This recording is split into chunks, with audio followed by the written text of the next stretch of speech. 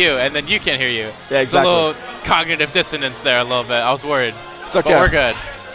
See, the best part about commentary is every once in a while you just hear yourself, sometimes for hours on end, and it feels like you're going a little insane. That's fine. Just a little bit. Just a little bit. I learned why people hate the sound of their own voice recently in one of my college classes. But we're going to get into it here. We've got 2 Bowsers on screen, 1 for each team. I do like that we've got a little bit of the name tag representing who's who. We see 4K and Meat Thief rocking the Wolf right now. And of course, Slippy is going to be playing Ike. KyotoHawk was the only player who we knew who they were going to play going into this. So it's interesting to see all these other character choices. Yeah, we got a real team fundies match here. As you know, we got a lot of characters that aren't seen as, you know, super top tier in the meta, maybe Wolf, but recently he's been a little bit edged out by some of these other characters. However, we've been seeing comeback from people like Orion recently, who did very well at King Con in Europe. And Bowser, honestly, has just been kind of lacking besides Heroes placements in Japan. And Ike hasn't done good since MKLeo, if I'm being honest. Yeah, I mean, I know that there's best Ike in the world right now is probably Tora over in Japan. But honestly, a lot of these characters are more fundamentally based, but also less represented characters. And I'm excited to the fact that we have 2 Bowsers, because as you can see, every time one Bowser gets a side B, the other Bowser rises up and up airs them out of it, which is kind of just a phenomenal setup, and I think it plays kind of like humorously even for the set, so I'm actually really looking forward to seeing all of the double Bowser shenanigans. The other thing I wanted to mention is that all of these characters have forward airs that kind of combo into themselves. They kind of sweep forward in a large hitbox, so I imagine that we're going to be seeing a lot of forward air leading into itself during the process of the set. Yeah, and some of the best doubles players in the world play characters like Ike, like Bowser, who can actually, like, they have long-lasting like hits or attacks in a way that can just lead into a teammate being able to get something off of that. And like, I'm telling you, like an Ike and Bowser combo, as we see on the yellow team here, sporting the Mizzou tag, they could get some dangerous stuff going if red team's not careful. But right now, it's actually looking like they're actually down. Not for long though. There we go. We see Meat Thief losing their first stock here. But, I mean, relatively speaking, it's an even game other than Meat Thief's fresh stock. Everyone's at about 100% right now, so it's really just a question of who's going to be able to take this lead in these second stocks here. Always so critical in any game of Smash Bros. We see the yellow team being sent off stage on the ledge now a little bit. We see Meat Thief going after Slippy there, but doubling back to kill KyotoHawk with that back air there. Kind of a smart bait a little bit, to be honest. Yeah, we got the Bowser on Bowser action on the right side. It's funny whenever you see these dittos happen in doubles, because you can immediately see them knowing what the other player is going to do, because obviously they both, who has better knowledge of a character than someone who also mains that character. So it's kind of funny to these shenanigans. I also like the fact that Bowser up B, you really want to challenge it, especially when you see your teammate getting hit by it. But we saw Bowser up B just like get 3 people all at the same time, and it was kind of hilarious. But there we go. People losing a few more stocks. The red team is actually up in stocks right now, but that could be a deficit that could easily be evened up with a little bit of a smart play from the yellow team. But we're going to see if they're going to have a chance to administer some of those smart plays here before they, you know, lose their remaining stocks. The scary part right here is that KyotoHawk, from Let Me Fly's very own owner, has to actually hold on to that stock, because right now, if he loses that stock, suddenly it's going to be a 2-on-1 action here, and honestly, no one wants to deal with a 2-on-1, I think.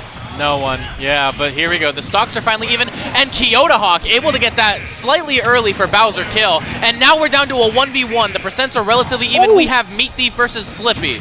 We got a little jab block action right there. Suddenly, Meat Thief is looking to try to take this one away. Slippy, though, with the Ike, let's see what can happen. If he can just keep him out, space him out, put him out onto the outside of the stage, you know, on disadvantage, and just try to secure the edge guard. Absolutely. Like you were saying earlier, Ike is not a very commonly played character, so there's definitely a little bit of potential for, you know, not being practiced against this sort of character. And Ike's big sword could keep out Wolf's claws at least for long enough to take this game. But right now we see Meat Thief in the lead at the moment. Good get-up attack, good weight there to avoid that dash attack. Ike's dash attack, so strong.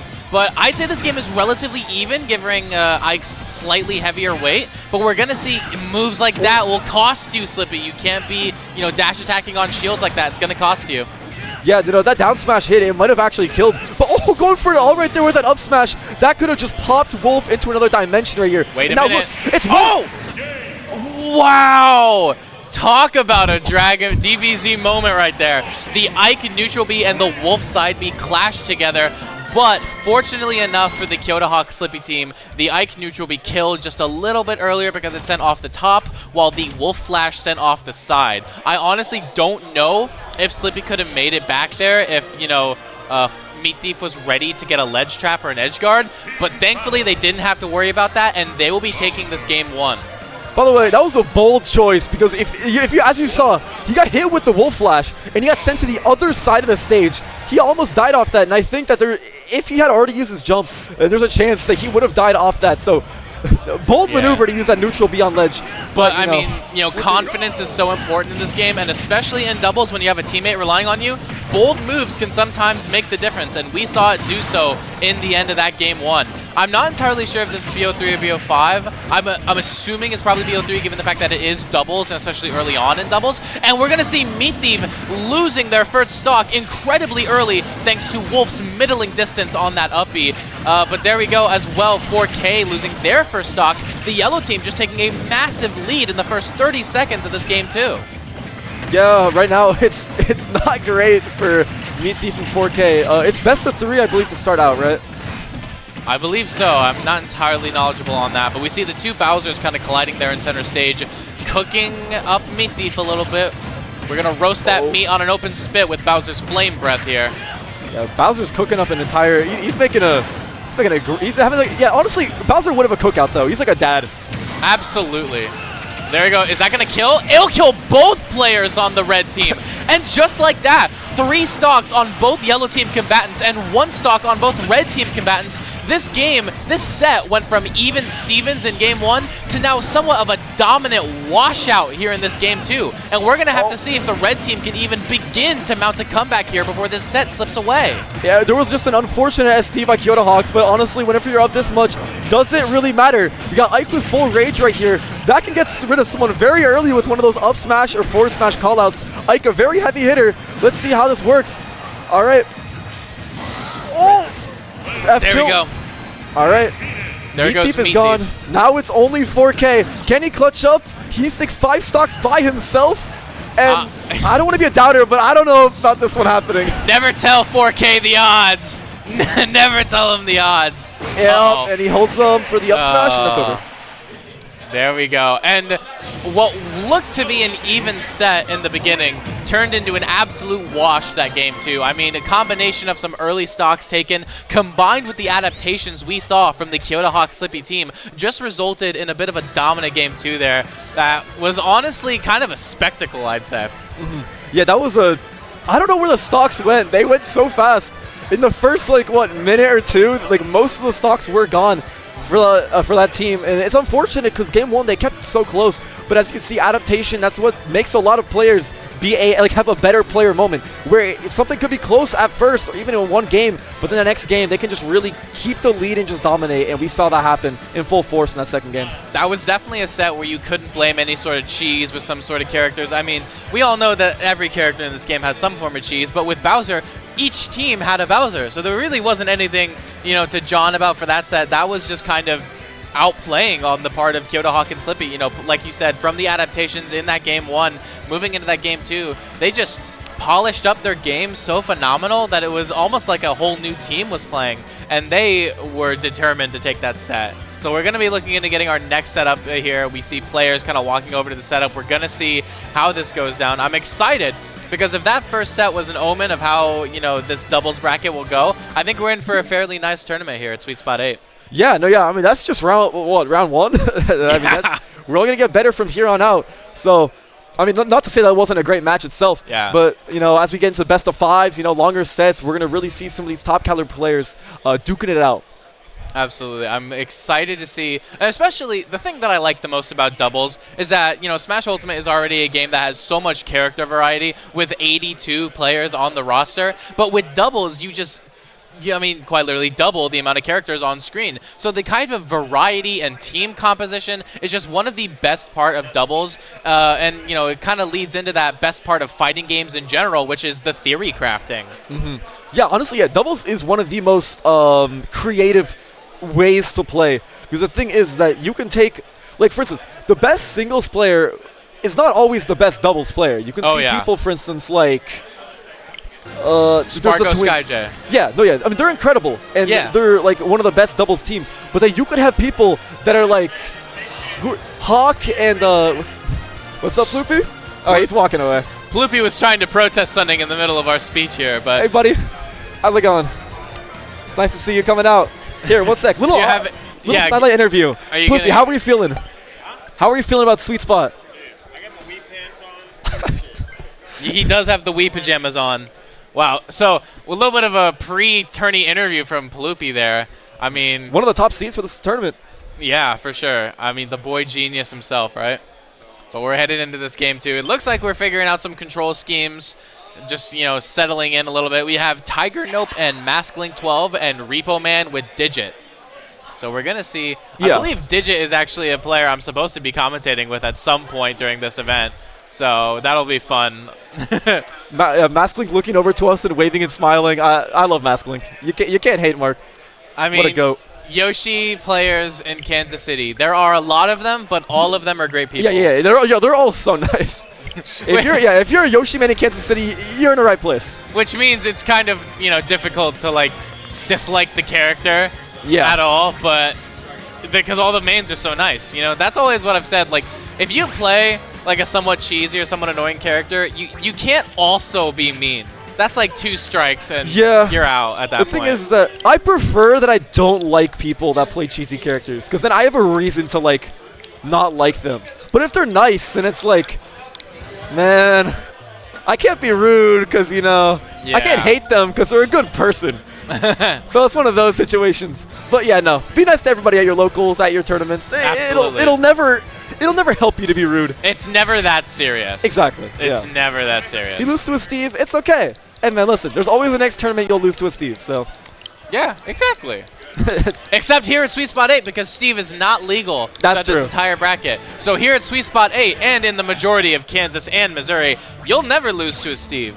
That's true. Some areas in Kansas, and I believe a bit of Missouri, have been banning him. I mean, no, unbanning him as of recent. I heard that Topeka had him legal. Yeah, and Springfield, I believe, unbanned him, I think. Wow. So, you know, maybe, I mean, the first 2 states to ever do a statewide ban of Steve were Kansas and Missouri. And now maybe, I mean, not to make too hard of a reference on it, but the Iron Curtain is slowly coming apart. Yeah. You know what I'm saying? Yeah, I think the era's over at some point. But hey, we have some TOs in the region that are standing strong in their opinion about the issue. Oh, yeah. We have literally some of the most infamous Steve haters on the site of Twitter.com as some of Kansas City's head TOs. Oh, and we love them. You know, honestly. Oh, I do. Yeah. They're brave for being able to stand on that opinion forever. I agree. But I think that even if Steve gets unbanned everywhere else in the world, he's probably staying banned in Kansas City.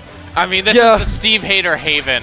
Yeah, they're just, And you know, it's okay. Every scene can have their own opinions on the matter. I play Steve, so it's a slight sadness for me, but you know what? I'm a commentator at heart, so I can deal with it. Commentator first and foremost. The competition's the side hustle. Exactly. For me, like, gosh, competing is like the 3rd hustle in the hierarchy of hustles. You got content, then you have commentary, and then you have competing.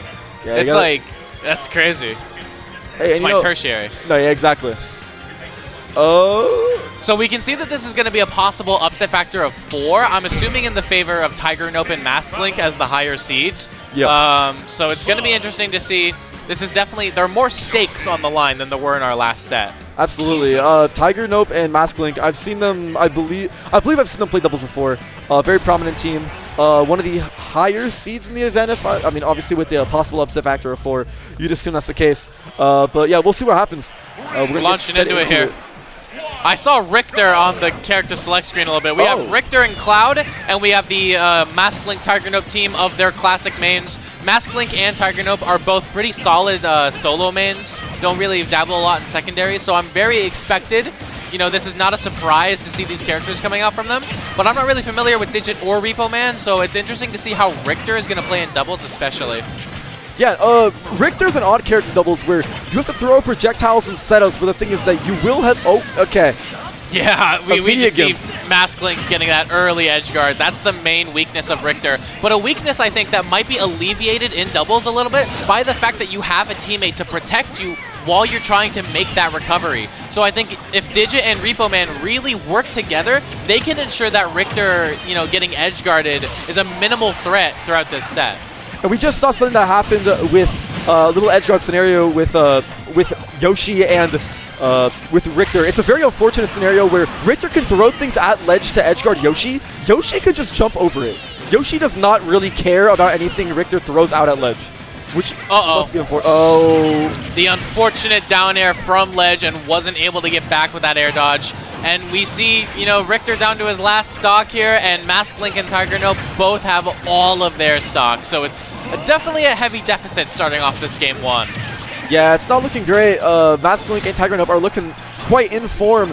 We had a lot of players, even before doubles started, already in the venue, practicing their doubles teams, making sure they had some synchronization going, playing some good old friendlies, and getting prepared for bracket, which honestly every player should be doing right before bracket. Yeah, I was playing some singles with Hazardous before hopping on comms here. Even the commentators are preparing. Having to play Luigi before commentary, I cannot envy you. Yeah. Well, all right. Right there, big nair, run off. Will he take the stock from Cloud? Or will... I don't know if that's Repo Man or Digit. Yeah, me neither. Okay, taking the stock a little late though. Oh wow, okay. There we go. Cloud is out. You just have Richter now. And Mask Link and TigerNope are both... What is this up air train? Oh my goodness. That was crazy, TigerNope. And yes, that's tough. Gosh, I mean, a near JV3 for both of the players on the blue team. That was insane. That was a dominant performance. I mean... Richter did SD a few times. Maybe it's just early tournament nerves. We can see if that has any effect in the next games. But right now, Mask Link and TigerNope are looking in form. They're like laughing about it and just kind of talking about game strategy right next to the opponent, which is bold. It's a bold strategy. I agree. Honestly, you know, a lot of times in singles, people will be listening to music or have headphones in. But a big thing about doubles is like talking to your teammate while playing. Yeah. Because you could say things like, oh, hey, help me out. Right? Get over here. Help. And technically, it's not coaching, right? Because you're both in the game. So. Exactly. Teamwork is a big part of it. But, you know, when they're sitting right next to each other, you know, if you say, help me out, everyone's going to hear it. To be fair, though, I mean, it's a better help than not. And we're going to see a switch from the Cloud to Paramithra. Yeah, I was expecting a switch, if anyone, coming in form of the Richter. But we're going to actually see Cloud go to Aegis, which kind of doubles down on the recovery issue. Because Richter is a character that gets, you know, edge guarded pretty easily, and Aegis now too is a character infamous for being not necessarily having a bad recovery, but having a vulnerable recovery. Yeah, and we're gonna look at this Richter edge guard right here, air dodging in, and now you have no jump or edge guard. That tether. The whip tether. Thankfully, it's very far reaching. There we go, throwing out some projectiles, hits TigerNope with it. I mean, if you look at the bright side of the switch to Paramithra does very well into both Yoshi and Lucas. Issue is, though, I mean, Cloud also did well into that. But also, Cloud had limit recovery. So now you kind of have that part of it gone. Here we go, getting juggled a little bit by Mask Link, and gets killed. Both members of the blue team eliminating their respective 1v1s on either side of the stage. And now, once again, just like game 1, we see the blue team in a tremendous lead to start off here. It's going to be an uphill battle for the red team to make this game back. Richter gets grabbed. Richter's... That's big damage. I saw Richter get grabbed at ledge at 0, and I was scared. Yeah, me too. All right, what's going to happen? The back air? And that's it. That's dead at 63%. Even though that back air didn't spike, it was still enough to throw off the trajectory of Mithra's side B. And Mithra might not have even had their jump at that point. So that could have been another factor that just doomed them off stage. See, that's the issue with Mithra, is that if you commit to that side B, you better make sure you're safe. Because if you commit to the side B, it does not matter. You cannot move into that. And that's... Yeah. What we saw there was the nair from Mask Link's Yoshi hitting the Richter, and TigerNope was able to perfectly follow up with a sweet spot Lucas back air that spiked and killed. What a tremendous, you know, moment of teamwork between the blue team there. That was, I mean, yeah, obviously you could tell they played together. You know, like in case you were curious about if this is just a one-time team, they've definitely played before. They have that synchronization. Also, just top player, well, yeah, like top Kansas player difference. You know, this is a stacked region. We have some great players. Yeah, I believe Deathspade made a tweet about that a few days ago, but here we see You know, Mythra's last stock standing here, and against, you know, the blue team, both having 2 stocks each, it's definitely not looking good for the red team's odds here. Yeah, this Mythra needs to make sure to never get into disadvantage, because if they get thrown off stage once, they're going to get edge guarded very easily by a lot of PK Thunders. Oh, that's... No. Bold move! This side Wow. being in the middle of the stage. You can see Maskling try to follow up on that back throw with the down air. I really like that idea. A big egg pressure on the ledge right there. It's basically forcing them off the ledge and having to pick one of the options that is not neutral get up. Oh, Okay. PK Freeze hit though, team hit. I like that Masklink was able to just double jump armor through PK Freeze. That was really funny. Okay, yeah, we're gonna get into territory of kill throw with Luke. Yeah, Bye-bye. What are you doing? They're trolling. Okay. They're trolling. Yeah, I was gonna say. I was like, he could just up throw there. Yeah, but we see TigerNope and Masklink taking that set over Repo Man and Digit as seeded. But, I mean, man, that set was definitely not as close as the last set we watched, but there was definitely a lot more team synchronization between the members of the blue team, and I think that in and of itself was actually pretty phenomenal to watch. Yeah, that was good. I mean, you gotta just see a nice duo, a very consistent duo. They played well the entire time. Good edge guards, just good advantage state whatsoever. I mean, they never really got put into disadvantage that often. If they were killed, it was because of just, you know, they were at a high percent, they got eliminated, you know, classic things. They never got edge guarded to a serious degree. And I think against like people like Lucas, that's a very important thing you need to do. I think that mainly the downfall of the red team was that every time they were put in disadvantage or sent off stage, they died for it. Like, I think the blue team did a tremendous job at capitalizing off of each and every opportunity that they were granted and made the most out of it at every turn.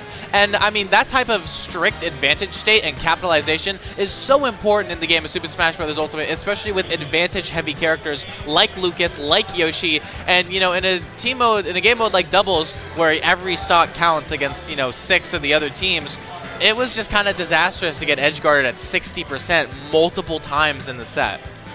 Yeah, it feels bad when you get edge guarded, but once it starts happening multiple times, it only feels worse. And Exactly. you know, it's okay though. There's always a loser's bracket to clutch up, and we wish the frog. A frog in this trying time for the red team. Blessed up for that red team. Absolutely. But yeah. All right. I mean, I don't know what set we're gonna have next, but there's some great teams coming out here. Who are some of the top seeds? Let me actually look into that. And while you look at that, just a reminder that the main stream of VGBootCamp 1 is running melee doubles right now. So if you're more of a melee person, not? Is it? Oh, okay. The melee stream. It's on the stage at the very front of the venue, so I assumed it was the main stream. But the melee stream is currently running melee doubles. So if you're more of a melee person, you can go check that out. I think they're getting another set started right there. But ultimate doubles is going to keep happening right here on this stream. And we're going to try to get our next set prepared here. No players are walking up at the moment. So we're kind of in a bit of a stalemate here where we're waiting for our next set. Not showing up yet, but I'm presuming we're going to get some soon. But Sweet Spot 8, I went to this tournament last year for Sweet Spot 7. It was one of my first larger tourneys, at least in a while, and I had a really good time. If you watched Sweet Spot 7, you might have known me as the person who impersonated Onin during the post-game interview after Onin won. And now I'm back, and even though Onin is not here, sadly enough, we still got a lot of the same top players who showed up last year, and we've got some of the amazing vendors. We have so many cool artists and controller modifiers over there perfecting their craft. I have bought multiple things from the people already, including multiple charms from Kansas City's own Onua, who makes wonderful art, and I can't recommend their booth enough. Yeah, shout out Onua. Oh, I forget their ad on Twitter. It's like at Onua. Onua_TF, I'm pretty sure. Okay, yeah, that sounds right. Make sure to follow them. Make sure to just follow everyone in Kansas, really. This is a very strong scene. I'm telling you, we have some heavy hitters here. And I'm telling you, we're going to see some upsets on front. Like, Kansas is going to, I think, take out some of these big, other state. Yeah, yeah. All right. So there are no sets at the moment, so we're actually going to be taking a short break here on this stream. Stay tuned for more Ultimate Doubles. We will be back momentarily. In the meantime, go get some water, go to the restroom, go get some snacks, take care of yourself. We care about your health. So we'll be back, and we'll see you then. Farewell. Sponsored by Central Bank. As thousands of gamers came together at this year's PAX West in Seattle, Washington, AT&T took things to a whole new level to show our love for the gaming community. Across 3 unique spaces, we showed players that when it comes to mobile gaming, America's most reliable 5G network is truly the ultimate power-up. The action kicked off at the AT&T Loot Drop, where gamers jumped into their favorite demos on NVIDIA GeForce Now as they worked together to boost the meter and trigger an IRL loot drop packed with next-level prizes. From there, our handheld lounge gave gamers the perfect spot to kick back and meet up with some of their favorite influencers like Chief Pat, Aaron Ashley Simon, and Avery Strib. Give me the loot! Finally, gamers capped off their AT&T experience with a bang at the 3D selfie experience, where a camera turned them into the MVP of a virtual loot drop, perfect to share across their socials.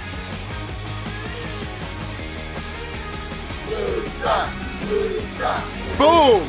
From epic real-life loot drops to HP boosting lounges and mind-blowing photo experiences, AT&T brought out their best to PAX West.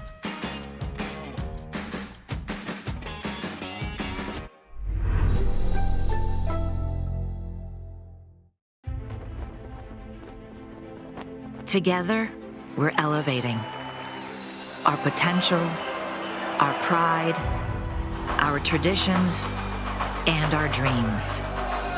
Together, we're opening up a whole new world of possibilities.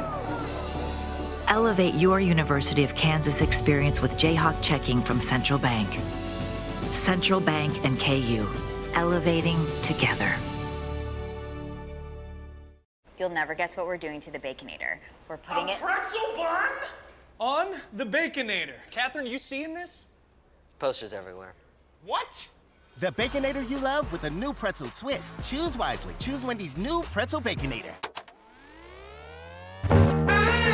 As thousands of gamers came together at this year's PAX West in Seattle, Washington, AT&T took things to a whole new level to show our love for the gaming community. Across 3 unique spaces, we showed players that when it comes to mobile gaming, America's most reliable 5G network is truly the ultimate power-up. The action kicked off at the AT&T Loot Drop, where gamers jumped into their favorite demos on NVIDIA GeForce Now as they worked together to boost the meter and trigger an IRL loot drop packed with next-level prizes. From there, our handheld lounge gave gamers the perfect spot to kick back and meet up with some of their favorite influencers like Chief Pat, Aaron Ashley Simon, and Avery Strib. Give me the loot! Finally, gamers capped off their AT&T experience with a bang at the 3D selfie experience, where a camera turned them into the MVP of a virtual loot drop, perfect to share across their socials.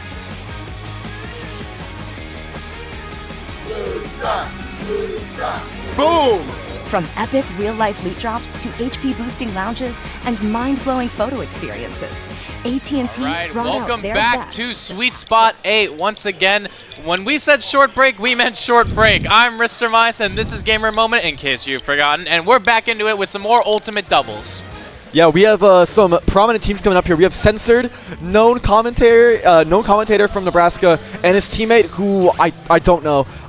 And we have Team Fortnite, as whenever we asked them for their tags, Shampoo and Azael said Fortnite instead of, like, you know, their name. So That's actually going to be Kwaz teaming up here with Censored, one of the best, if not the best Little Mac in the United States. You know, definitely Peanuts in that conversation. But if you remember the Salt Box, Kwaz defeated Peanut 5-4.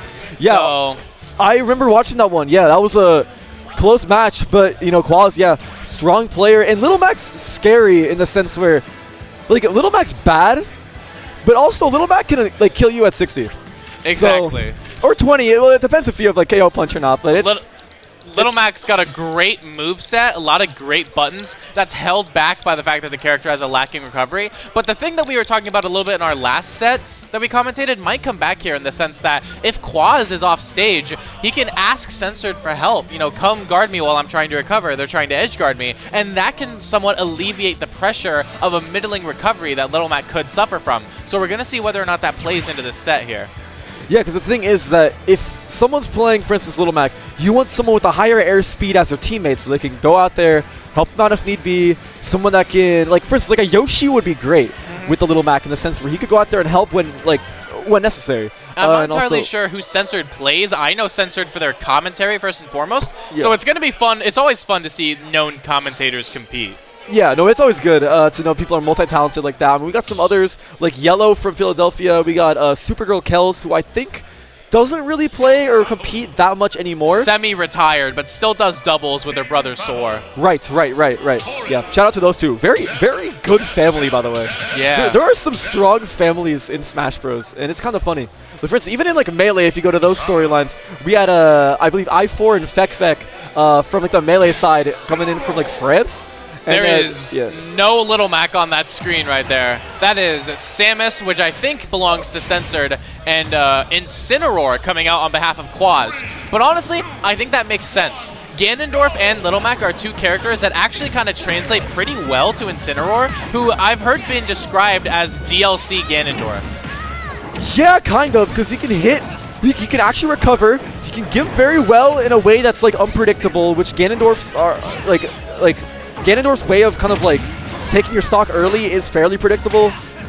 Also, Incineroar has broken down B. It's a lot. Shampoo, on the other hand, I know that a lot of SoCan came out to Code Red last night, which was technically the official Sweet Spot 8 pre-local. But while everyone was gone down there, Shampoo won the SoCan local that was going on at the same time. So Shampoo, obviously a very talented player in the South Kansas region. And Shampoo gonna be the one taking first blood here with that up smash on, Kwaz's somewhat questionable down smash on that platform.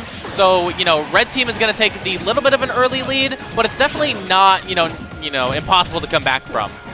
Yeah, and it's barely anything. I mean, a good strong hit can get rid of any of the Red Team members, especially if we're talking about some heavy hitters like Samus or Incineroar. A big charge shot, a big side B, anything works here. A Lowland Whip could do something crazy in doubles. Absolutely, and now at this point in the game, Azael is really the only one with all three of their stocks. Kwaz tries to put a kibosh on that, but not quite going to get it. Making it back onto stage. Everyone's kind of playing at the ledge right there a little bit. And there we go. Kwaz is finally going to take Azael's first stock there. But at this point, the red team does have a little bit of a lead, but this is definitely more close than the other sets we've commentated today. Yeah, for sure. I mean, this is going to be a tough one between the two. I mean, ooh, big charge shot cross stage. So that's something that Samus can do very well in doubles. While one of your teammates is kind of in the middle of fights or whatever, Samus can back up, get behind the teammate, and charge up that charge shot almost uncontestable. Absolutely. We see, I think the Nessa yo-yo is going to actually be very interesting here because Samus and Incineroar can both get their recoveries kind of snagged by it a little bit. And of course, they can help each other out. But there we go. We see the blue team actually taking both of the red team's second stocks here. And now, contrary to how the rest of the game is gone, it is the blue team who's in the lead. Kwaz losing that second stock here, but Censored still holding on to their second at 155. We're going to see how long that lasts and if blue team can make extra credit on that second stock and on the lead that they have right now before this game one ends. Yeah, and I see, I was seeing Kwaz with the Incineroar trying to armor through a lot of Nessa's attacks with that neutral B. Very strong moves with a lot of armor on Incineroar, so I think that's a very good strategy when dealing with characters with a lot of multi-hits like Ness. Right now, we see that Shampoo is really, getting into the high percents, but so is Kwaz. So if you're the red team, you want to take out Kwaz, but if you're the blue team, you want to take out Shampoo. So it's really, who is going to be put in that 1v2 first? And I think that may decide how the rest of this game goes. The blue team is split up and scattered right now, so they're in kind of a disadvantageous position at the moment. Good revenge from Kwaz. Hits Shampoo. That will take Shampoo's last stock. It is Azael who is put in the 1v2 against both Kwaz and Censored. So we're going to see whether or not Azael can clutch this out or if blue team is going to run away with this game. Oh, big nair right there, sending out Censored. All right, big up tilt. All right, okay. See, look right there, right? It's hard whenever you're in the 1v2 scenario because even if you do get a throw, for instance, their opponent's teammate can run in and get a punish on you for that. Absolutely. I like the spacing that both players are demonstrating, Censored with the Zair as well. A really good tool to use against Ness in an otherwise troublesome matchup. But, ooh, the misguided F smash. But as they're drifting back, Censored releases the charge shot, and it's going to take Azael's last stock. So, blue team wins that game with both players still alive, but it went down to debatably last hit. Wow, yeah, and that charge shot, that went the distance. I'm actually surprised that Azael didn't down B that and gets a little bit of health back. That definitely could have helped in the 1v2 scenario and also put Samus in a rough spot, especially since he was off stage. But, no, let's not mind that. It's just one game. Shampoo and Azael, very strong team. It's a close game, possible upset factor or two, not too far off from one another in terms of a team strength. The comeback is definitely possible. Absolutely. I think that in terms of if these players were seeded individually, I think Shampoo and Azael probably have like the slightly higher seeding. But, you know, Kwaz definitely, you know, bringing up the seeding factor for their team as well. So it kind of balances out just a little bit. So we're going to be excited to see in this game 2 whether or not Shampoo and Azael can even up the set with 1-1, or if Censored and Kwaz are going to be able to clutch out this game, this set, and just run away with it. I mean, hey, don't count out Censored as well, yeah. I mean, he's a fantastic commentator and also great Samus play in that doubles team. I mean, he just knew what to do. He knew when to space out. He knew when to get his charge shot reloaded. He made sure that he was ready to assist his teammate at any place possible. And also, he got the final kill, just ending out that game. And tough hit scenario, like last scenarios are tough to deal with. So, I mean, it's good of him for just getting rid of that quick. We're running it to Battlefield, which I believe is the stage I think we were on Small Battlefield game 1. But Battlefield is definitely an interesting choice for doubles. A lot of the times you want the bigger stages so that both, you know, teams have a lot of like space to move around and play their own kind of games. But on a smaller, more constrained stage like Battlefield, we're going to see a lot more close quarters play, which I think benefits, you know, Kwaz's Incineroar, obviously, but I think Azael and Shampoo both have benefits. So it's really just Censored that does not benefit from a tighter stage.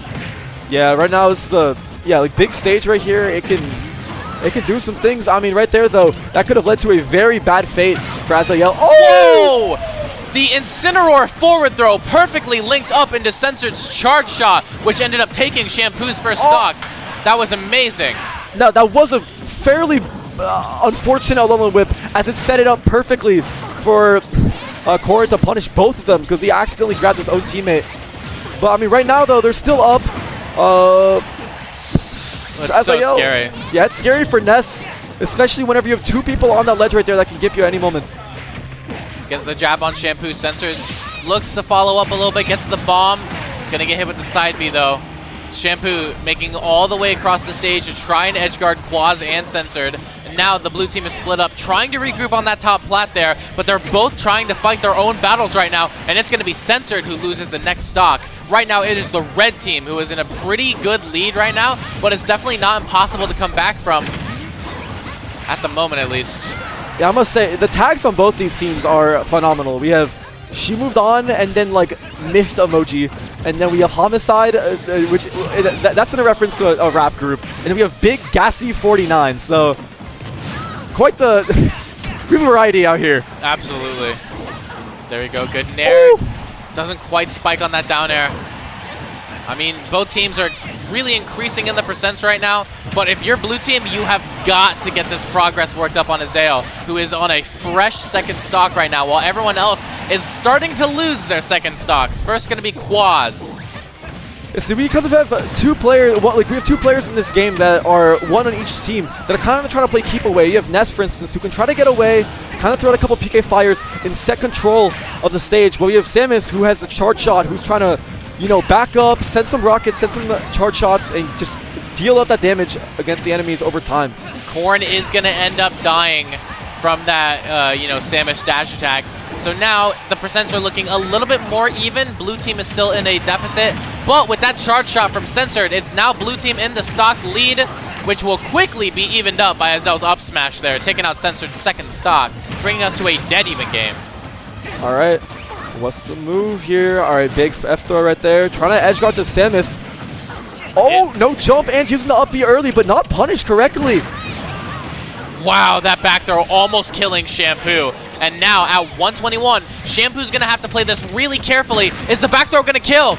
Not quite yet. Shampoo has to hold on to the stock to prevent Azael getting put in a 2v1 situation again. Yeah, this is a very scary option for Shampoo. That life is basically their tournament life, at least for winner's side, because this is best of 3. So they'd have to get sent down the loser's bracket. Let's see. I liked the idea with the charge shot there from Censored, but just was not in time. And the back air from Shampoo is going to take Kwaz's last stock. You know, Shampoo holding on to that last stock is going to be taken. So now we have Censored versus Azael, Samus versus Ness in this 1v1 to decide whether or not we're going to a game 3 or whether or not the blue team is going to run away in a 2-0 set victory. Yeah, we have, I mean, Ness does very well into Samus here. He has the down B to take up any charge shot that's thrown at him, although Azael is not. That's it. Okay, I didn't know there was no jump. Got clipped with the trail of the PK Thunder, and that was disastrous. That hurts the most. But all right, 1-1 now. Shampoo, Azael, Censored, Kwaz. This could be a possible upset factor of 2. Let's see what happens. I mean, we're getting into a decisive game, and both games of the set have been even-steven so far. So it's going to be very exciting to see what happens in terms of, you know, is the third game going to come down to a last-hit scenario just like that one did, or is it going to be a slightly more dominant as, you know, players start to adapt and teams start to polish up their gameplay? Yeah, let's see if we could maybe get any character switches. Obviously last time, or one of the last matches we saw, we did see a little bit of character switch from the Cloud to the Aegis. Although I think they might just stick in. Yeah, we got the Corrin, Little Mac. Okay, wait, we got Little Mac coming out for doubles. All right, this could be a good thing. After all, this is Kwaz's main, you know, obviously more practiced in this character, but Little Mac is definitely more of a volatile character. Incineroar is definitely undoubtedly the better character, especially in doubles.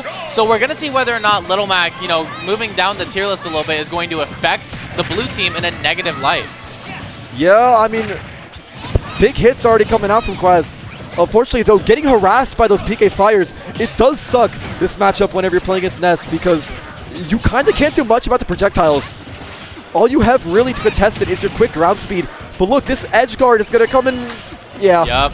This is exactly what I figured could happen. What? And Kwaz makes it back, has to burn the KO jump to do so, but definitely not the most insane Little Mac recovery I've seen, but still very impressive on the part of Kwaz, who will go ahead and lose that first stock along with their teammate Censored after some great kill moves by Azael and Shampoo. Yeah, the other players just haven't been getting as, like, hit as much, but once you see Little Mac on the screen, it's kind of easy just to beat him up and immediately destroying Kwaz. Kwaz down to his last stock right now. He needs to start putting in these big moves. Big down smash though, gonna get rid of Big Gassy, 49, Shampoo. Just like we predicted, just like we predicted at the beginning of this game, you know, Incineroar is definitely the better doubles character, and even though Kwaz is more practiced with Little Mac, you know, the red team has just done such a phenomenal job of taking advantage of Little Mac's weaknesses and putting themselves in such an advantageous position in this game 3. Yeah, and don't count him out just yet. These tilts and these forward smashes really coming out to play. Let's see, he can get rid of any of these stocks, honestly. If we can maybe get rid of a Corn stock if it's near ledge, you can definitely get rid of this Nest stock. But right now, Censored is kind of the one focusing on just getting rid of Azael. Oh no, the charge shot from Censored is going to get Kwaz killed, and Kwaz has to take Censored's last stock, which means that Censored is now out, and Kwaz is alone on their last stock versus an Azael that has all 3 and Shampoo that has 2. This is not looking good. The F throw into the back air. That's oh, it. No that's jump. over. And there we go. We see Azael and Shampoo taking it over Kwaz and Censored. And to be honest, I'm gonna say it. I'm gonna say it as it is. I'm gonna keep it a buck with you guys. The Little Mac swap doomed the blue team. Yeah, it wasn't the play. But hey, honestly, you know what? If you do lose a game, it's always down. You know, there's always room for improvement. And you could maybe think, okay, a switch in character can be the thing that I need to change. And that's okay. That's okay. It's just, unfortunately, it just wasn't the right call to make at that time.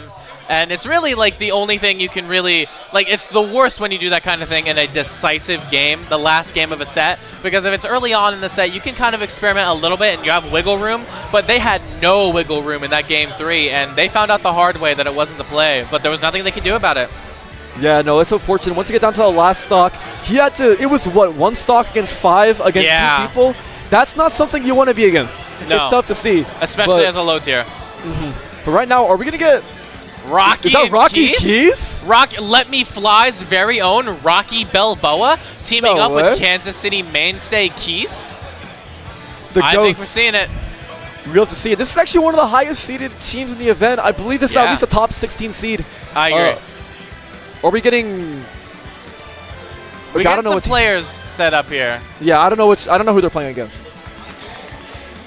Okay, no, just some players moving away. I thought Azael was coming back, but I think they were just getting their controller or something. Okay. We'll tell you who they're fighting later when they sit down. Yeah. But, you know, Rocke and Keis We have Pac-Man and Wario, very spherical characters actually, both having a little bit of a stubby hitbox, but Pac-Man at least being able to make up for it with the bonus fruit. Yeah, Pac-Man also does have a few disjoints. Oh, okay. Ooh, this is definitely going to be a hot set, because fighting Keis and Rocke, we have Kansas City's old TO, head TO, Campaign with Welfarepickles. Yeah, that's a banger team. I believe Brawler Snake is what was on the graphic. So, well, let's see if they bring it out. I mean, Campaign is obviously known for their Kazuya, but definitely have the Brawler. They use Brawler against me. So we're going to see which character pick is going to be the one Cam ends up going with. All right, look at those. Look at this beautiful venue, by the way. And this does not at all show how packed it is. On the left, just to the left of this camera, there are tons of players all at the setups playing. So don't let this dissuade you thinking that this is just some little tournament. This is a big tournament. This is a KC Premier tournament right here. Absolutely. The largest tournament happening this weekend in North America, here in Lawrence, Kansas. Absolutely. And honestly, that's a great thing to have. Because the thing is that once you're the biggest tournament in North America, you get all the North American viewers coming in just to see what's up. And we get to highlight some of this talent that we see in the local area. A lot of people don't know about Kansas City and their players, but we're starting to get more and more on the map. Oh, if you're someone who tunes into my YouTubes, then you know about Kansas City. You know about it. You've heard some special shout-outs for them. Some special shout-outs indeed. Keis is, I think, going off to the bathroom really quick. So, right now? Okay. You know what? In the meantime, though, chat, how are we doing today? How are we feeling? We opening up Twitch chat? That's a mistake. Let's see how they're doing. Yeah, let's go, chat. Yes, sir. We love chat. Wait, it's VGBC 2. Oh, we got more viewers than mainstream. Let's go. Let's go, dude. Let's go. Let's go. That's that Rister Mice influence right there. Absolutely. Kidding. Hi, Rista's my. Hey. Oh, it's Rista's Mice. Hello. Hello. Hello, Mari. How's it going? Okay. There we go. Well, we're getting. How's chat? Anyone else in chat want to speak up about how they're doing today? I hope you guys are having a phenomenal day today. He's taking his sweet time, a little stroll. I love saying it just loud enough for them to hear us. Yeah, you gotta let them know. You gotta let them know. Gonna be launching in a set. Oh, I see Justin over there in the corner, just entering the venue. What's up, Cred? All right. Looks like we'll finally be able to launch into this set now. Once again, we got some great sponsors for this tournament. I believe that includes Central Bank, AT&T, Pepsi, if I'm not mistaken. Yeah, wait, no, sorry. AT&T, Central Bank, Konica, Minolta, and Wendy's. All for Kansas Esports. I do have another commentary block scheduled for 12, and it's 11:55. I might see if Booker needs me to move somewhere. I think I might be getting moved to the Ultimate mainstream for doubles, but honestly, we'll just have to see what Booker wants to do about that. Yeah. Because I know I'm scheduled, but... Hey, in the meantime, we got some banger sets. Keis, Rocke, Campaign, and Welfarepickles. I'll just honestly wait to be told what to do. That's easier. Yeah.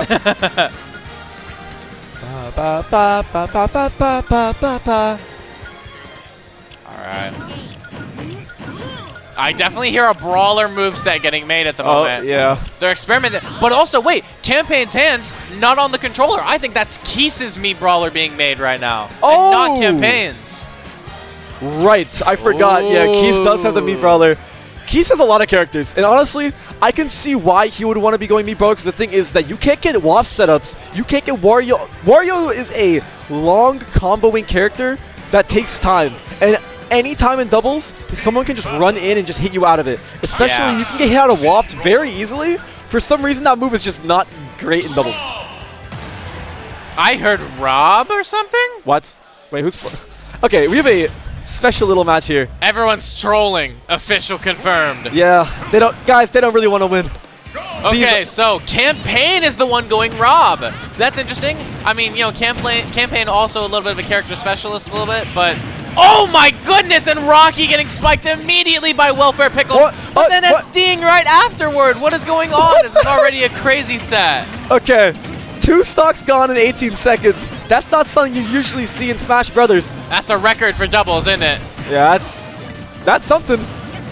Rocke right now getting abused just a little bit by this Campaign Rob, but then he's giving it right back. Rob, kind of a bigger character, kind of having a tough time getting it smoked by those up airs. Knocked by the Hydra in a little bit. We see Keis Rocke maintaining center stage, able to knock the red team off. They're in disadvantage now. Welfarepickles goes high. Campaign still on the ledge. Tries to kill Rocke with the up air, but it's not going to quite work out just yet. And we see Keis not able to quite get a big combo on Welfarepickles. All right, a lot of these hops at ledge right here. Let's see. Can Keis seal out the stock against Campaign on the left side? He's using his little thruster. Oh, the bell! Time, but not going to line it up correctly enough for that back air to come in clutch. Rocke threw the bell at Welfarepickles, and Welfarepickles shielded it, and the bell got reflected and hit Keis. A little bit of a friendly fire. Yeah, doubles has some funny things that happen in it. Looks like Welfarepickles really in a bad spot here off stage versus Rocky Balboa, but able to make it back onto ledge with the help of Campaign coming in to protect a little bit. All right, I love the little flip right there from a lowland muck. Here we go.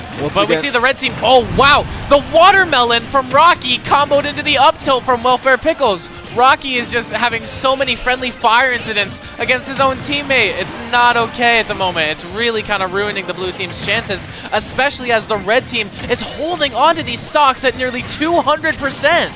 Yeah, it's tough because people like, the characters like Pac-Man, you know, need a little bit of setup, need to put up the Hydra, need to charge fruit, but characters with a ton of projectiles like Grenade, like Rocket, like Laser, like Gyro, they kind of interrupt that entire gameplay and emotion. Yeah, I mean, the stocks are even at the moment, but the percents are not. The red team with the clear advantage state in the set right now, but we're going to be able to see if blue team is going to bring that back. Okay. All right, big Nair, trying to go for the Nair into the reversal. Side B. No, I mean, reversing people like Rob are hard because Rob can recover for so long. Ooh, there we go, the laser. The red team having a friendly fire incident for once. Here we go. Gets blown up by the grenade. Keis flip kicks over Rob to make it back onto stage. Big up smash. Wow. Shield, yeah. Big threat from Rob. There goes back throw. Yeah, red team is kind of in the corner right now, kind of pinned against Keis's Meat Brawler.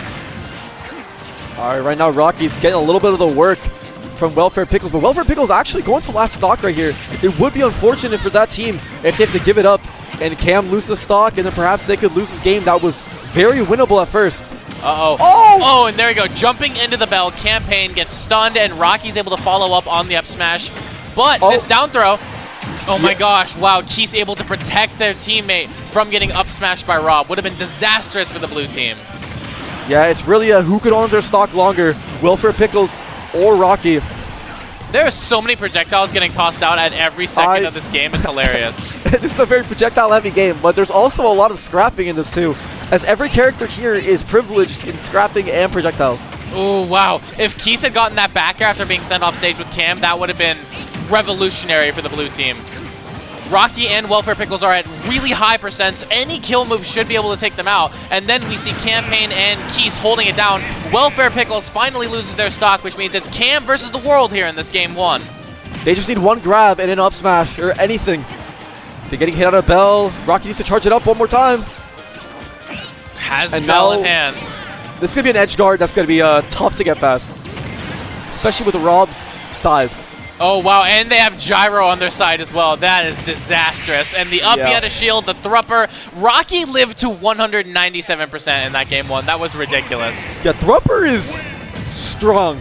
And honestly, that'll take you off the top at like 80 and still get rid of you. So at 150, yeah, that's cleaning up the stock. Yeah, wow. So we see there were two really, really, really early kills in game one from, Welfarepickles dying and then accidentally SDing. And even then, it was still an extremely close game that came down to the wire. So I think we're in for a banger set here. Yeah, right now we're only just getting started. True enough. We're going to be launching into this game two. And I honestly think the momentum here for this game two is going to be extremely important. Yeah, for sure. Because at the start, right, we had Cam and Welfarepickles actually having a pretty solid lead. But as time went on, Rocke and Keis made themselves more composed, got rid of a few stocks in between, and started getting rid of them one by one. Absolutely. So here we go, launching into game two, going to Town and City. This is definitely a very smart counter pick because, Thrupper is a big risk, and going to Town and City makes it so that Thrupper will not kill as early, but it also kind of hurts Rob a little bit too, because now Rob is not killing as early with up air. Yeah, but then again, I mean, think about up air, right, is that you getting like a down throw and then up tilt, up air, that takes time, and whenever you're in doubles, that's kind of a setup time that a teammate could easily come in and intervene with. So, I mean, you got to pick your strategies well in doubles. Okay, here we go. We see the blue team kind of dancing around. The side B from Campaign is going to get punished with that F smash, and Campaign is going to lose that stock at 99%. And I mean, considering the percents they were living to in the first game, that is very early, disastrously early. Also mistaken, I believe one of them just fell out of Thrupper. Very unfortunate. The down throw, yeah, see, look, little dash attack right there, saving Rocky's life. YD says that Thrupper is SDI-able, so, you know, maybe that did take place there. You know, we always trust Why Do. And why do we trust? And why do we trust? Here we go. Okay. Red team definitely cornering themselves a little bit here, but having enough projectiles to be comfortable in doing so. Oh, Hydrant, nice. That's already another forward smash skill getting taken place. In fact, both of them also on Campaign. That is a strong forward smash.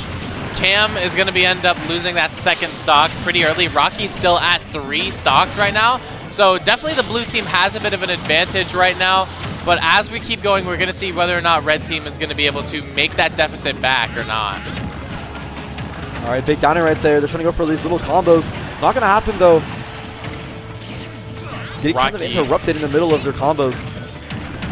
Oh, gosh. The Hydrant hits all 3 of the other combatants. That Hydrant had a whole combo going. Yeah, wow. That Hydrant's playing Tekken. Here we go. The Hydrant is out. Rocky's at 158 right now. Yeah, I just think Welfarepickles is trying so hard to kill Rocky at the moment. All right. Big up air right there.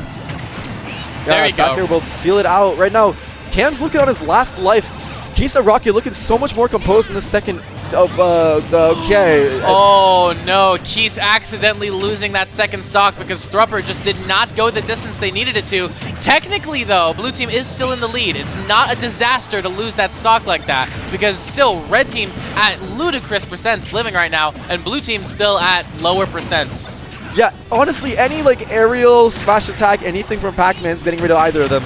Oh wow! Saw the shot put combo into the flip kick, and the apple is going to take out Campaign.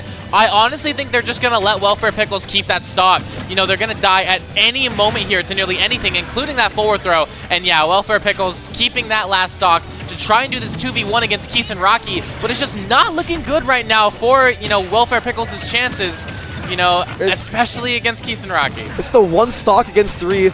This is it's a tough one to deal with right now. I mean, we got Keis on almost last hit right here. I mean, any good snake hit could probably get rid of him. But the thing is, though, is that... Great double parry, though. Yeah. Snake's by himself, so it's going to take a little bit of... It's going to take something. I don't know. Snake needs to get a lot out of it, maybe like down throw setups. But the thing is, if you have a teammate, you can always get him out of it. At this point, the only play is to, like, you know, get rid of Rocky's second stock, either by, you know, killing it or having Keis take it, and then just hoping you get that early kill on Rocke so you can hopefully make a 1v1 comeback. Honestly, Welfarepickles not doing bad, though. We have the GOAT of Snake sitting behind us watching, almost as moral support right here. Absolutely. Gets the dash attack. Keis at 161. Another grenade. C4 on the left side of the stage there. No, throws out Akida, but you're off stage. Okay. Makes it back. Snake's recovery is good. Risky move right there. But he still had his jump thankfully after Rocket. I thought he burned it already. Oh, there you go. And like I said, there you go. Oh, wow. The drop down from Angel Plat up smash. I mean, the set kind of devolved into slower play. So the fact that Keis decided to let's just make a burst option, I think that was actually a tremendous play to just switch up the pace of the game. Yeah, great move from there. And at the end of the day, right, no one's expecting you to just drop from the heavens. And that's what he did. Comes down, sends him straight back up. And with that, I'm actually going to be leaving. Gamer Moment is going to be staying here to commentate the rest of doubles on the side stream. But I'm going to be moving over to the main stream, VGBootCamp 1. So if you want to hear more of me, do some more ultimate doubles, you can go over to the main stream. I'm going to be moving there. Gamer Moment's going to stay here. And it's been a pleasure to commentate you guys. I hope you guys follow me over. I'll see you there. Yes, sir. All right. Yep, great to have Bristermice But yeah, he's going to be on mainstream now. We love to see it. That's the GOAT right there. Make sure to follow him. Make sure to follow me on Twitter, @GamerMomentKS. You don't get commentary like this anywhere else. Events, fly me out, buddy. I need money. I need money. I am a teenage, well, 18, but that counts. That's like technically an adult, but you know how it is. There's a little button on here that says Are you doing commentary? Oh, yes, sir. How's it going, man?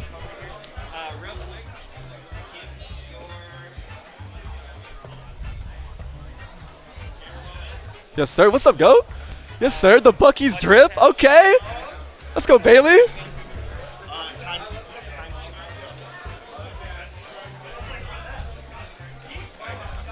Oh, am I muted?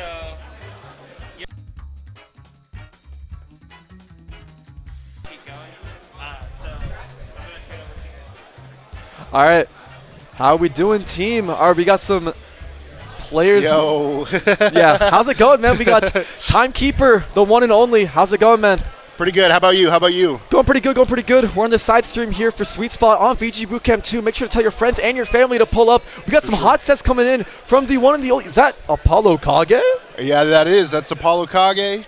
I see also Mask Link on the other side there from Kansas City, I believe. And TigerNope on his team. Yep. Okay, this is going to be a hot set. Yeah, this is going to be big. It's going to be big. Another snake. Yeah, we had Welfarepickles last match, did a phenomenal job, almost brought back a 2v1, it down a lot of stocks, but unfortunately just could not close it out. I feel like Snake is like one of the characters that actually is like pretty good at dealing with 2v1 situations, you know what I mean? That dash attack is really, really good. Just a lot of burst options. I mean, up tilt, a lot of ways to kill. Very Snake, quick ways, yeah. Also, you could always have C4 on the ground, Right. just Very so sneaky. anyone tries to get in, Also, 2 says a lot of things going on. They're not going to notice just a C4 sitting there. It's going to be harder to kind of deal with or just remember in general. Yep, that is the truth. So yeah, it looks like you're right. TigerNope and Mask Link. Oh, that's Atreus. Okay. Yeah. I believe he's coming in from Minnesota. Moved from SoCal, I believe. Okay. So he was SoCal, I think, number 3, and is now Minnesota number 1. Really? I think. Okay. Yeah.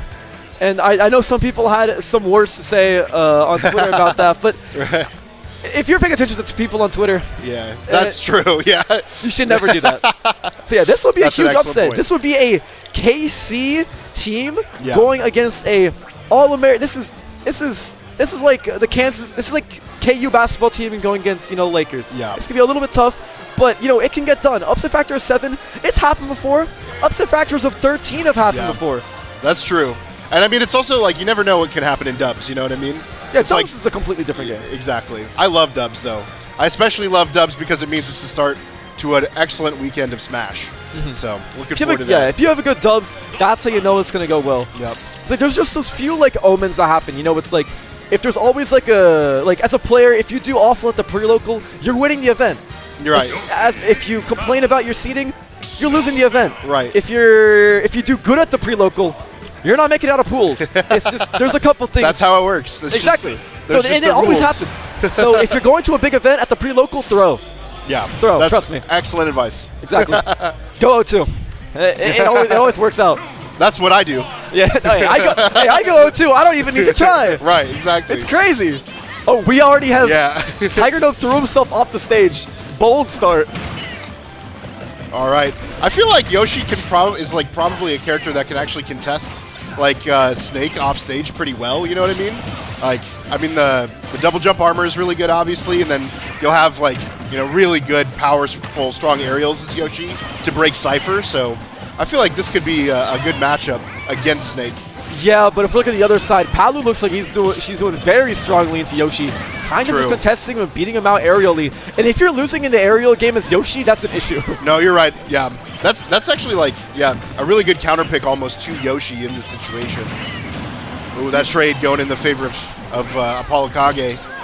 Yeah, but ApolloKage actually reaching a bit of high percents, but as we know, Snake does not die easily. Right. You can sit behind grenade, you can trade as long as you live. Right. And I mean, ApolloKage's talked about it time and time again. If you just contest people with grenade in your hand at all times, if you're up a stock, you can always deal that chip damage. That next stock will be so much easier for you to take. 100%. And I mean, everybody knows too that Snake is, he likes rage. It's, Yeah. you know, having a decent percent. Oh my gosh. Who is he exploding? I don't know. Who is he aiming at? What was he cooking? Put him back in army camp. Put him back in boot camp. Oh, I was expecting a back air there from Atreus. Yeah, Atreus down a stock already. I mean, it's 4 to 5 stocks. Not the worst that can happen, but right now TigerNope is down. And he's holding up those 2 stocks for his life. ApolloKage, as I said, he's not dying. True. Yeah, he's holding on to these stocks. And I mean, that's what Snake should be doing. It should be stock taking in these matchups, I feel like. Yeah, right now, you see these little 1v1s coming out. You know, suddenly it's like, okay, Atreus versus TigerNope. Oh, suddenly it's Masklink versus ApolloKage. See these just very quick switches. And look, that Rocket not going to actually interfere with that recovery route from Lucas. A bit of a stronger, it's a stronger projectile than PK Thunder that we all know and hate from Ness. Yep. Just like didn't get there quite in time to actually interrupt it. What? Where are they going? Going for that back air off stage. They're going on an adventure. To be fair, Palutena can like fly or something. I don't know the lore, but like I'm making things up. But she does have like kind of wings sort of things. She is a goddess, right? You know, right. And then like okay, no edge guard on ApolloKage. Ooh, back air taking care of a lot of them, and an up smash to boot. Yeah, right now it's looking unfortunate for Team Masklink TigerNope. Team Masknope is getting comboed in the air. How do you land here? I don't know. You have ApolloKage contesting. He's in the jumping jacks. Oh, he's doing something. he thinks he's a cheerleader. That's crazy. Yeah, just the short hop up air looks so weird from Snake. Yeah. He keeps doing it. What are you doing? It's very funny. He's having a good time. Yeah. He knows that Atreus is trustable on ledge. Palu is a demon on that ledge. Yeah. Hit it again. Short hop up air. Yeah. All right, that's ApolloKage Atreus 1-0 over TigerNope and Masklink. Probably not too unexpected, you know what I mean? If you know these two players. Hey, I want everyone in chat. I want you all to play a drinking game. Every time you see someone walk behind with a Chick-fil-A bag in hand, take a shot. Yeah. You'll be gone. 10 minutes. 10 minutes. You'll be out. Yeah. I mean, also maybe if you see a Wendy's bag too. Yeah, that's true. That's true. Wendy's and Chick-fil-A both on the KU campus. They're having a little beef right now. They're having a little competition for who can have a longer line. Oh. I personally, just from what I've seen today, I do think that Chick-fil-A is probably in the lead. Yeah. Chick-fil-A is always in the lead. Chick-fil-A is, I don't know how they get so many customers. They're paying someone off. Yeah. True. All right, we have ApolloKage and Atreus now. This is winner's quarters of, is this Pool's winner's quarters? Okay. Pool's winner's quarters. Right now, if they just keep it up, it's going to be sending Masklink and TigerNope down to loser's bracket. Yeah. And I mean, as we saw in that last game, I'm sure they're, like, Atreus and ApolloKage are going to be following that same game plan. Just, you know, letting Atreus, you know, be the queen of the skies. You know, just tacking that damage on it. Yeah. Wow, yeah, that fair off stage from Snake. All right. Wow. But he got edge guarded by ApolloKage. Let's see if he can dish it back. No, the air dodge in. Air dodge is too good. It stopped greatness. All right. Now he's going to sit up there with the grenade in hand. And as we see on the left side, Masklink. Oh! ApolloKage, will he get edge guarded? No. Ooh, yeah. That dare is just so good. Yeah. And right now, Atreus is bullying Masklink just slightly on the left side. And now they're trading who they're fighting. Oh, no! An unfortunate team stock there. Spiking a teammate is rough. It was kind of crazy, too, because I feel like if Lucas hadn't gotten that spike, Yoshi would have, and it still would have been on the teammate. Yeah, it's tough. Tough out here. Oh, yep, nice. Yep. So that's a stock finally going down for Atreus and ApolloKage. All right, dash attack. Suddenly, TigerNope on the ledge right here. What's the option? This is some intense music right here. Yeah, it really is. It's like a final boss battle. And Atreus and ApolloKage, I think, might be the final bosses. Because, who are you holding forward smash for? As a... Oh. Yeah. Oh, nice. Okay, the dash back, or roll behind, and then forward smash. Finally takes that stock from ApolloKage. But still, there's a bit of a mountain to climb here for Masklink and TigerNope. Yeah, Masklink right now. Oh! Last stock for both of them. Oh! I maybe saved him there, honestly. Yeah. Although, you know, I'm sure ApolloKage has those recoveries. Yeah, no, he uses Cypher so great. Yeah. But he went to Japan. He got to like experience the. That's true. Yeah. He got to experience Japanese players. He got to experience Japanese O2ers, and they're a different beast. That is what I've heard. All right, good grab. I And thought an up smash or an up tilt was coming there. yeah, me too. But it's okay. 83%. They would need to throw to lose this game, but Yeah. you know, then again, Mask Link, Mark is him. Yeah, he's got those yonky sploinkies. Oh yeah. Oh yeah. All right, the egg coming out. All right, that's part 1 of the process. Hitting him with egg. Part 2, kill him. That's right. Part 3, profit. Exactly. That's the 3 steps to this multi-step financial plan. Right. Oh, what the? No way! Wait, he had Holy cow, C4 on him? I did I not didn't even see know. C4 go on him, I'll be honest. I don't think Mask Link did either. 'Cause Where did that come from? That's tough. Well, we're not going to be seeing an upset factor of 7. That is so tough. But hey, Atreus and ApolloKage are going to make it to winners finals of... Wait, no, winners semis of Yep. pools. Stacked doubles bracket, by the way. Yeah, the fact for that this is a winners quarters match for pools. It's kind of like a stacked tournament in general. It's a very top-heavy tournament, I would say. You know what I mean? Yeah. We got a lot of talent from a lot of different places here.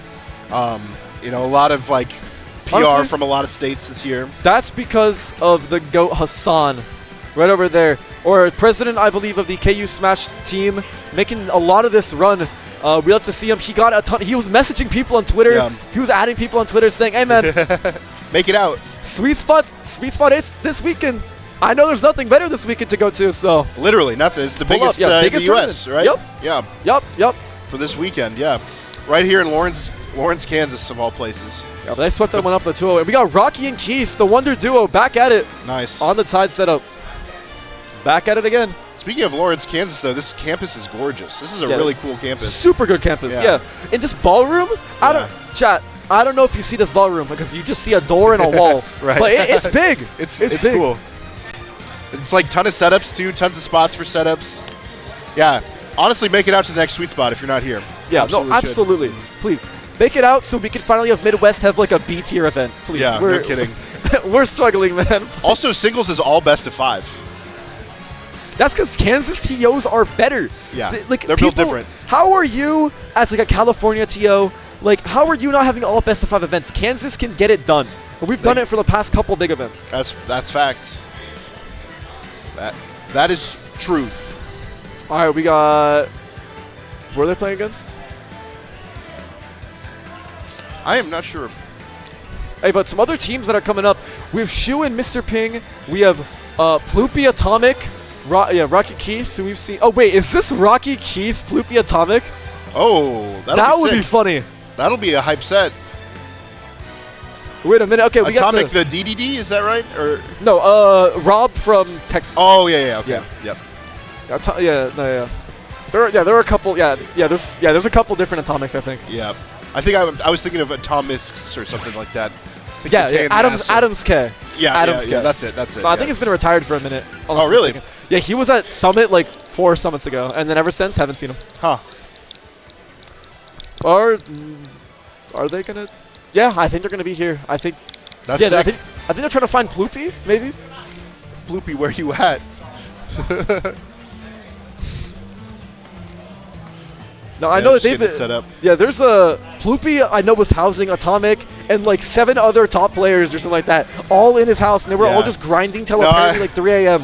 That's what. So I'm in the house with like Chumble and Rafa and Tanner and it's like 16 people. You know what I mean? It was absolutely crazy last night. Yeah. It's fun, but staying in a house with 16 smashers is it's a lot. Yeah, there's someone has to sleep on the floor in that scenario. There was I think 4 people were sleeping on the floor last night. Hey, listen, I'm a floor guy. I don't mind the floor. You give me like a comfort. You give me like a mattress. I'm chilling. I at least like a couch. You know what I mean? A couch is also good. Yeah. Yeah. But I'm not complaining. It's going to be a lit weekend. It's going to be awesome. Exactly, yeah. You can see the top level talent all in the audience right there. We got some beautiful people coming out here. We got Castle out there in the cosplay. I believe that is for Richter. Let's second. I know he had Simon I know he had Simon Belmont cosplay for a while, but he said that it was getting too small on him. So. Oh no. And I mean, of course, you got ApolloKage with the One Piece, the Luffy hat. They're all representing. And then we have Deathspade's iconic like Pikachu plush on the stage, but he's off the camera, so you probably can't see him. All right, here we go. All right, Ploopy Atomic versus Rocke and Keis. Yeah, Atomic, Ploopy. So Rocky's also a Yoshi? Rocke is. Oh, he's the Pac-Man. Pac-Man. Top level Pac-Man. With Kansas City, I was confused Yoshi who are or the Yoshi, Pac-Man. right? Yeah. it's one or the other. And if there's like a third, it's maybe like I think we have like 2 snakes or something. I don't know. So I mean, is that where you're from as well? Kansas? Yeah. Yeah, I'm a KC resident, KC commentator. Oh yeah. They're all super cool. Everyone in this camera except Atomic is a KC born and raised. Oh, I thought you were gonna say is cool. No. Atomic's great. No, he's cool. I watched a lot of his sets. Yeah, everyone here but Atomic is pretty cool. No, I'm Possible kidding. upset factor. Okay, so I believe the upset factor would be Rocke Keis beating Ploopy and Atomic.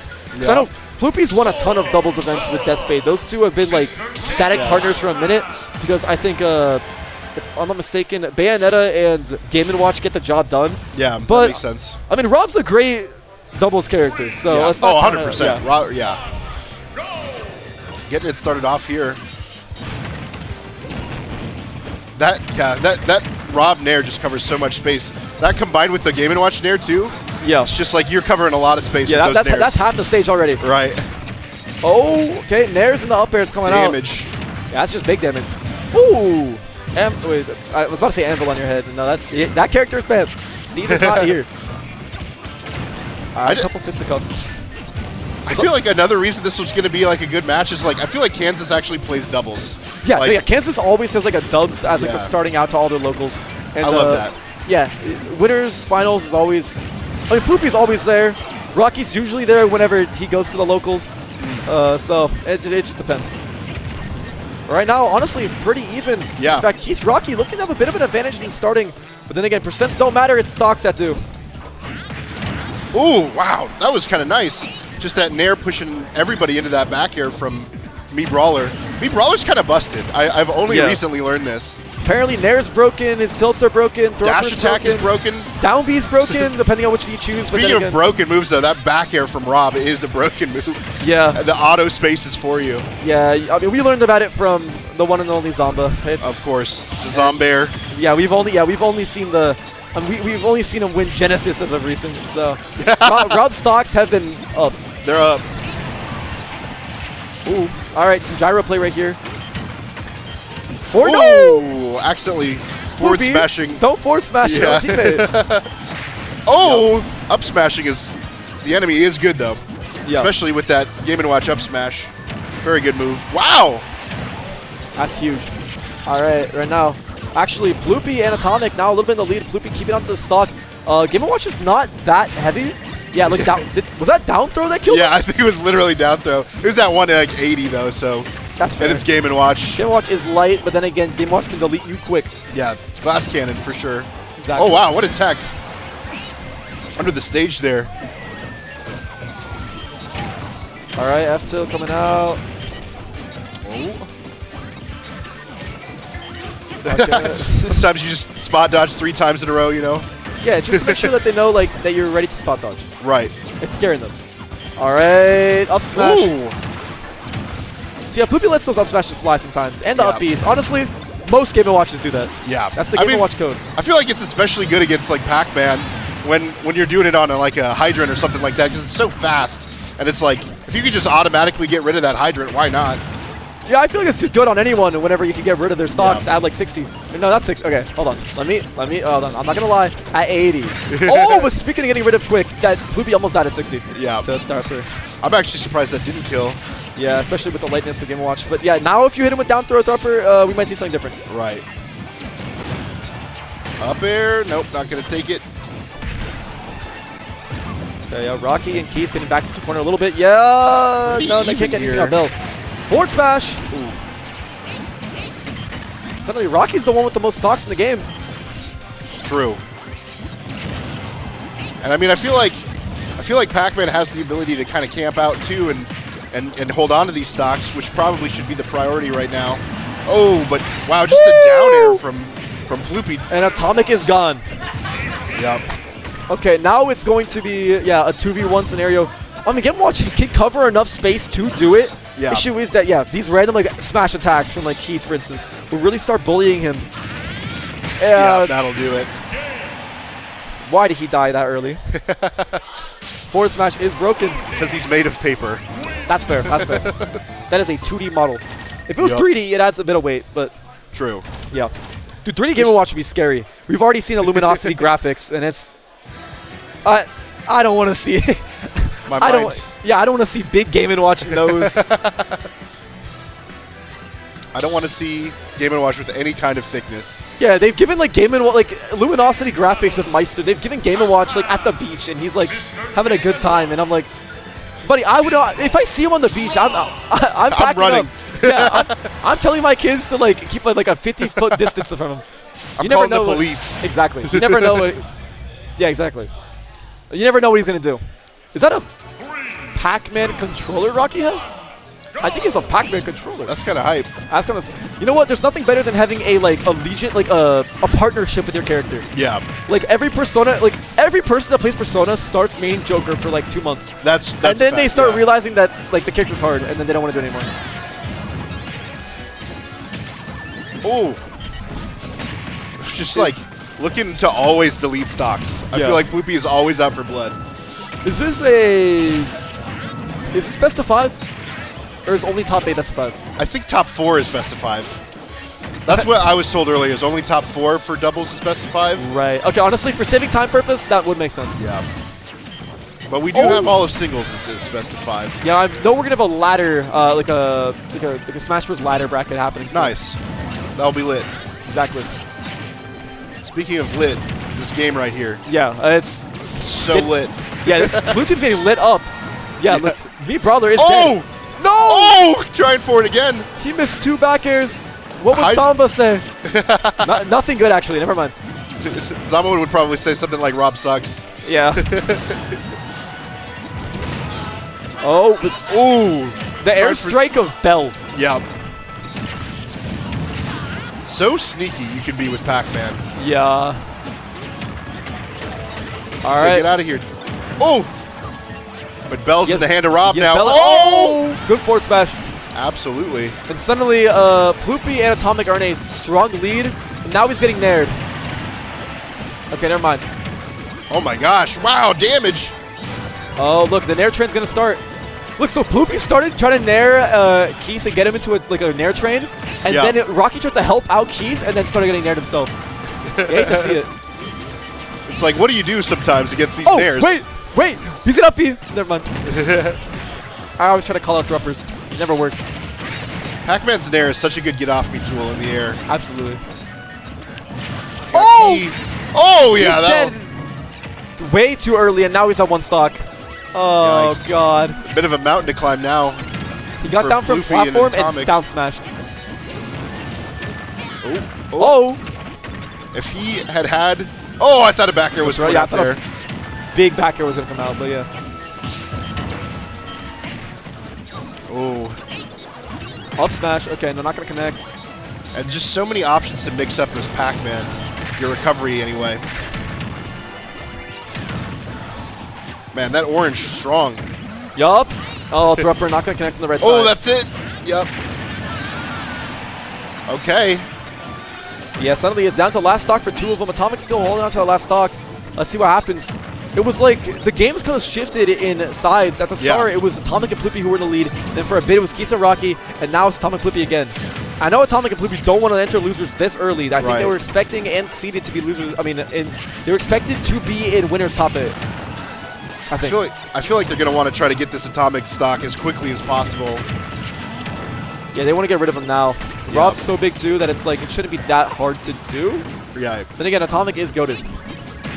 True. Invader from Texas. Oh, that back here. Huge snipe, and now it's a 2-on-1. Yeah. With 3 stocks still on the side of Atomic and Ploopy. Pac-Man can play his own game in a way. Like, he can set up the hydrant. He can Oh, he tried to take him off the side of the stage. Oh, going for like the Z drop up smash setup there. Look, he's wow, he's 1v2ing. Oh my. All right, now he needs to get rid of Ploopy immediately. He needs to get rid of him now. Yeah. Yeah, this is the time. Oh, Hydra doing so much work so far in this match, though. Ooh, fishing for that back air. No. The classic Game & Watch game plan. Just throwing out smash attacks. All right, big back air.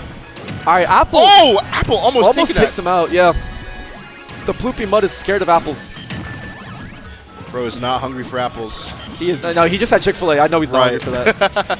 he Drink. just had, he just had like a medium fry, that chicken sandwich. Oh my goodness. Rocke does not want a game 3. He wants to end this. Yeah, no, he wants to end this now. Thing is though, is that Rob notoriously does very well into Pac-Man. However, Rocke is just good at the game. Yeah, that is a fact. All right, C-drop. Oh. A little too early to pull that gyro back out again. Yeah, okay. Hydra coming out. Yeah, just shield it. 131. All right, yeah, Rocky's living a little too long. And honestly, if he gets a good positioning with that bell hit, yeah, Atomic's dead. Yep. And you can see his little Atomic is just trying to do everything to avoid that. Staying up on this platform, yep, baiting that out. Really smart move. And now it comes down to, can he get Bell again? Doesn't have it yet. Got it back now. Oh, fishing for the Zombair. Oh. Oh, he's going to try it with the Hydrant, I think. Got rid of the Hydrant. Yep, that was smart. Z-drop? No, okay. Wants it again. This is so nerve-wracking. Oh, my goodness. Yeah, this is a very tense. This has gone for 50 seconds straight now. There's 1 minute left in this game. Does it go to top? No. No! Oh, that could be it! Rocke with the snipe! Oh, my God. That's his patented snipe. No one hits Bell into side B like Rocke. And that's Ploopy and Atomic now in losers in the top 8 qualifier match. That's so tough. Oh, my goodness. That's Rocke, crazy. Crazy with those. Oh no one doesn't like him. T doesn't hit those. Mazdai doesn't hit those. JDV doesn't hit those. That is one and only KC's Rocke. Yeah. Big snipe, Holy big snipe. Cow. Just came in and clocked in. It's just another day of work for him. Oh my gosh. Good stuff, Rocke. Yes, sir. That's the let me fly difference. He flew. He flew. Whoa. Man. Wow, what a set. Holy cow. That was great. That was great. That was a great ending. And people say Pac-Man is boring, you know what I mean? Yeah, it's like, bro, how can he be boring? Like, Bell at any point is so threatening. Right. It is scary. That was a nerve-wrack. That gave me anxiety watching it, you know what I mean? All right, I see Shu. Hey, chat, how we doing, chat? 1 sec, wait. Hold on. Chat, how we doing? We have 74 viewers. Guys, give me your honest opinion of that match. Loud crowd. Yeah. Oh, I'm hearing a lot of people. But yeah, thank you all so much for tuning in. I mean, Sweet Spot, it's only day 1, only doubles. Only goes up from here. I mean, if you love doubles, that's all right. But singles going to have a crazy bracket. It's going to be lit. Yeah, we have Mr.Ping and Shu next versus who? Do you know? Oh, wait, are we on ad break? Oh, yeah, we're on ads. I think. Or is it just my phone? I don't know how Twitch works. Who knows? All right, we have Toffee Barnabas versus Shu. Oh, let's go. Okay, so this is the hometown heroes. They're dressed in their Buckies. They're Team matching Buckies uniforms. Woo! Unbiased commentary, by the way. Hey, we're not biased. We're not biased, however. We just love Buckies. They're goated. Yeah, exactly. Yeah, I love supporting Buckies. They got their Buckies onesies on. Yeah, I took a picture of Rafa dressed in that earlier today. Oh, yeah, they're dressed to impress. Yeah, that's right. Yes, sir. By the way, shout out to the badges. Whoever made the graphics for the badges, it is fantastic. That is true. We had similar ones last year, and it's still rocking great graphic design. Some Smash players are just the most gifted artists on the planet. Yeah. And you would never know unless you were like, hey, man, what do you do? Oh, yeah, I do art. And then they have like the most fantastic art on the planet. True. Also, always love when they put the stage list on the badges, you know what I mean? Makes So everything a lot easier. Because I don't remember stages like that. I can't lie. I don't either. And they have DSR, no DSR, and 3 bands. We've had like a standardized like stage list in Nebraska for like the last 2 years. I still don't remember it off the top of my head. I don't know it either, which is why I lie whenever I'm on commentary. Yeah. I just say whatever, like I just make it up. Yep. I'll gaslight people. I mean, fake it till you make it. On God. And if you never, make it, just keep faking it. Same difference. So you Shu, the one and only ZSS. Yeah, I think I've heard Shu plays Puff in doubles though. Really? Which I would be thrilled to see because I'm a Puff main. Oh. Yeah, the Let Me Fly crew representing with their hoodies. But yeah, we got a lot of them in this venue today. And I know Shu is from Colorado. Do you know if Mr.Ping is from Colorado as well? They probably traveled out together, if I had to guess, because a lot of crews do that. And obviously, if you go into a tournament, Mr. Ping is from Colorado. Because the thing is, right, if you're going to a tournament out of state, you usually want to kind of hang around with the people from your state. It's a little awkward at first, immediately go first tournament jitters, and then you place. It's nice to have a familiar face with you. Oh, for sure. Little home base you can go back to. Exactly. If the Kansas crowd is bullying you. No, the Kansas crowd's too nice. They're very nice. Always have a good time when I come down here. Hey, we're not Florida. All right, so we got Toffee on that Mega Man. We got Barnabas on the Inkling. And we do have Shu on the Zero Suit. I can imagine that Puff probably is not a great matchup into these, at least not into Mega Man. Mega Man destroys Puff. Yeah, and Puff does... I forgot how Puff does against Inkling. I used to main Puff for a little bit of time. It's not horrible. Definitely not the worst thing in the world. Yeah, the thing is, though, I think ZSS is better. I think overall. Oh, for sure. Yeah. So we got ZSS and Pitts, which by the way just got deleted. Yep. Interesting little duo right here. Dude, Pitt's been having a popularity surge. I've noticed recently. Zachary, it's all Zachary. Yeah. Zachary can make anyone popular. True. It's like the MK Leo effect, you know what I mean? Exactly. All right. Leaf shield's so good for covering yourself off stage. Yeah, see, the thing is, right, this is why ZSS is not amazing in doubles. Oh my god. Because ZSS, let's say you get the down smash into up B. You are now in the air for 2 seconds. You get punished for it. That was crazy though, the way we just had everybody lose their stock on that right side one after the other. Yeah, it's a nice little, it's a circle of life. Facts. I love he's got the tag Buh. Buh. Barna D base, Buh, Shu, and Pokefart. The origin of these names I need to know. But alright, up air, trying to just call out Toffee. Oh, the back air covered everybody. Alright. Is there not getting anybody, and now Shu's actually getting kind of bullied on this recovery. Yeah. Getting sent off, and you'd assume that oh, wait, no! What was that? I think it clanked with down air from No way, that's and crazy. Then it stopped the recovery early. I don't think I've ever seen that before. Neither have I. First time for everything. If there's any time for shenanigans, it's doubles.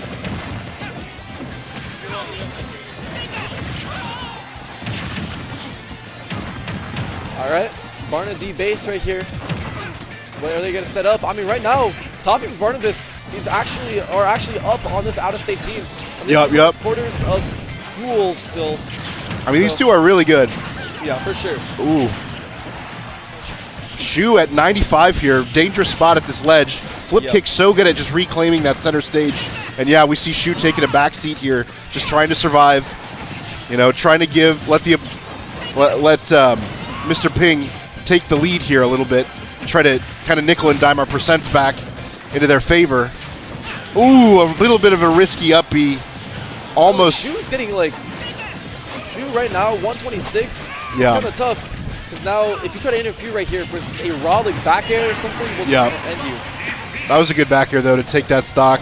Yeah, even the stock's back out at least. Down smash from Pitt is so good. Ooh. Barnabas sitting comfortably right now at a good 20%. Now Shu's gone. Suddenly, it's going to be a 1v1. Wow. Barnabas versus Mr. Ping. What will happen? Okay, that Pitt back air. Him out. Yep. Nared in the wrong direction. He thought he would tech in. Oh, who is he? Okay, I don't know who he's done it for. Okay, trying to go for the down air right there. But Pit has an amazing recovery. I don't think it would even, I'm not even sure it would work. Yeah, that and like, I feel like Inkling in these 1v1s can really struggle to kill. You know what I mean? So it's like, unless you know, catch him at the right, like, booyah percent, like, finding this kill is going to be tough, especially against somebody with as good as aerials as Pit has. All right, big aerials right there. All right, how's recovery going to work? Oh! Ooh. Roller to get onto stage. Bold move. Trying to catch him with the up air and just steal out the stock. Oh! Smash scoops! Wow. Yes, Yeah, that kills too. You got Toffee with the, like, congratulatory, like, side, but he was, like, bumping him like, hey, good stuff, good stuff. Let's go, let's go. You love to see some teammate camaraderie, you know, some team love. The home team winning as well, you know? Exactly, yeah, this is KC right here. You don't go into KC and just beat KC. You got to work for the win. Yep. And Team Bucky's, they're not letting it down easy. Both got their hoods up even. Oh, never mind. You have to lock it in. Oh, the snapback? Okay, Bailey. Okay, they're locked in. All right, let's get it. Game 2. Yeah, and they were just doing a really good job of, like, finding, like you said, bullying Zero Suit Samus's recovery, like, you know, hitting where the flip kick was going to land. Very few characters can do it, but honestly, Mega Man with his crazy projectiles, huge, you know, up air could snipe out her trying to go high in the air. It's yeah. Absolutely. Up till, all right. Oh! Wait, no. Gosh. If only ZSS was a good character. Yeah, right. The world of ZSS was good. I miss it. All right, Mr.Ping, right now, putting in a lot of work. These pit projectiles, I mean, just throwing out these couple of arrows once in a while just to rack up some percent. Yep. Toffee's saying no and immediately trying to contest him. Oh, my goodness. Oh, gets buried. All right, does not quite. Get the up B. Yep. All right. Puts Toffee off stage. Shu not able to find the back air timing on that, and they are back. Oh! Up smash gonna kill one of them. Yep. It was pretty worth it too, honestly. Yeah. Since Mr. Ping did not die. Oh no! But there's 2 stocks down. Yeah. She's up B getting gimped. Yep. Oh my gosh. All right, nair, forward air. What's the next move? Gosh, they're just caught in a blender out in the middle of these 2. Oh, but good up smash there from Mr. Ping. Yep. This has been a very close set. The entire time, it's just been 2 stock, 3 stock, 2 stock. It's just been everyone close to percents. I mean, it's only a 60% deficit across everyone. Yep. They've just kind of been taking turns wailing on each other, really. Oh, they want Toffee gone. Oh. Ooh, yeah, wow. Big force smash call out. The back air is coming in. Anytime you see Mega Man run towards you on the opposite, like with his back turned, you know exactly when move's coming out. Oh, yeah. Ooh, good coverage there from Mr. Ping. Ooh, that nair not hitting. Shu going unpunished. Good fair, and yeah, just the... Oh, that didn't kill. That will, though. Never mind. I'm wrong. Once again, bad character. Apparently. Yeah, up B if it gets sent the other way. No, it doesn't work like that. All right, dig it. Yep. Back air, gonna take him out. Now Toffee needs to recover. Big air dodge. Wow. Yep. Oh. Down throw. No booyah. Wait, instead. Wow, that was kind of nice. That's a good setup. Down air into up air. I mean, down throw into up air. Yeah, from Mega Man. Like, yep. Not ready for it. Didn't air dodge through it. All right, nair. No! Ooh. Oh, I thought Pit was gone. I did too. Say, get down, Mr. President. You grab me. Get out of there. That was a crazy trade. Mega Man's down air on that up air. Forward throw. All right. Forward throw. Ooh. Yeah. Wow, that killed. Okay. Yeah, that's over for. Oh no! Shu accidentally walking into that. That's tough. And now, honestly, looking pretty close. They just need to get rid of It's whoever's gonna lose their life first, Barnabas or Mr. Ping. Yep. Barnabas, get out of there. I will say one thing that Zero Suit does still have is that frame 1 jab. Yeah. And we've seen Shu used that to her advantage several times in this match so far. Oh! Okay. Oh, that back air beating out Leaf Shield. Don't see that every day. All right, wait, Leaf. Oh, okay. Now it's gonna be a very tough scenario of, does Toffee got it like that? Oh. I know he does. Right. But does he got it like that against 2 people? Toffee's nasty with it. Ooh! Yeah, I'm surprised that all of these moves are just kind of barely whiffing on Toffee here. Yeah, no, he needs to get rid of Mr.Ping right now. Yeah, I agree. Because as long as you have 2 people attacking you, it's just going to be twice as bad. Yeah, look, now these little combos can start. Yep. And the damage stacks up quick, but there's that stock on. And Wait, now does Toffee clutch? It's dead even. Oh, that not quite going to be it. Yep. Shu's beating top 10 players. I mean, I believe it's, what, 2 wins on Riddles? Yep. Oh, I thought an up tilt was just going to come out there. Oh, trying to get the catch with the side B. Yep. Oh, falling out of forward air. Out of that. That character is awful. All right, F throw. Does Toffee get the clutch? Oh, no! That should be it. Yep. The hometown heroes. He Dang. just barely drops it. Almost made the 1v2 clutch. 1-1. We have got a set on our hands. You can see he's locked in. He's locked in. A Shu. You can see he's disappointed after Relief the loss. in Shu's face as well. Ba, ba, ba, ba. Ba, ba, ba, ba, ba, ba. Now they're planning it out. The Bucky boys. The strongest of competitors. Bucky sent out his bravest warriors. Exactly. Yeah. To fight his hardest battles. Mr. Bucky. Mr. Bucky wanted them to fight.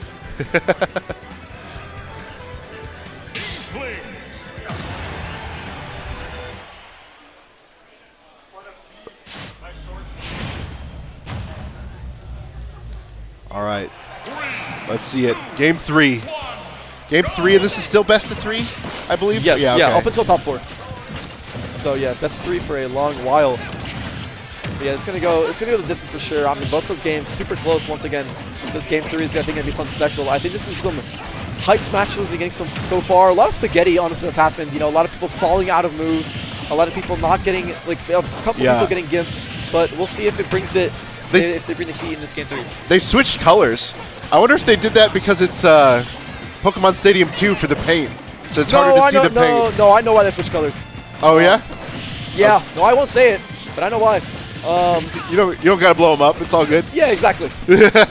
No one needs to know. All right, fair enough. No, I love them. That's great. But yeah, Barnabas. You know, also, yeah, it's just sick colors overall. I mean, Toffee's always been that green Mega Man. Yeah. I think Barnabas, you know, it's like that's a cool face mask on him. I agree. It's raw. Exactly. It's raw. Roller coming out. Yeah, I mean, right now, so far, Shu and Mr.Ping maintaining this percent lead pretty firmly in the start of this game. If you're a Kansas City fan, it's not looking great for you right now. It's still early days, though. Oh, that back air from Pit. All right, trying to get the kill on Mr.Ping, but it's just not. He's still covered in paint, though. Yeah. Maybe something can happen. They're trying to just tossing out these up smashes. Yeah, they're both a little up desperate smashing. for it. You can see how much they want the kill. Oh. And that forward smash gonna hit his own teammate. All right, down there. Jab block. Jab. Ooh. Be careful. Could have been cute. Oh, what the heck? Yep, you're gone. Yep, you're gone. 1 sec. Wait, it's getting close all of a sudden. Dead even again. They did not take that much percent. Nope. Yeah. I wouldn't say dead even in terms of percent, but in terms of stock, yeah. You're right. Oh, you wanted that. Oh! Oh! Footstool! Barnabas putting on master class right now in an edge guard. Ooh, barely missed spacing for that grab.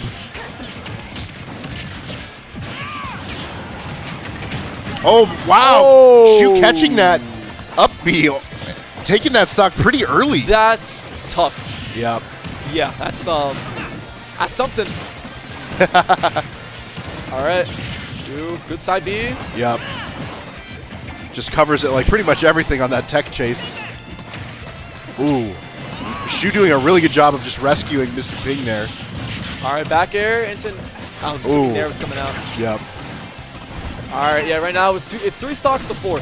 Nothing crazy. It's not, I mean, we almost had the comeback happen last time, but right now, you don't want to be set up into a position where you have to make a comeback. Yeah, exactly. You prefer to be in the comfortable lead. Right, 100%. Oh! We see Mr. Ping just trying to set up for a backer. Okay, back throw. Oh!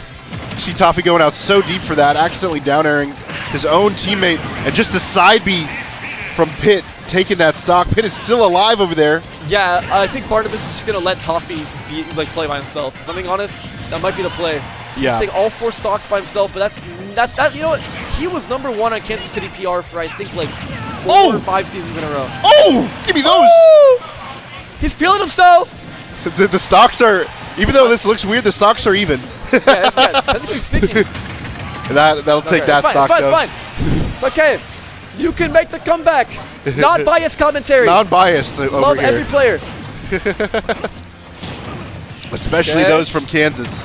See, look, it's tough though because he hits these aerials. Oh, yes, he hits these aerials and he's immediately punished from the back from Mr. Ping. Oh, cute stuff. Oh, I see I like what they're trying. They wanted it. Oh, wow. Okay, yeah, and that's back air. It's gonna send them out. Really so close one, game 3. Yeah. You hate to see that happen to the hometown heroes, but Shu and Mr. Ping, incredible work in that end. Definitely getting those team combos off, and it's unfortunate why it had to happen to Team Buckies. Yep. And I mean, it's still winner's side too. They can make a loser's run from here. Yeah. Oh, for sure. They haven't let Mr. Bucky down yet. Not yet. They can still win from loser side. Right. Oh, they're on stream on mainstream already. They gotta go back to back. I believe they have to play against. I don't know. Toffee, that's all right, man. That almost comeback was. Yeah. It's okay, man. Hey, losers run. Losers run. They can do it. They got it. That's a strong team right there. Facts. You gotta give props where props is due. And I don't know who we got on this side stream coming up. The weather out here is crazy, by the way, too. It's real nice. I think it's supposed to be like 75 today. Listen, it's sunny. Bipolar. Kansas is bipolar. Yeah, It'll be 20 degrees into 70 degrees. Yep. It'll be feeling like -5 and then 100. And I don't know why. Yeah, I was like chilly last night, and I came outside today, and it was like warmer outside than it was inside, I think. It was nuts. Yeah. And I like the heat. Listen, I'm a heat guy. Yeah. However, too much heat's not good for anybody. That's true. Okay, you know, gamers can only have so much sun in them before they like, you know, it's like a vampire. You know, it's just if you feel the sun, it's over. Yep. Dangerous stuff for gamers, the sunlight. All right, so we're going to be going on a short ad break while we find a set to play, but thank you all so much for tuning in. Make sure to come back. And you don't want to be on the end of losing. So, here we go. Game 1. We have Snake Mega Man versus Pac-Man Cloud on, of course, Pokemon Stadium 2. Right away, though, Cloud. Not really sure what happened over there. I just see a Cloud falling to their death. Right there, we get a kind of what looks like. I love seeing how right away Snake and Cloud are fighting and Mega Man's just coming over. And it's like, I'm going to interrupt this and cause problems. So Snake's got to recover now. Is there going to be, yep, Pac-Man going out there poking. Not going to take him off, though. Going for it. Pac-Man getting back to the ledge and trying to chase Snake up there. I like that. Mega Man putting Cloud again at ledge. There's a hydrant. One of the crazy things in doubles is really you have the items play that goes on. All these characters, except Cloud, really, has a lot of items that you can mess around with. You can give your grenades to your partner. You have Bell and all the fruits to give. So you can have a lot of crazy combo setups just by giving your partner fruits or any item they have. Saw Blade, you could give Saw Blade up. So we're going to see if that becomes a tool, but it's always something to keep an eye out is how are people using their items in doubles. Mofo getting the jab block, but not much on Pac-Man there. Good back here, setting Pac-Man off stage. Cloud kind of keeping Snake busy, but Snake getting in there and taking out Pac-Man with a C4. So right now, red team definitely struggling to get their footing under them, but that's why it's an upset factor of 4. They've got a lot to overcome because these two, you can just tell their synergy, how they play together. Amazing. Good dash attack there to get that kill off Mega Man. But now it's just Pac-Man, and these 2v1s, absolutely scary. Snake deciding he wanted to hit his partner for a little bit. You know, HDK is just okay with that. But let's see if there's any setups they have. Because these are where, like, if you have a really good double synergy, you have this sort of setup that will just almost guarantee a 2v1's yours. Yeah, look at that. Pellets locking them down. Nikita holding them, like, able to go high if you try to go too high. Yep, and now up tilt, just going to take it. You really can't grab too much in 2v1s. It's really hard to. It's really risky. So, HGK, regulating Mofo, going up 1-0 here. I really think that one of the big adaptations they're going to have to focus on is just how do they separate those two. Like, you really don't want to let them get their little combos, like 1-2s off of each other. It just adds so much damage. Plus, they had the unfortunate SD. I felt like it was an SD right away. So, FD Kalos and Town going away. Yep, we're just going back to PS2. Tried and true stage for everybody here. And let's see if there's any major changes. Any character swaps? We may see. Honestly, most of the time you kind of have a doubles character picked out for your partner, and that's what we're going to see. You have your doubles, combos. Pac-Man Cloud, honestly, I feel like does have a lot of good stuff.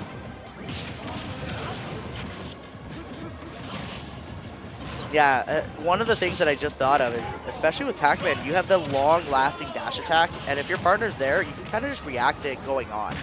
And Pac-Man's like relatively safe. So that's a really good focus point to kind of build around. Hydrant doing some damage, and they're starting way better on this one. Higher percents. Now it all comes down to how do you clutch these stocks? How do you seal the deal here? Yep, and the worst feeling is when you grab your partner and you're like, I don't know where to throw you. Cloud dying though, so the first stock does indeed go, but bringing it right back. This game already looking way cleaner. Now we see, I always think it's funny when you see a Snake locked in shield with a grenade right around the corner. Like, what do you do here? Feels like nobody can interrupt in all that doubles chaos. So right now we got up throw, up air, quick Pac-Man damage. Oh, Bell is going to kill.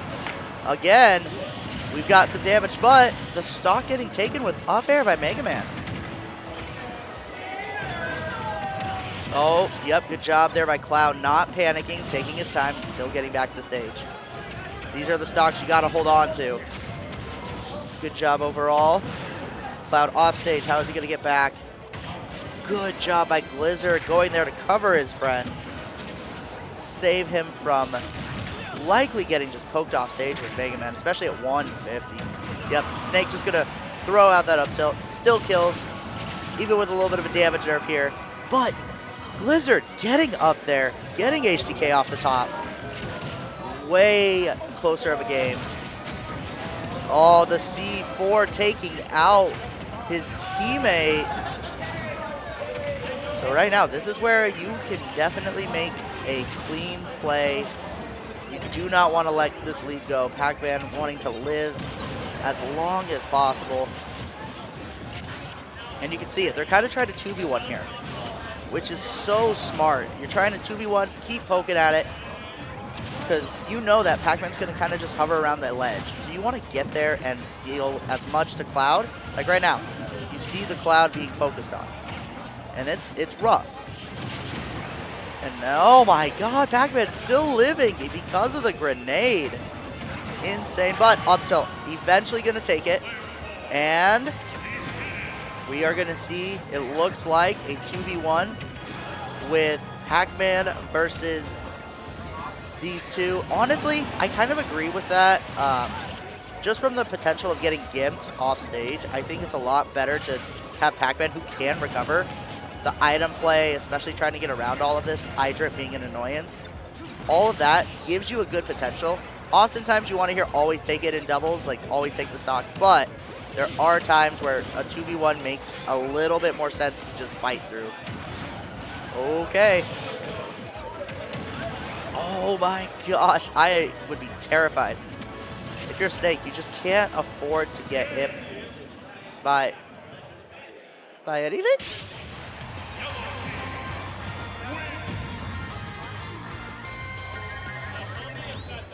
I played best of 3, so yeah.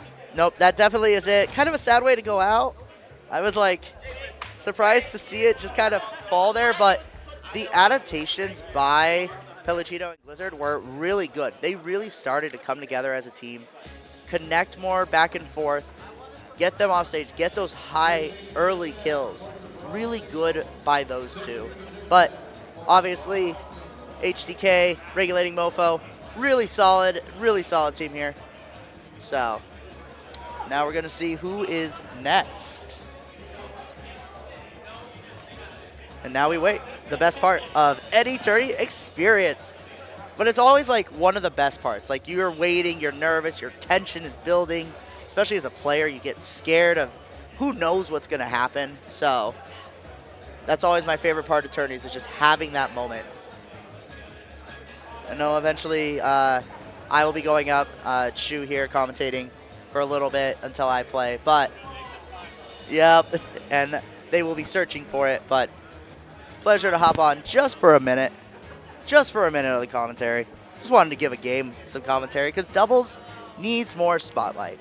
It's one of those game modes where we really don't see enough of players coming through, trying to enter it, because everybody looks at it and it's like, oh, it's chaos, it's impossible. No, you can play doubles, trust me. They even have the new thing in StarGG where you can get a random doubles partner. It's so good. So, play more doubles. That's my propaganda for the weekend. Play more doubles. So,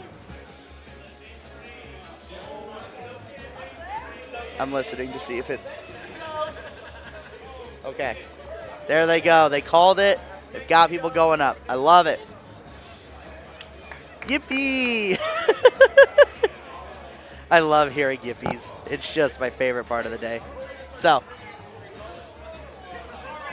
big shout out to KU too for being a place that we can have these tourneys. Like if you are here, you see how amazing this ballroom is. It's awesome. There's like a podium that I really hope somebody says something from at the front. But it's just an amazing venue. There's food all around. So if you're not here, you're honestly missing out. It's a good time. You got Melee right now, doubles on the big screen. Always love seeing Melee doubles also. Just a huge fan of the format overall. Let's see. Oh, they're solving something up there. I see a lossless adapter. If you want my opinion on the lossless adapter question, if there are third-party adapters, like the really bad ones, then you should be allowed to use whatever adapter to get around that. So, but I understand not wanting to have that little adapter issue, so. So we have Justyce and Gamerdog. Very interesting team comp. I'm going to be curious to see what Justyce goes. Gamerdog and Mario for sure. Especially in doubles, I would trust Mario. Shampoo and Azael. Tags are the best part of Smash. I love seeing what tags people have. So, winners, quarters of pools. Okay, just to be clear, this is pools. But Justyce over here, 5th seed for doubles with Gamerdog. Definitely a team to look out for. A very strong doubles team here in Kansas that really is expected to do well. I mean, 5th seed overall, not bad at this kind of a stacked event here, where you have AK in dubs, you have Deathspade in dubs, you have Mr.Ping here in dubs. So, but best of 3 is where the chaos can happen. Are we going to just start PS2? Justyce, are we doing it? Are we just doing PS2? They look like they want to just do PS2. They look too friendly. I need somebody to just say no PS2, pick your stage. That's the meta in the future.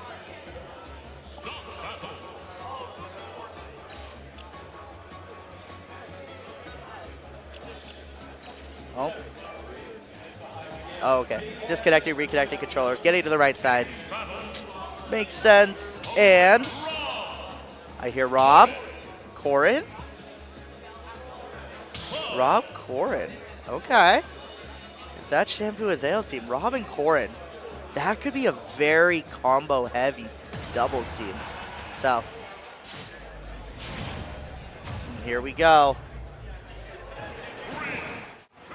PS2. I was right. Of course. So, but Gamerdog and Justyce actually going Rob Palu. I did know Gamerdog did have a Rob, but I expected a Mario just from the, you know, the combo heavy potential that Mario already provides. But Rob as well, when you get Rob's combos going, and Palu especially, you can just hold your opponent. It is a dangerous game. But Cloud and Corin, again, we're seeing another Cloud. And Corin, I think, is actually a really underrated character in doubles because you're going to get like those fairs and those up airs, and you just keep comboing that your partner can just get over there at some point. Oh, but they grabbed each other. Oh, but the Corin, but nobody dies. Honestly, I'm kind of surprised. Cloud hovering at ledge, thinking about how am I going to kill this Rob. Oh, but here comes the up air. Good DI, not going to die. But Corin, too much percent, not going to be able to live. Good back air to kill Justyce right off the bat. Oh, look at that. See, you see it right there. Nair, fair, up air, dead. Great doubles comp, and that's why you see them as the 5th seed in doubles. You have to have those beautiful combos. And with that, that's it for Cloud, unless he gets saved. Great job there by your partner. And getting the kill. Azael and Shampoo doing a great job. Really good combo to have the lead for Gamerdog and Justyce, but I love seeing the partner saves happening. Oh, Rob Nair also just being such a huge move, huge setup, but great side B. Gamerdog taken out Corin. Okay, side B by Cloud. We're going to push him off stage. Corin kills so well. You get that F smash tipper. Gonna hurt, okay? Back here by Corin is just keeping him at stage. And okay, so we have Cloud limit. So I want to see something happen with this limit. Oh, we just kind of slip it through the defense. Hit Gamerdog, just sitting on the other side. Back here, not doing it. Corin's trying to live. This is their last stock, so they definitely do not want to lose it. But this, while it looks rough, if you can get both stocks on red team quick, all of a sudden, this game becomes close. Oh, but that dash attack ending Corin, and now the difficulty grows. How do you get around 2 characters as Cloud? Luckily, you do have strong kill moves, but that little gyro, just enough to end it for game 1. Clean start overall for Justyce and Gamerdog. See where their bans are. To start, we have Battlefield going out. Kind of makes sense, verticality. Kalos and FD, yeah. So they want platforms, but they don't like the middle one. Plus the size of Battlefield might also be an annoyance, so. And now we gotta see, where do they want to take them?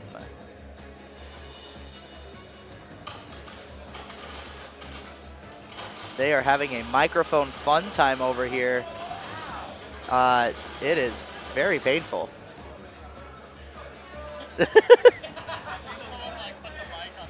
I think that's what happened, is somebody put the mic on the table and then all of a sudden somebody like hits the table and it just starts rolling. So. So they have decided to go to Smashville. Okay.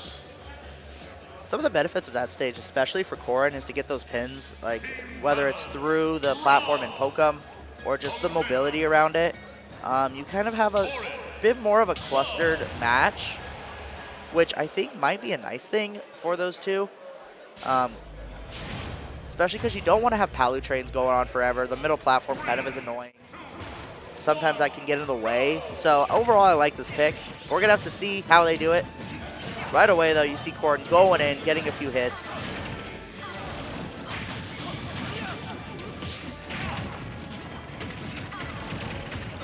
Oh, here we go, though.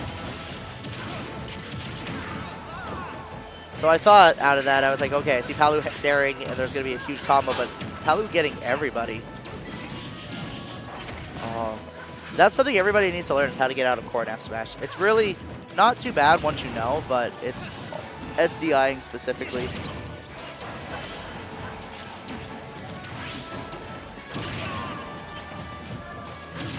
All right, up smash there to put Palu up. Good up air, and woo! We are dying. I don't know if you're hearing it. I hope you're not, but it's like you have that static noise that everybody's trying to figure out where it's coming from. You know, Melee is an old game. It's possible. All right, looking back at the game, though, because that's been throwing me off. Good back air. See, look right back. You get some of that. And they actually have a lead right now. Not much, because you could easily die like you see right there, but this is a lead to start this second game. Rob just going off there. That's the one thing with Cloud. You have to be very cognizant of where you are on stage, because you will get pushed off stage. Yep, we're going to throw back. Now this is where it's scary. Good job there. Partner kind of getting in the way. Just being annoying.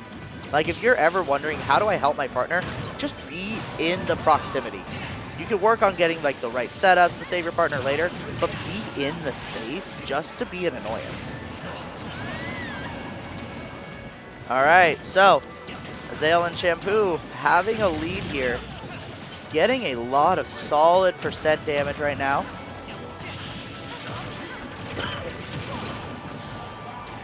And you can just see it, like Corrin being able to like ladder him up. Oh, but that F smash really pushing them away. But Corrin pin, again, giving the lead right back to blue team. So Palu's at a very high percent. Justyce really has to be a bit cautious so that they don't die and leave Gamerdog to get comboed. But again, here we are, Corrin. Fair up air. Free 20-30%. Oh, beautiful catch there, though, by Gamerdog. And I think in this case, if you're either team, you really do kind of either want to push them off stage or get center control. But now we have Gamerdog here, going to have to 2v1 with Rob. And you can just see Corrin right there, just pushing him off. You have limit setups as well, so, yep. And you see it right there. Right there, it's like let Cloud shoot limit above. Corrin will stay low, cover the ground, and you just see it feels like suffocating your opponent away. One hit at a time. Down air right there, and okay. Keep poking at it. You will eventually, oh, those are the things you really got to be careful. You don't want to risk it. But right now, I think Corrin has a kill throw potential. Pin going to do it here. 1-1 here.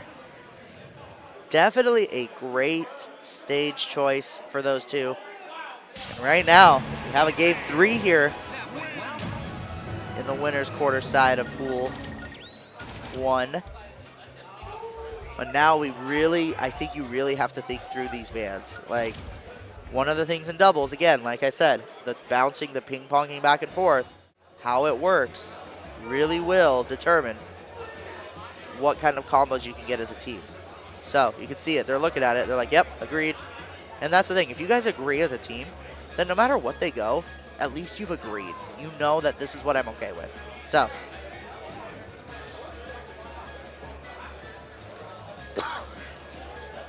But great job to those two. Bringing it to a solid game 3. Honestly, looked very in control that game too. No early deaths. No real bad like miscues that were really like egregious or huge problems. So, you guys here? Cool. What's up? Got an interaction for me to take a picture of me and Bailey later. Alrighty. So now I'm curious, where are we going for this game 3? We are going to Hollow. Interesting, because they lost on Smashville. And a lot of people would say Hollow and Smashville are similar. Not the same, but similar. Definitely similar layouts in terms of, you know, how where the platform is and whatnot. Different in Blastone, but it doesn't really, I mean, doubles definitely a more volatile game mode than singles, so things like that matter slightly less. I'm kind of, you know, coming into the middle of this set, game 3 here. My name is Justyce, you might know me from YouTube, but we're going to be launching into this game 3 of Gamerdog Justyce, Shampoo, Azael. And so right now you see this side B there leading them up, and you just see this combo potential right now by Palu and Rocke, getting the easy start there. Wow, yeah, both members of the blue team losing their first stocks, and Gamerdog Justyce still with securely low percents here, not in danger of losing their first stock anytime soon, especially with Gamerdog. But it looks like they're targeting Justyce a little bit, you know, the less heavy character, trying to see if they can kill Justyce first. But yeah, both of the members of the blue team now on the ledge. It's a risky spot. And so one of those things that you're really looking for in doubles is, do I, when they're at high percent, go for the partner and try to rack that partner up at high percent, or get the kill? And that decision making is ultimately going to be what decides who you target, when you target, and where you chase. Ooh, there we go. The laser. Justyce finally losing their first stock, but not without some consequences there. Shampoo losing their second. Yep. And you just kind of see it. This team combos doing it, but Rob dying as well. Still, though, this is pretty good deficit for the red team, but it's definitely not anything that the blue team can't, you know, come back from. They just kind of have to play out of their minds at this point. Oh, that was a scary moment there, I felt, for Cloud, because you could see a lot of body pushes, just killing yourself early. I saw the wait by Gamerdog, down throw, and F smash. Great Gonna F take smash. it. That Rob down throw is so good in doubles because Rob is invulnerable, you know, for your teammates to come and F smash. So you can just get a free F smash on whatever player that your partner's grabbed, and you are in no risk of killing your partner on accident. It's really good. It's such an amazing thing. That's one of the parts I love about doubles, is you just have those grab invulnerabilities where you're just not going to take any damage at all. There we go, the laser hitting both members of the blue team. Shampoo at risk of losing their stock very early, and now we see Azael kind of racking up in the percents as well. And we're going to see, they're both pushed off stage, but are they going to get anything? No. There we go, Azael sent off stage. Gamerdog just kind of spamming side B there, like, I'm going to catch you eventually. In the chaotic, overwhelming nature of doubles, sometimes that's just what you got to do. Right? And you'll have your partner too, so like even if you miss, you just sometimes will take it and let your partner go up. And there we go, another side B to do it. Wow, and the the SoCan TO team is going to be going ahead and taking that set 2-1. Wish I could have seen the rest of it, but even just seeing that game 3, I saw flashes of brilliance. The teamwork from Justyce and Gamerdog was phenomenal there. And one of the things that I do have to give it up for Shampoo and Azael is it looked really rough at the start, but they really pulled it together game 2 on Smashville to get those combo, get those team ping-ponging back and forth. But game 3, I just felt that team synergy for Justyce and Gamerdog just going perfectly for them. They clicked. They clicked. They clicked together, and it just became a really bad scenario. But here we go. We're going to be launching into our next set, Kaden and Deathspade. Now, obviously, I am a Kansas City native, so I'm very not biased at all towards Deathspade in any way, shape, not at or all, form. right? But also, I think that the Deathspade Kaden team, for lack of a better word, it's a slay. Oh, I agree. And you just see these two. They're hopping up there. I feel the confidence already by them. Looking ready to they go. each have a Pikachu plush, which is how you know they're in sync team-wise. One of them's got the Santa hat, and the other is rocking without it. Look at the Pikachus! Yeah! Let's go! There we go. That is what you need. Honestly, that kind of thing, that kind of bonding factor with your teammate is low-key such an overlooked and important factor of doubles. Is do you like your teammate as a person? Like, if you're indifferent towards your teammate, it's like, all right, this is who I'm playing with. But if you're a good pal with your teammate, you're like, this is my homie. We're going to go far in this bracket, and we're going to kick some butt. And I definitely feel like Kaden and Deathspade have that energy. And definitely looking at them, they're just jovial right now. They're just laughing, having fun. That sort of composure, enjoyment, really does carry into your gameplay. Like if you're stressed or if you're a team that's kind of come together to win, sometimes there's a different level of just like pressure that you feel. But if you're having fun, you can do so many cool things together. Oh so, yeah, confidence is so important in doubles, especially when it comes to things like following up on your teammates' attacks. You kind of have to have the confidence to, if your opponent, you know, back throws an enemy, to just go up and try to up air. And I think that confidence and, you know, being in good spirits is so important for that kind of thing. Just look at how much they're smiling. I love it. Absolutely. So, but we're going to see what team comp. I mean, Deathspade, Sorabeo. I mean, one of those two most likely. I think Deathspade mostly goes Bayonetta in doubles. The thing about Caden, you know, the Ridley main, infamous, but also Caden's got a very strong secondary ZSS. I know, and that's, I was like, Deathspade and I had teamed recently at King of Bombs, and we went Sora ZSS, so we might see that team comp as well. What do you think about that team comp? You know, teaming with Deathspade. What are your insider thoughts? So Deathspade and I developed a thing we called Sky Zone. Oh yeah. It's all Deathspade has to do is get a fair, which with Sora you're just kind of swing until you get one. But you can do like fair into ZSS fair, fair back, up B with ZSS, and then up B with Sora. Kills it from 0. So it's a beautiful team comp when you get those ping-ponging back and forth. So I love it. I think it's a good team, but I also see Bayo Ridley as scary as well. Yeah, I can definitely see, you know, Bayonetta up Bs, and you can just follow up with a Ridley Nair, and you can kind of ladder it, especially with Ridley's multiple jumps. That sounds a little bit scary. And the other thing, I think that both, you know, characters kind of cover each other's weaknesses fairly well, to be honest with you. Yeah. Bayonetta can definitely do a good job at, like, swatting people away from Ridley, and Ridley can cover Bayonetta in some of those riskier positions if you're trying to get a combo with the teammates trying to help. But we have Zen and Pikachu, Brogan coming up here. And Brogan. I'm trying to think of who he plays. I think Brogan is a Kazuya, and I think and Zen plays Pikachu, but might go Aegis, has a secondary Aegis that they mostly use for Game & Watch. That makes sense. And doubles too, Aegis really good, but Pika having such long-lasting hitboxes. Pikachu does pretty well, I'd say, against both Bayonetta and Ridley. So I definitely think we're more likely to see the Pikachu, but I wouldn't be surprised if we saw the Aegis as a counterpick character. Right. It's one of those where you just get such early kill potential with them. Pyra F smash, if you get any grab.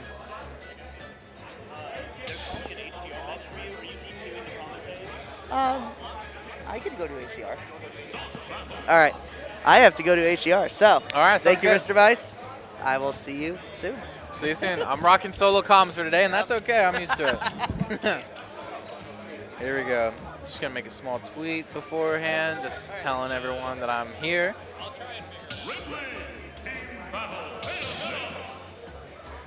All right. I definitely heard the Bayonetta on the character select screen. So we're going to see whether or not.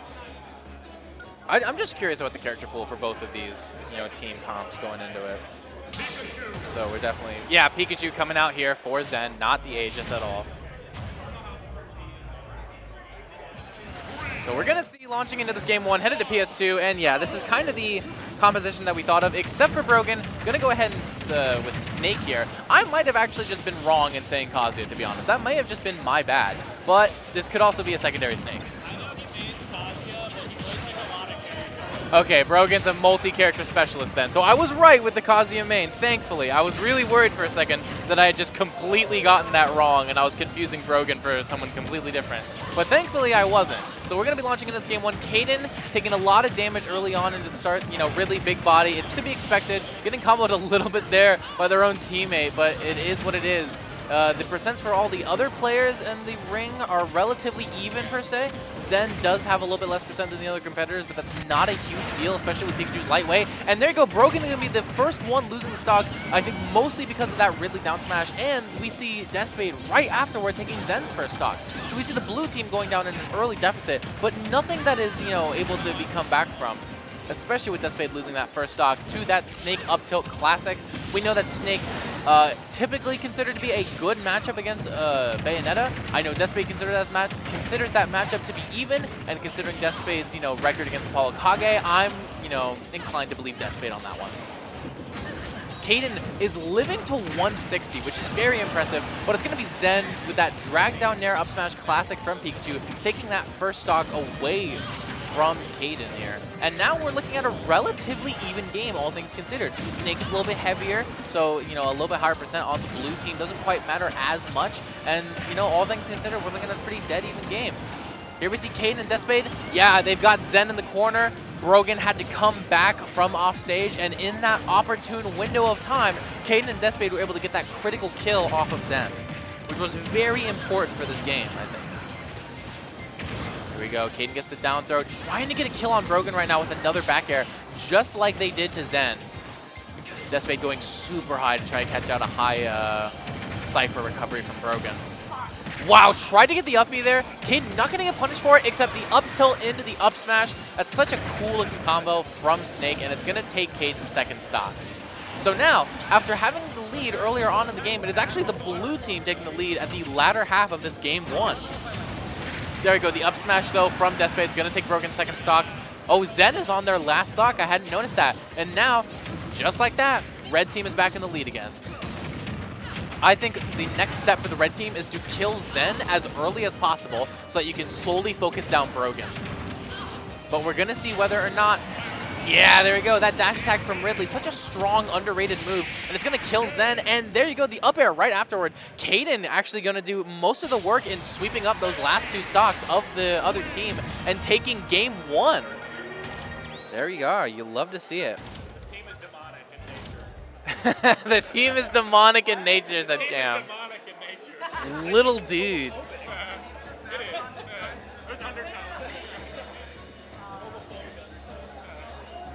So we're going to see, launching into this game too, I do not believe there'd be any sort of character swaps from Zen or Brogan. I think the character composition was fine for that set, to be honest with you. I think most of the problems just came from, you know, in-set adaptations that Zen and Brogan have to make launching into this game too. I think other than that, I think they're going to be fine, so I don't think there's a reason that we would see any sort of character swap, but I also wouldn't be surprised. We're going to be launching into this game too, see what happens. I'm also curious about the stage pick. You know, we saw PS2, one of the largest stages legally in the game, and we definitely saw a lot of, you know, one of the weaknesses of the Zen Brogan team was that Caden and Deathspade did such a good job at splitting them up. We saw that one instance where Brogan was trying to recover, and in that opportune moment, Caden and Deathspade just took the opportunity to kill Zen. So we're going to be seeing if they, you know, perhaps counterpick to a smaller stage so they can stay together more easily than they were in that game 1. Just in case you're tuning in here for the first time, we are launching into Game 2 of Caden and Deathspade versus Zen and Brogan. I'm Mr. Mice, and we're going to be running it back to PS2. Interesting to see the choice there to run it back from PS2 for all the reasons I was discussing earlier. Another thing I just realized is that Ridley's Flame Breath actually will detonate Snake's grenades. So I really wonder how that will, you know, play into the set. Caden almost accidentally killing Deathspade with that up B, but not quite yet. Reversaled? Oh, the Brogan reversal is going to get Caden killed. Caden went super deep for an edge guard on Brogan, but the back air, really smart there from Brogan, is going to get that reversal and make it so that blue team is coming into this game too with a big lead. Okay, we see Zen launching in with some moves at the moment, trying to find some kills. Brogan going to lose their first stock. Caden looking to edge guard Zen, perhaps. Okay, both members of the blue team on ledge here have to make it back somehow between this team that is very aerially mobile. Oh, wow, the up smash, almost up smash Brogan's shield, but the gun from Deathspade accidentally interrupted it. Deathspade losing their first stock to a Snake up tilt, the tried and true classic. Here we go, Cybe's back on the stage. Zen hitting Caden with the dash attack, which will take Caden's second stock, and we see Caden down to their last stock here in this game too. We definitely had some early flubs and whiffs that definitely contributed to Caden being down this much this early, and Zen on their first stock still, which is just a great spot for the blue team to be in general. That's the back throw. Forward throw. They're splitting up the blue team really excellently, but it doesn't matter as much because this time the blue team is the one with the tremendous lead. So they're fine fighting the 1v1s, actually. There you go, Zen finally getting killed with that 2-frame F-tilt at the ledge, but with 2 whole stocks left, and a fresh one at that, Zen is in a really good spot to, you know, lead the blue team into a Game 2 victory here. Wow, I like Zen saving Brogan with the up air from Deathspade's combo. Not able to save him from the edge guard, though. Gets F-tilted by Caden, down tilt, an edge guard coming out from Caden. A risky edge guard is what lost Caden their first stock in the first place. Oh, and the spike from Zen. Gonna be able to restock. Deathspade now went from having the most stocks on the red team to now being in most danger of dying. Able to get that combo on Zen, though, thankfully. Brogan and Caden fighting in the corner, but the up air from Brogan is going to take Deathspade's last stock. It is Caden versus the world here, and it's not looking good. Even if Caden is able to kill Brogan really soon here, which is unlikely given Snake's heavy weight, you'd still have 2 more stocks to contend with. And as Ridley, as a big body with 2 characters that love to combo, that would be a very tall hill to climb. So these odds are not looking good for Caden at the moment. Hey, sorry, I did not get the updated schedule. Don't worry about it. Co-commentator jumping in here. Digit, right? Yeah. All right, I'm Mr. Mice. Pleasure to commentate with you. And we see Zen and Brogan going ahead and take that game 2, which means we're launching into a decisive game 3 of Caden and Deathspade versus Zen and Brogan.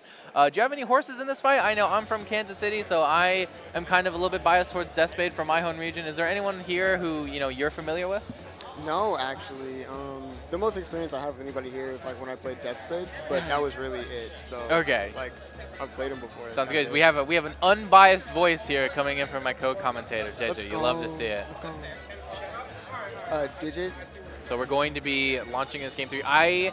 We see small battlefield ban, town and city banned, smashable ban. Town makes a lot of sense as you never take Bayonetta to town and city, pretty much under any circumstances. So I wonder if we're going to be going to Hollow Bastion. Love the stage swap. You love to see stages other than Pokemon Stadium too, especially on these main streams.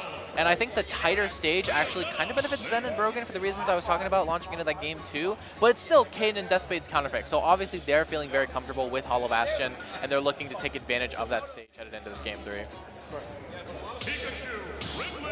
Pikachu, Ridley, staying the same. They're in the same thing here. No reason to swap characters at all, especially with such an even set. How was game 1? Was it close to game 2? I definitely think game 1 was definitely Caden Deathspade favored a lot, and then game 2, Caden lost a few stocks pretty early, which set the red team at a deficit that they just didn't ever come back from. So I think as long as they can avoid, losing their first stocks to whiffs and flubs, Caden Deathspade has, a better chance of taking this game 3. But Brogan and Zen have all the momentum coming in from that game 2, which cannot be understated. Here we go. Snake seems like a fairly good doubles character, however, he can be really tricky to deal with just because of all his traps all around the stage. So it can be very difficult to deal with as a teammate and as an opponent as well. There we go. Both members of the blue team getting sent sky high right now. Deathspade looking to finish off Brogan, and will with that up air. And there you go, both members of the blue team losing their stocks off the top from each individual member, and the red team taking an early lead here in this game 3. Yeah, but at the counter there from Deathspade trying to catch any option from either Brogan or Zen. Unfortunately not getting anything. Go, another combo. That is not quite dead. Another up B definitely would have led to a kill situation. Like that! There you go. We see Deathspade chasing, not afraid to chase Brogan up into that blast zone to catch the high Cypher recovery and getting an extremely early stock because of it. I think something that needs to be noticed here is how Caden was able to extend that combo kind of with Deathspade in order to set up that kill situation.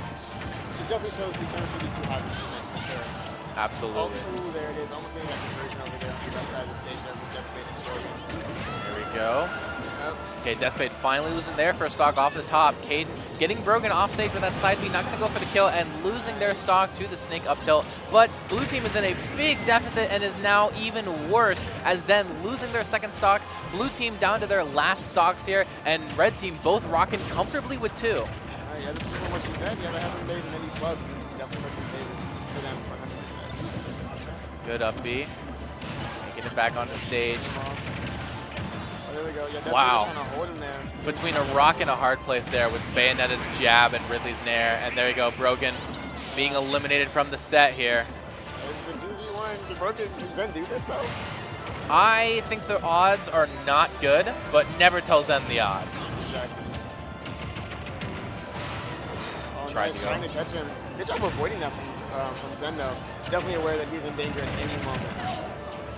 If he's not in endlock, he's just about to get hit. Oh, wow. The combo off of the forward air from Deathspade into the up air from Caden. Wonderful team synergy, and the up B launching into Caden's up smash into their loving arms. And red team, Team Plush Pikachus, know them as Plush Pikachu, know them as Team Slay, know them as Team Mother, whatever you want to call them. They're taking that set 2-1, and we'll move on. They seemed to like Team Mother. I suppose, yeah. It's definitely good to see. And I believe that, yeah, winners quarters, I think they're moving into winner's side top 8 for doubles. All Yeah, I right. think so. Nice. Love to see it. Yeah, so we definitely saw some really good adaptation. That game was less close than even game 1 was. That was definitely more dominant of a game 3. Kaden and Deathspade, they were talking in between games, and they definitely came to a sort of consensus about what to adapt on and executed it wonderfully. Very well, yeah, actually. That was very impressive to watch. I agree. And we're going to be launching into our next set here as soon as we get some people up. They're talking about it in the back. You can see the Pikachu plushes behind me, carrying them just a little bit. Yes. But we're going to see if we can't get our next set coming in here. I think they're calling the players to the stage right now. Perfect. So I think we may be starting to see, some top 8 qualifiers, maybe some sets in top 8 for doubles itself. Of course, on the side stream, we have more melee doubles going on. I know we have Rocke and Keis and Ploopy and another player. I think that might be... Gosh, I'm not entirely sure from the back. Actually, never mind. But, and on the Melee stream, of course, we have Melee doubles, Obama Llama and Kuda versus Silly Pro and Game Boy Jr. That's a Kansas City match through and through. I think every player there is someone from Kansas City scene. So if you like Kansas City Melee, go tune into the Melee stream for some doubles. But if you're here for Ultimate, stay right here because we're going to be getting another setup soon here at Sweet Spot 8, the largest tournament in North America this weekend and the premier tournament of Kansas. 100%. Yeah, I always look forward to this tournament every single year, man. It's always really entertaining to go. It's just like a great environment. My first Sweet Spot was last year's Sweet Spot, and as I was saying on the side stream, I was commentating over there. If you watched last year's Sweet Spot, you might know me as the guy who impersonated Onan during the post-game interview after he won singles. But Onan cut their hair, so I don't look like them anymore. But so the hair's staying up right now. I'm not letting it down at the moment. Exactly. The impersonation isn't coming out today. Okay. We might be getting Team Mother back on the stream. Looks like it, yeah. They're standing up here very poised. I heard the name Toffee be thrown around. Are we going to get Team Mother versus Team Bucky's? Oh my Are gosh, we getting Team Mother versus Team Bucky's? 100%. That would be the most phenomenal thing I've seen in my entire life. Genuinely hilarious. Oh my goodness. Looks like we're just looking for some more players. I am starting to get a tad hungry. I know we have some food options, but I'm just like, I'm going to check the schedule. Oh yeah, Team Mother sitting back up on there. I think we might be getting them against Team Bucky's. I have to get a photo with the Bucky's team because they're definitely one of the highlights. There's a lot of people in costume here actually. We have Poji walking around in Min cosplay. Oh, you can see their hat right behind your head. Who's ApolloKage teaming with? I don't recognize that person. Oh my gosh, it's 2 of the top seeds. It's AK and Atreus. Woo! I have never seen Atreus before, so I didn't know. I didn't know what they looked like. But AK Atreus, that's definitely going to be a hard team for Team Mother to get past. 100%, yeah. But I think it's always doable. I mean, these are both really good players on each side. Absolutely, I think they can definitely pull out any stops that they need to if it gets down to it. So we're going to be seeing, presumably, I think without question, Snake and Palutena on the side of AK Atreus. And then Kaden Deathspade, I think there's no reason for them to swap necessarily, but we do know that Deathspade has the Sora co-main, best Sora in North America, by the way. And we also have Kaden, who has a fairly strong secondary Zero Suit Samus. Yes. So theoretically, they could come out, but against AK and Atreus, I think you really want to bring your A game. You want to bring your mains. So I don't think we're going to see the swaps. Yeah. It looks like Kaden and Deathspade are just having a lot of fun out there on that stage, man. They're just laughing it up, kicking back. They're definitely a lot more casual, laid back about this. Absolutely. And that confidence is really important. Exactly, man. I mean, it's doubles, bro.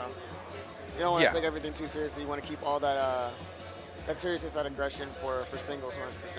But it's definitely very good to see these guys. synergy is something I was talking about with Shu a little bit earlier. The synergy and the confidence is something that's especially important for doubles. If you're going to be following up on your teammates' moves, if your teammate back throws an opponent, you have to have the confidence and the synchronicity to try and go for a back air or an up air to follow up off of that throw. Exactly. And that's obviously something we've seen from both of these players for sure. Just that high level awareness of everything on this team. They're always ready for a random setup or anything that their teammate might be ready to throw out. Plus, I feel like communication works really well with these guys as well. So if it gets down to it, they can always just talk. Yeah, exactly. I mean, a lot of players, you know, wear headphones, but it's not something you see very often in doubles because of that critical factor of communication. And yeah, exactly. We're seeing just all the, you know, mains come in here. We're not going to mess around with secondaries. This is a top 8 qualifier. They didn't quite make it into top 8 through winner's side just yet. They have to go through AK and Atreus in order to do that. I guess it's going to be a very hot set, though. It's going to be very interesting because of the individual matchups on the screen. It feels like the characters that AK and Atreus have, they'd win these matchups on paper, but that's in singles. Doubles is always a different beast. Absolutely. You know, Palutena good against big bodies like Ridley. And Ridley, Kane's Ridley going to be losing the first stock of the set here thanks to a Snake up tilt classic. And, you know, you might say that Bayonetta loses hard to Snake. Deathspade, on the other hand, thinks that matchup's even, and I'm inclined to believe Deathspade. But a critical miss with the down-angled side B is going to lead to an SD from Deathspade. And all of a sudden, Red Team is looking caught with their pants down a little bit, so to speak, in a big deficit to start off this game 1. Deathspade trying to go out there to save his teammate, but going very awry. Definitely weird. But we're seeing everything on the right side of the stage over here. Ooh, good tech, good tech. But you don't make it back because PS2. Yeah, we saw Caden get that tech, and then they jumped closer into the stage a little bit. That might have been a mistake on behalf of Caden, and that jump made it so that they couldn't make it back on the stage. So yeah, Caden on their last stock here, and both members of the blue team are comfortably rocking 3 until I say that, and Atreus loses their first to Caden's back air. Commentator's curse. I love it. I lean into it. People are afraid of commentator's curse. I lean into it. I like it when it happens. Oh, yes, sir. It's a sense of power and control. Absolutely. The combo, did you see the combo from ApolloKage? The Nair 1 into grab and a Nair 1 into, you know, miss the follow-up. But it was still a great idea. Yeah, we definitely saw sparks of life. Oh my gosh, if that had killed Atreus, I would have, Oh my gosh, yeah. And I was about to say that it was looking like a comeback, but I suppose not. See Deathspade, the last stock of the red team, coming up against 2 blue team members who are both comfortably on 2 stocks at the moment. Just not looking good at the moment. It's not. All right, yeah, just tapping him out there, trying to get the steal. Oh, not being able to get it though. No, yeah, that's probably it. So ready for that. No resources left. Yep. All right. So that's going to be game 1 going over to AK and Atreus. I mean, obviously as one of the top seeds of not only doubles but singles as well, this was always going to be an uphill battle for Caden and Deathspade. 100%, but that doesn't mean it's not possible at all. Not at all. They need to make these adaptations now though, because it is best of 3 right now. So if they don't adapt and figure something out right now, this could be the end of the set and it might be going down. Exactly. Trying to get in the top 8. This still is only BO3. I don't know if all of top 8 will be BO5. I'm assuming so. But this is the top 8 qualifier. We're not there yet. So we're still in BO3 territory. So now, Caden and Deathspade are on the precipice of being sent down in the loser's bracket if they cannot make the critical adaptations required to overcome AK and Atreus. I think I heard somebody mention top 4 being best of 5. Oh, maybe. Okay, that would make sense. Right. AK and Atreus, team A, as they may. AA. Oh. There we go. There's definitely a lot of conversation going on right now about adaptations that need to be made. Oh my gosh, Team Bucky's is walking behind us, going over to the side stream. Oh my gosh. That's hilarious. Legendary. Team Bucky. We're going to see them in top 8, 100%. Oh, for sure. I hope so. They're raw. They might not be the highest seeded, but if seeding was done by how raw you were, they would be the top seeds. Oh my gosh, Deathspade going so low to chase after Atreus. Right. Not letting him live for much longer.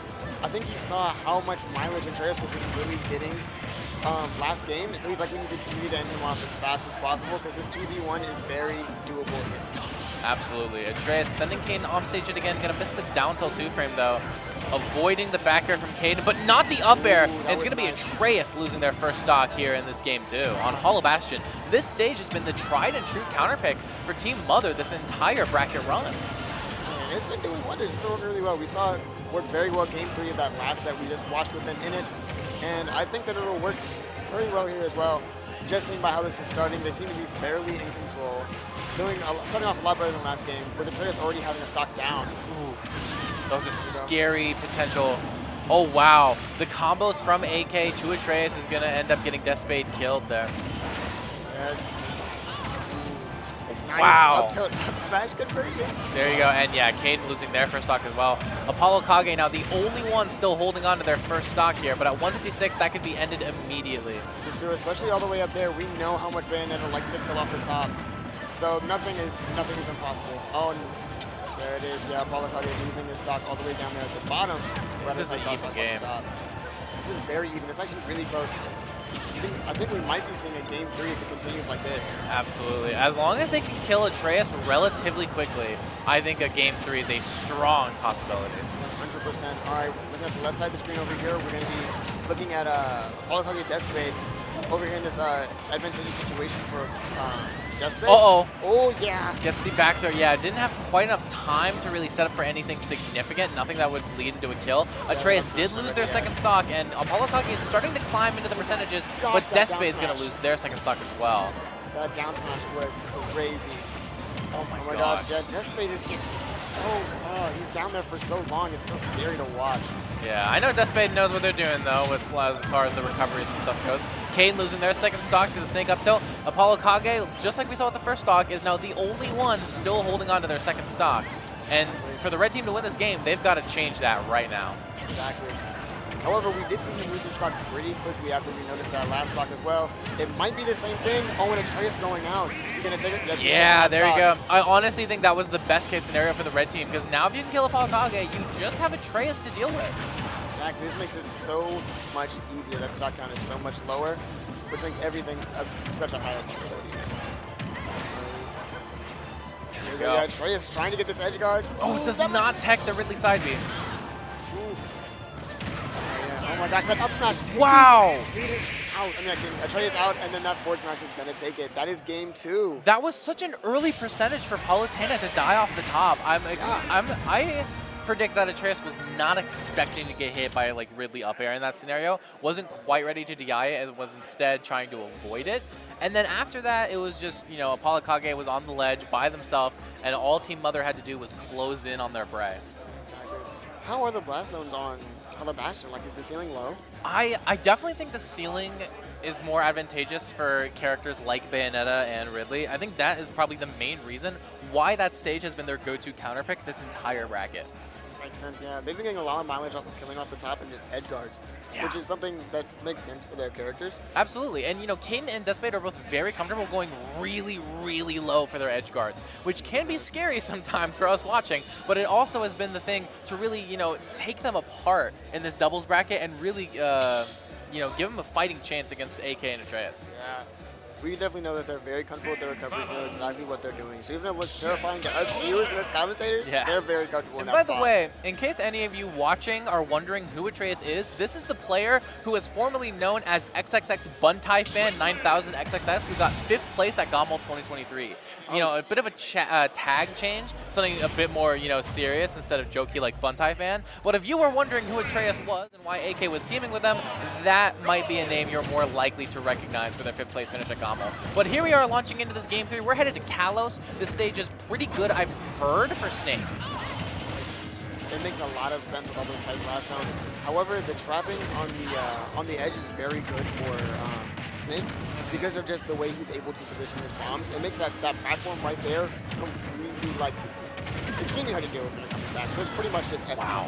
They almost got Atreus again. Those up smashes from Caden have really just been snagging Atreus each and every time. Yeah, that forward air off ledge, catching ApolloKage, really just trying to sit there and wait, punishing his patience. Landing right on the grenade. Big old Ridley feed. Gets back thrown there. Good side B. Yes. Oh, the up smash. Up smash. Reaching all the way up there, just barely hitting him with that beam and taking the first stock of this game 3. Gets the down throw, tries to get up air out of it, and with the air dodge, Caden gets the F tilt instead. And Trey's going to lose their first stock. We're looking at a dead even game right now. But red team is in disadvantage. Yeah, Atreus just holding the front line right there, trying to keep them off stage. I really do like that strategy, though, from the blue team. Atreus holds the front line with Nair combos. ApolloKage kind of holds back with grenades. That raw up smash there from Atreus, though, just taking that stock away from Deathspade. That first one so far.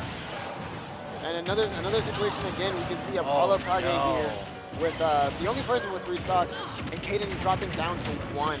Yeah, that was a disastrous early death for the red team there. This is very unfortunate for them. However, this is definitely still possible, especially in this this advantage situation. There you go, Atreus losing their second stock. AK at 3 still, and Atreus only at 1. If they kill AK right now, this is definitely more of an even game than it seems. Exactly. This is still very close, even with those unfortunate deaths, which is definitely something to keep in mind watching this. Ooh, that up air really just trying to chase down ApolloKage. Deathspade here realizing the situation there and knowing that they need to take this stock away from ApolloKage as fast as possible. You think they're purposefully targeting Atreus first, or do you think AK has just been that slippery?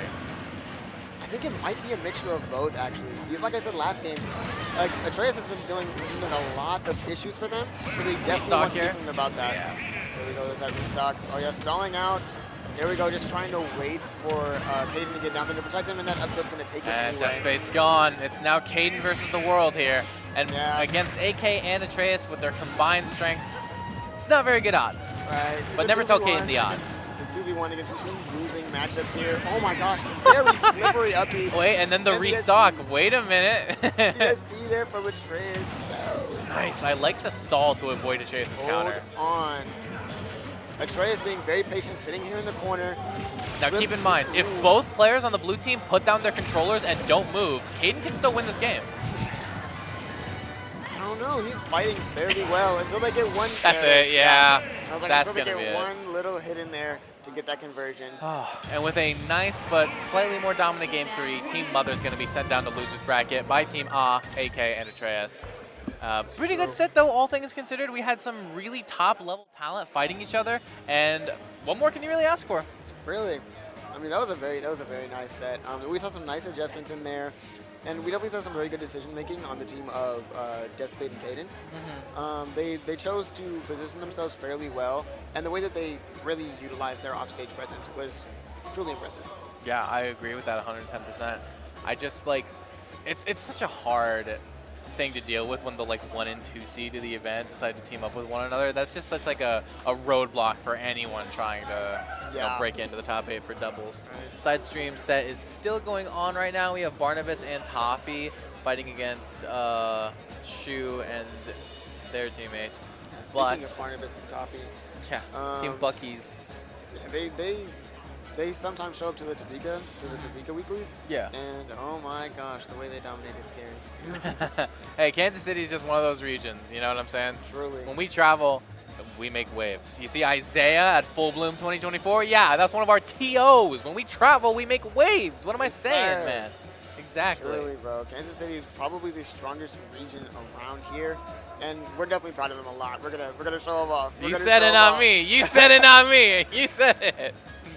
Anyone who, of course, follows my exploits over on YouTube knows that I'm a big fan of the Kansas City, big spreader of propaganda for Kansas City. Love to do that kind of thing. So, we're going to be launching into a quick break here. We'll have more Ultimate Doubles for you in just a second here at Sweet Spot 8 in Lawrence, Kansas. But for right now, go take some water, go get some snacks, go to the restroom, take care of yourself, and we'll see you in a little bit. Peace.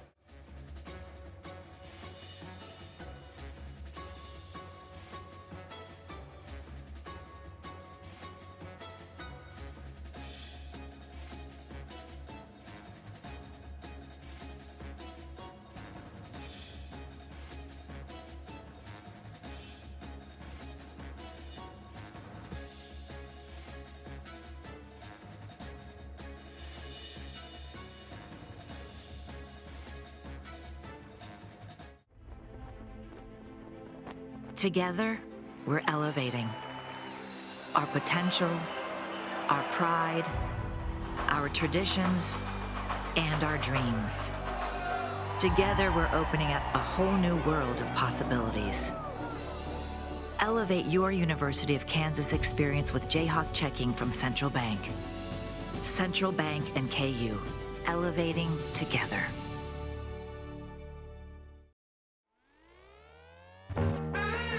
As thousands of gamers came together at this year's PAX West in Seattle, Washington, AT&T took things to a whole new level to show our love for the gaming community. Across 3 unique spaces, we showed players that when it comes to mobile gaming, America's most reliable 5G network is truly the ultimate power-up. The action kicked off at the AT&T Loot Drop, where gamers jumped into their favorite demos on NVIDIA GeForce Now as they worked together to boost the meter and trigger an IRL loot drop packed with next-level prizes. From there, our handheld lounge gave gamers the perfect spot to kick back and meet up with some of their favorite influencers like Chief Pat, Aaron Ashley Simon, and Avery Strib. Give me the loot! Finally, gamers capped off their AT&T experience with a bang at the 3D Selfie experience, where a camera turned them into the MVP of a virtual loot drop, perfect to share across their socials.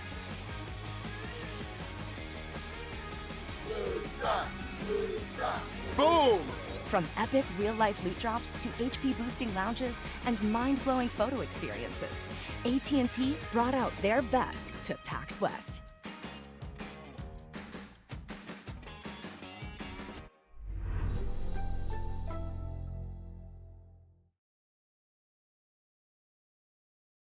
Never guess what we're doing to the Baconator. We're putting it... pretzel bun? On the Baconator. Catherine, you seeing this? Posters everywhere. What? The Baconator you love with a new pretzel twist. Choose wisely. Choose Wendy's new pretzel Baconator.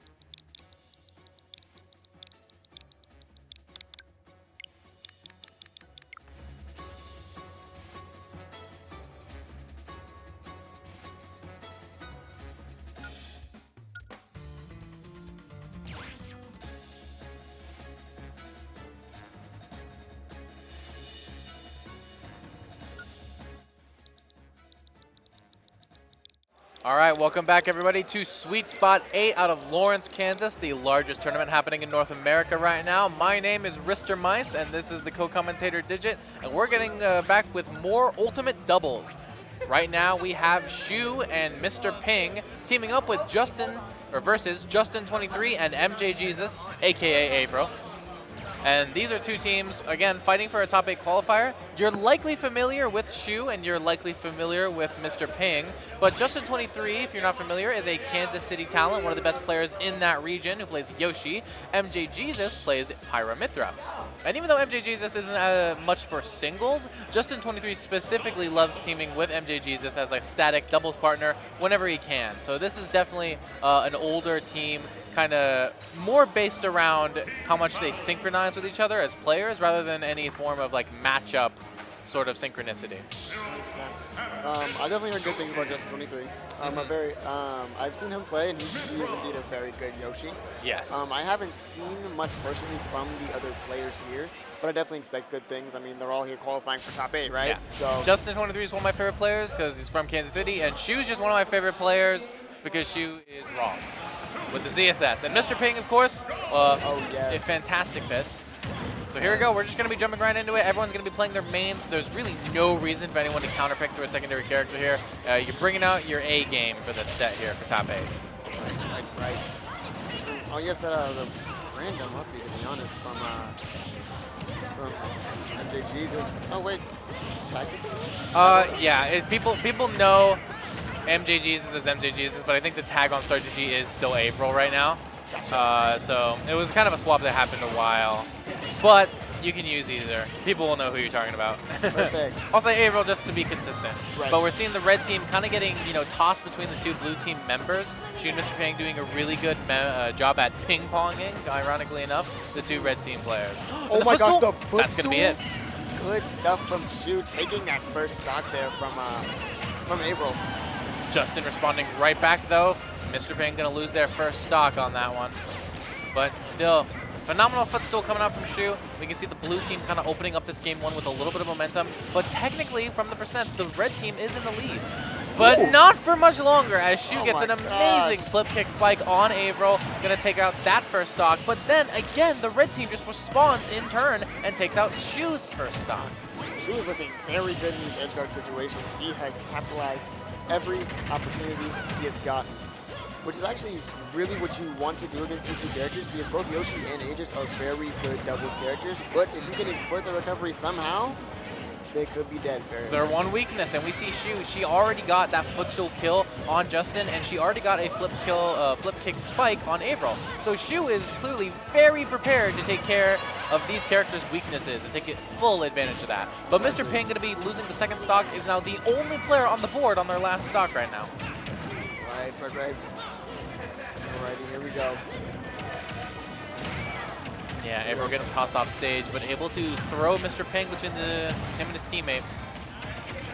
Alright, yeah, look at them trying to team up over there on Justin. Knowing that this Yoshi could be a very big threat, just because of his confirms off of just stray hits.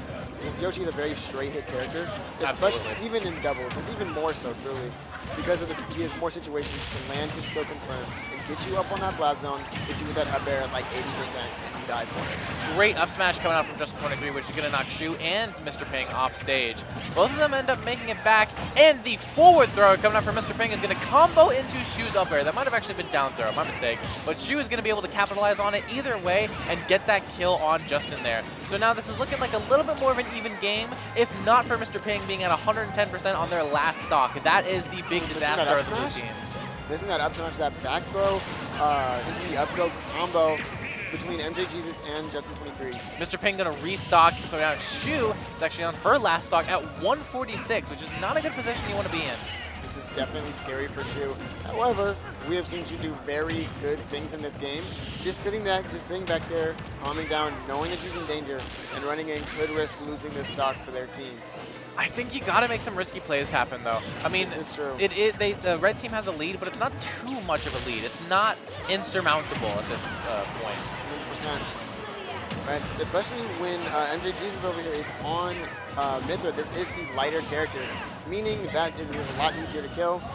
See, that probably would have killed Memphis. There you go. Great back air there. Going to take April's second stock. But yeah, the percent deficit is really big in favor of the red team, but the stocks are even. Right, almost dark red for both of them here. And that back air covering the flip kick, that is going to take that away from Shu.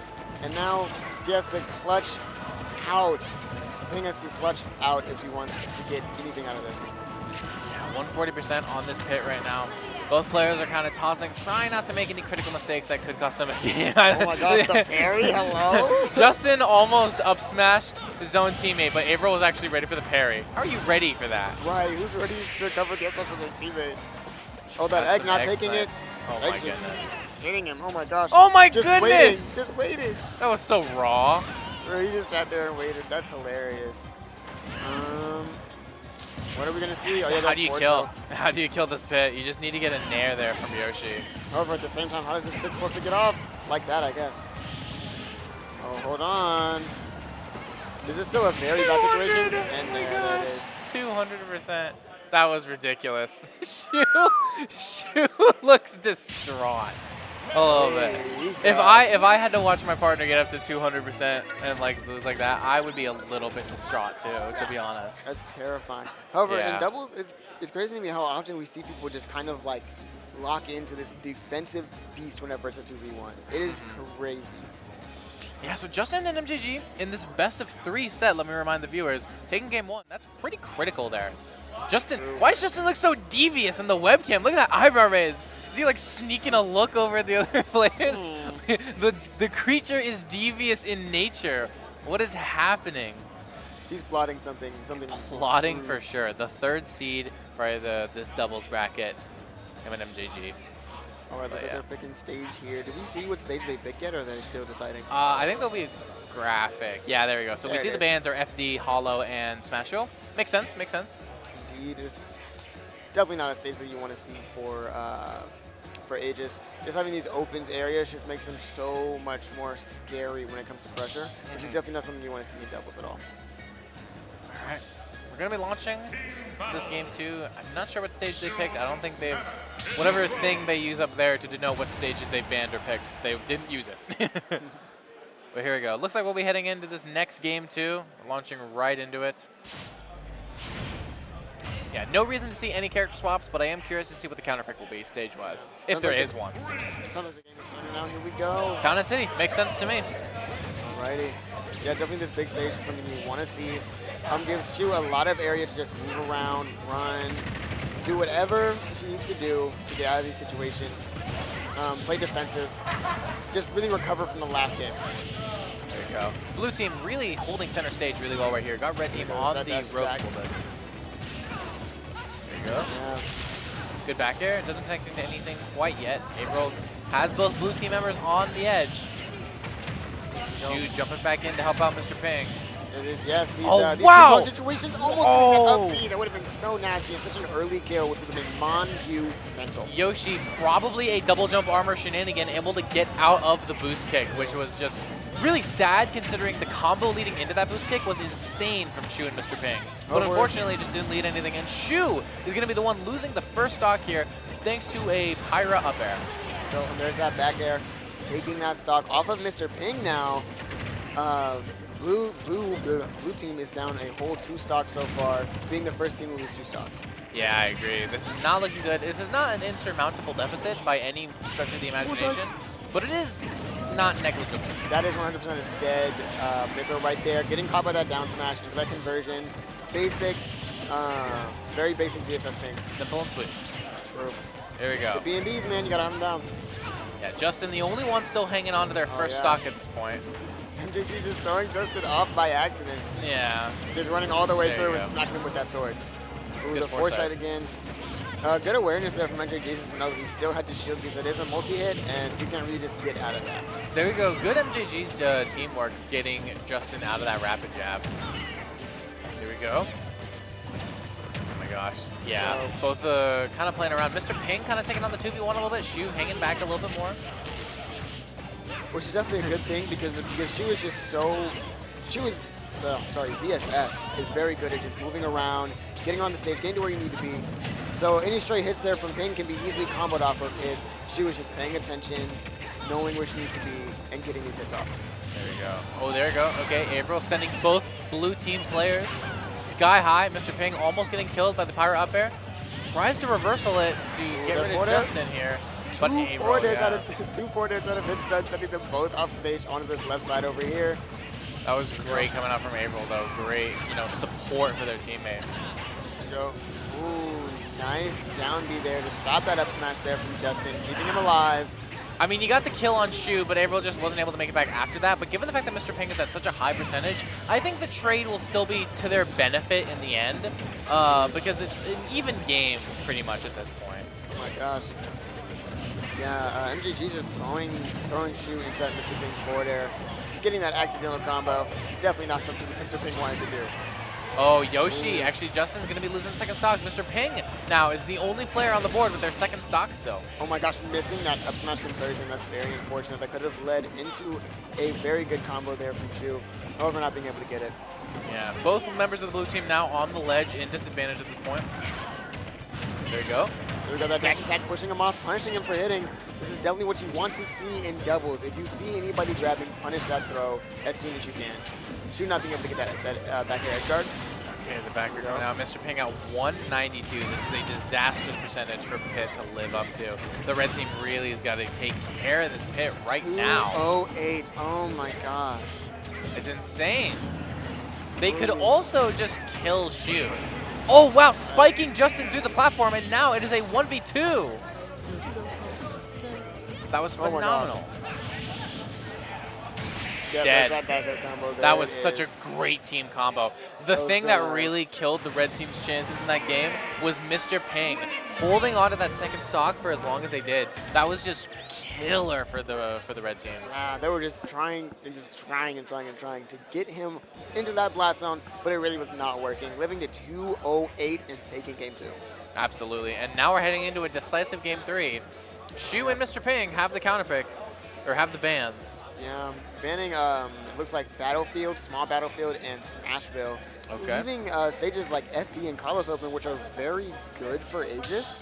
I feel like they prefer the taller ceilings of something like Town or Kalos, because a lot of their stocks were lost from up airs from either Pyra or Yoshi. So I think leaving open the tall ceilings was actually a smart move by that team. And we're gonna head over to PS2. Very neutral stage. I believe it's where they won game 1.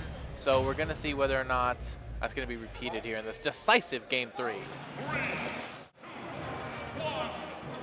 Here we go. We're gonna be launching into it. All right. Looking like MJGeesus is staying back here, staying comfortable, just looking for these opportunities to just slide in, get some hits, punish any moves that may be hitting his teammate. Yeah, we saw Shu try to get a really good edge guard on April there, but just wasn't able to. April was able to smartly side B above everything. Shu almost getting the kill there with that flip kick. April again though, being able to live past it, but the boost kick not gonna quite kill Justin just yet. Yoshi a bit heavier than that. There we go. Shu's holding center stage really well. That's the thing that she's doing pretty good in this entire set. Just being there to threaten back air or flip kick off of Mr. Ping's aerial is really good. Definitely scary space control, which is really very, very nice here. We see Mr. Ping just going in, getting these kills, like right there with that up smash, and then Shu just staying back, controlling space, punishing anything that needs to, and following up any conversions. This is very nice team play coming out here from Shu and Mr. Ping. I love that she was willing to go up there with that up B. Just willing to say, you know what, forget it, and just risk it all, because that is a bit of a commitment there, to go all the way up there with that up B, but it's worked out now for this game 3, and this is, if there was any time to make it work, it's in game 3. 100%. There we go, good F tilt. A lot of moves are getting, it's all coming together for the blue team right now. They are comboing Justin up there at the top. Oh my gosh, they're just smacking him around. Getting out of that boost kick yet again, but it doesn't quite matter at this point. All these forward airs though, weaving around, just pushing both Shu and Mr. Ping off the stage at the same time. That's not not gonna take be a dead Pyra, not yet. No, not yet. Especially not against Pyra though. It is the heavier of the two guys, and they're harder to kill. Oh, wow. Oh my gosh. Justin now on their last stock at this point, and none of the blue team members have lost a single one. There's been some serious adaptation going on here on behalf of the blue team, and it is coming out in spades right now. Yes. It makes you wonder if maybe they should have picked a different stage that is more advantageous, or if this is just a very good adaptation from Shu and Mr.Ping. Maybe it's a combination of both. It may be. Mr.Ping and Shu both finally losing their first stocks, but this deficit looks really bad for the red team. That's going to be a dead Aegis. Yeah. 100%. All right, yeah, we just see Justin in the corner throwing out egg, trying to control space too. Yeah, this is... Ooh. Tries to cheese, not going to get it though. Yeah, definitely not at that low of percent. He's definitely looking for some kind of follow-up off of that, but definitely didn't get it. There we go, punishing that up smash, not letting Shu get that combo off of that up smash at low percent, which is definitely an option that is available to CSS. So back air there. Tries to go for the down air, not quite getting any of it though. Good forward throw. Like, Justin and MJGeesus are playing very solidly, but good tech! Oh my gosh. Life-saving right there, but will it really matter? Yeah, punishing that nair. Using that up air to shield. It's not just a kill option. Wow. That almost killed both players. This might be it. Oh, dang, no combo off of it, no conversion. However, he is at kill percent, and this is last stock, so this might be it. She was really trying to like follow up off of something from Mr.Ping. Oh my gosh. My goodness. Yeah, wow. Oh my gosh. I mean, at that point, you might as well just go for the Hail Mary because you're in such a lead at that point that what does it matter, right? Right, yeah. Putting it through 2-1 here in favor of Shu and Mr. Ping. I mean, that was a pretty dominant game 3 in an otherwise very close set. I think there was definitely a lot of adaptation going on there on behalf of Shu and Mr. Ping. We see a little bit of a replay here. Never before seen feature, at least for me, but seeing, I think that this was game 2 here. Looks like it, yeah. Because I think, yeah. Because they only went time game 2, didn't they? Oh yeah, this is the combo where it was bouncing between Shu and Mr. Ping. They were really ping-ponging off of each other really well, and then when it came to that boost kick at the very top, Justin kind of just fell out of it. Yeah. Very unfortunate. I think it would have been a very hype kill. And honestly, with Yoshi on the top of town, he might not have even died from that, to be honest. I don't know. They were pretty high up. I've seen it whiff before. Very unfortunately so. Yeah. ZSS functional characters. Functional characters. Functional. Yeah, we love ZSS. But here we are. We're going to be getting our next setup here soon. As long as we can get the players up here in a timely fashion. I think we are. I believe so. Justyce. I think the Justyce Gamerdog team is coming up right now. Oh, are we getting? Okay, cool. So yeah, Justyce Gamerdog definitely one of the teams we're getting at the moment. And we'll see who else joins them up there. All right. So now we're just waiting. Once again, Sweet Spot 8, largest tournament in North America this weekend, happening in Lawrence, Kansas. We have all sorts of talent from the Midwest, like Shu, like ApolloKage, like Atreus, all coming out here to compete for the title. And right now, we've got doubles happening. If you're interested, I'm not sure they have anything up on the Melee stream at the moment, but we do have some doubles going on the side stream right now. We've definitely got Justin and MJG fighting what looks like to be Cam and Welfarepickles. So that's an interesting set that you should keep open in another tab if you'd like. And it looks like the other team we're getting up here is Zen and Brogan versus the Justyce Gamerdog team. So that's going to be an interesting set. That is Pikachu and Snake is who Brogan used previously. Oh my gosh, we need more Me Sword Fighter, dude. So true. Such an underrated character, underused. Oh man, looks like Justin and MJG have defeated both Cam and Welfarepickles and will likely be moving into top 8 through loser's side. Like it, yes. All right. From them though. That could have been streamed. I love how they're finishing up their set right as this one starts. I know. You love to see it. You love to see it. They could have played. Looks like we'll be launching into winners semifinals of doubles here at Sweet Spot 8. All right, Peter Griffin. Oh my gosh! I love how the tags for Keis and Rocke are swapped. Because Rocke is playing Pac-Man and Keis is playing Me Brawler, but they've got it swapped over for right now for some reason. But you know, we got the ZSS in the pit that we were just watching alongside Pac-Man and Peter Griffin, both P starting characters. And we're going to see how that goes for them. They're pushing P, honestly. All right, here we go. That down throw Yeah, having to shield because of the that dropping Hydra down there from Rocke. Exactly. 77% Oh, gets the nice bell. bell. Trying to get another conversion off of it, not being able to get it though. Pac-Man is supposed to do really good against CSS, low-key. We saw Azael at full bloom defeat Doorstop. So this is definitely good matchup-wise for the red team. But blue team definitely is a little bit more favored to win this set, I'd probably say, in terms of like seeding and common consensus likely. Mr.Ping getting the F smash there on Rocke, taking that first stock. That was a pretty good call out there from Mr.Ping. So we're going to see blue team taking the early lead, but definitely not impossible. The reflect! That was really nice. And that up smash not being able to take it just yet though. And both blue team players getting killed there by Rocke. Was that a forward smash? I believe so. The edge guard?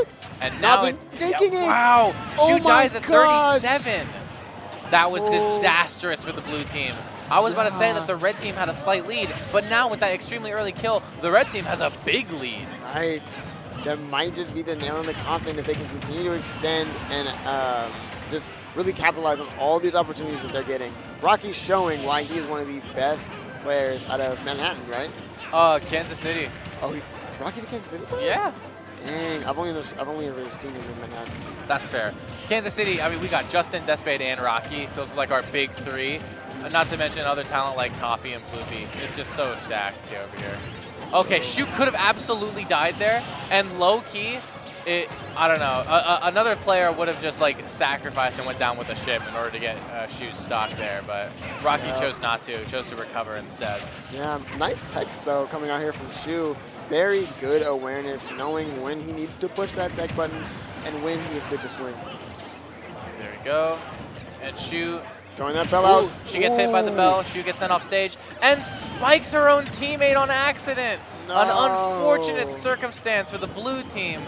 She must have assumed it was one of the red team members and it just comes out sometimes. Or Shu likely flip kicked in order to recover, and Mr. Ping just happened to be in the wrong place at the wrong time and it automatically spiked him. That is another thing. That's what I'm assuming. It could have been a spacing mishap on the part of Mr. Ping. But now, yeah, this is not looking good for Mr. Ping here. Against two red team members, one of whom has 2 stocks left, your odds are not looking the best. Right. Yeah, right here, yeah. There's really not much more to say about that. All right, bam. Good up tilt, at least. All right, yeah, just getting these straight hits. Good stuff from Mr. Ping, knowing not to follow up on that up air, not to follow up on that up tilt, because he knew he'd get punished there by Keis. Absolutely. Good bell coming out. Ooh, good Picks parry it there. back up. Oh, they're not going to stay back. Wow. Landing in between them. Very nice there from Rocke. That was such good spacing. Right. Like, there was like a pixel where you could get in between them and only hit that F smash in that certain way. And Rocke was just so comfortable just slotting himself right in there like a pachinko machine. He was just so ready for that scenario. True, true. Definitely showing Rocke's mastery over this character. He knows the field, he knows where he needs to be, and he knows how to move with this character when he needs to. Absolutely. So we're going to be launching into Game 2. It seems like our bans here from Rocke Keis are going to be Hollow, Smash Throw, and Battlefield. Makes sense to me, those stages. Pretty good for both the characters that the blue team is playing right now. So we're going to see what they pick as their counterpick stage here. Alrighty.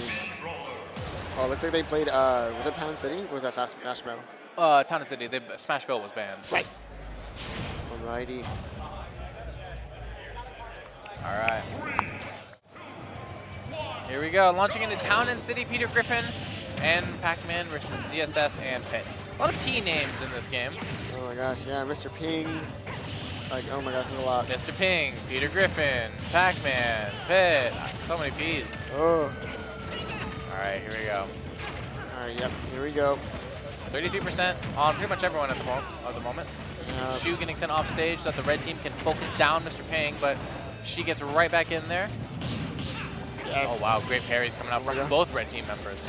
I just imagined like a Family Guy skit of Peter Griffin doing a ZSS flip kick, and I think that's hilarious. This is worse than the time I teamed up with Rocky Balboa. There we go. Alright, Keis gets sent off stage here. Both blue team members are on opposite ledges, keeping the red team members in the middle right now. Trying to get that combo there from Shu. Mr. Ping and Shu have very good team combos. Like, I always see them converting off of something. They know where the opponent's going to be. truly, they're very good at doubles. Like, this is very entertaining to watch. And when you think of doubles and you think of high-level play, this is what you want to see. Like, play from Shu and Mr.Ping. Okay, there you go. Both teams losing a stock early on. Mr.Ping losing stock for the blue team, and Keis losing stock for the red team. But in terms of the percent of the living members, Rocke's percent is far higher than Shu's is right now. Right. Good stuff on Rocke, knowing when to parry there, popping out with that downer, trying to just get out of disadvantage right now, and achieving his goal. Throws Galaxian, but accidentally gets killed by the back air from their own teammate, Keis. Yep, they both went in for that punish right there, and it only worked out for one of them. So yeah, if you're red team, what you need to focus on right now is evening up the stock count, which, and honestly, you could do that by defeating Shu or targeting Mr.Ping. Either one would work. Exactly. It just depends on what you value more here in this game. Do Or you want to put... Exactly, this is true. Alright, it looks like they're still going for their classic 1v1. No!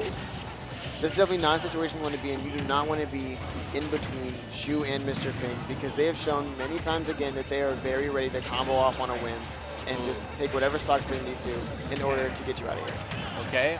Yeah, Keis has been off stage in disadvantage for like 20 minutes and finally gets killed by that down air up smash. Missing ledge. But Shu also dies. I mean, the stock count is 1 down for the red team, but other than that, the game is fairly even. If they can kill Mr.Ping here relatively quickly, they could have an even game on their hands. Oh my gosh. Not going to connect it, though, because Shu comes to her teammate's rescue there. That right there was very nice, though, from Rocke. The way that he utilized Bell there, very impressive. Throwing out Bell again. The forward airs, they're all coming out. There we go. Oh, the forward smash only hitting his teammate, though. Oh, and Keis is dead. Oh, he missed input. Are we going to see a restock? Yes, yeah, we are. You got to get back in there. Got to help out your teammate. Exactly. That knee brawler flip kick works differently than the ZSS flip kick does, and it's kind of easy to die with it. Mr.Ping finally losing their second stock. Stocks are not even right now. It's not looking good for the red team at the moment. However, this is still very doable. God, the team combo is so good. We saw Rocke and Keis win last game, but we also need to remember how low of a percent they were able to kill off Shu.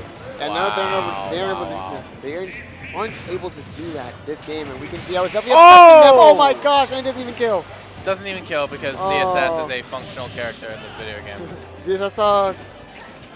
I can guarantee you. Good. I can guarantee you, Mars is watching right now, and that was his exact reaction to that. Mars is participating in his own invitational tournament, I think. Oh, is he?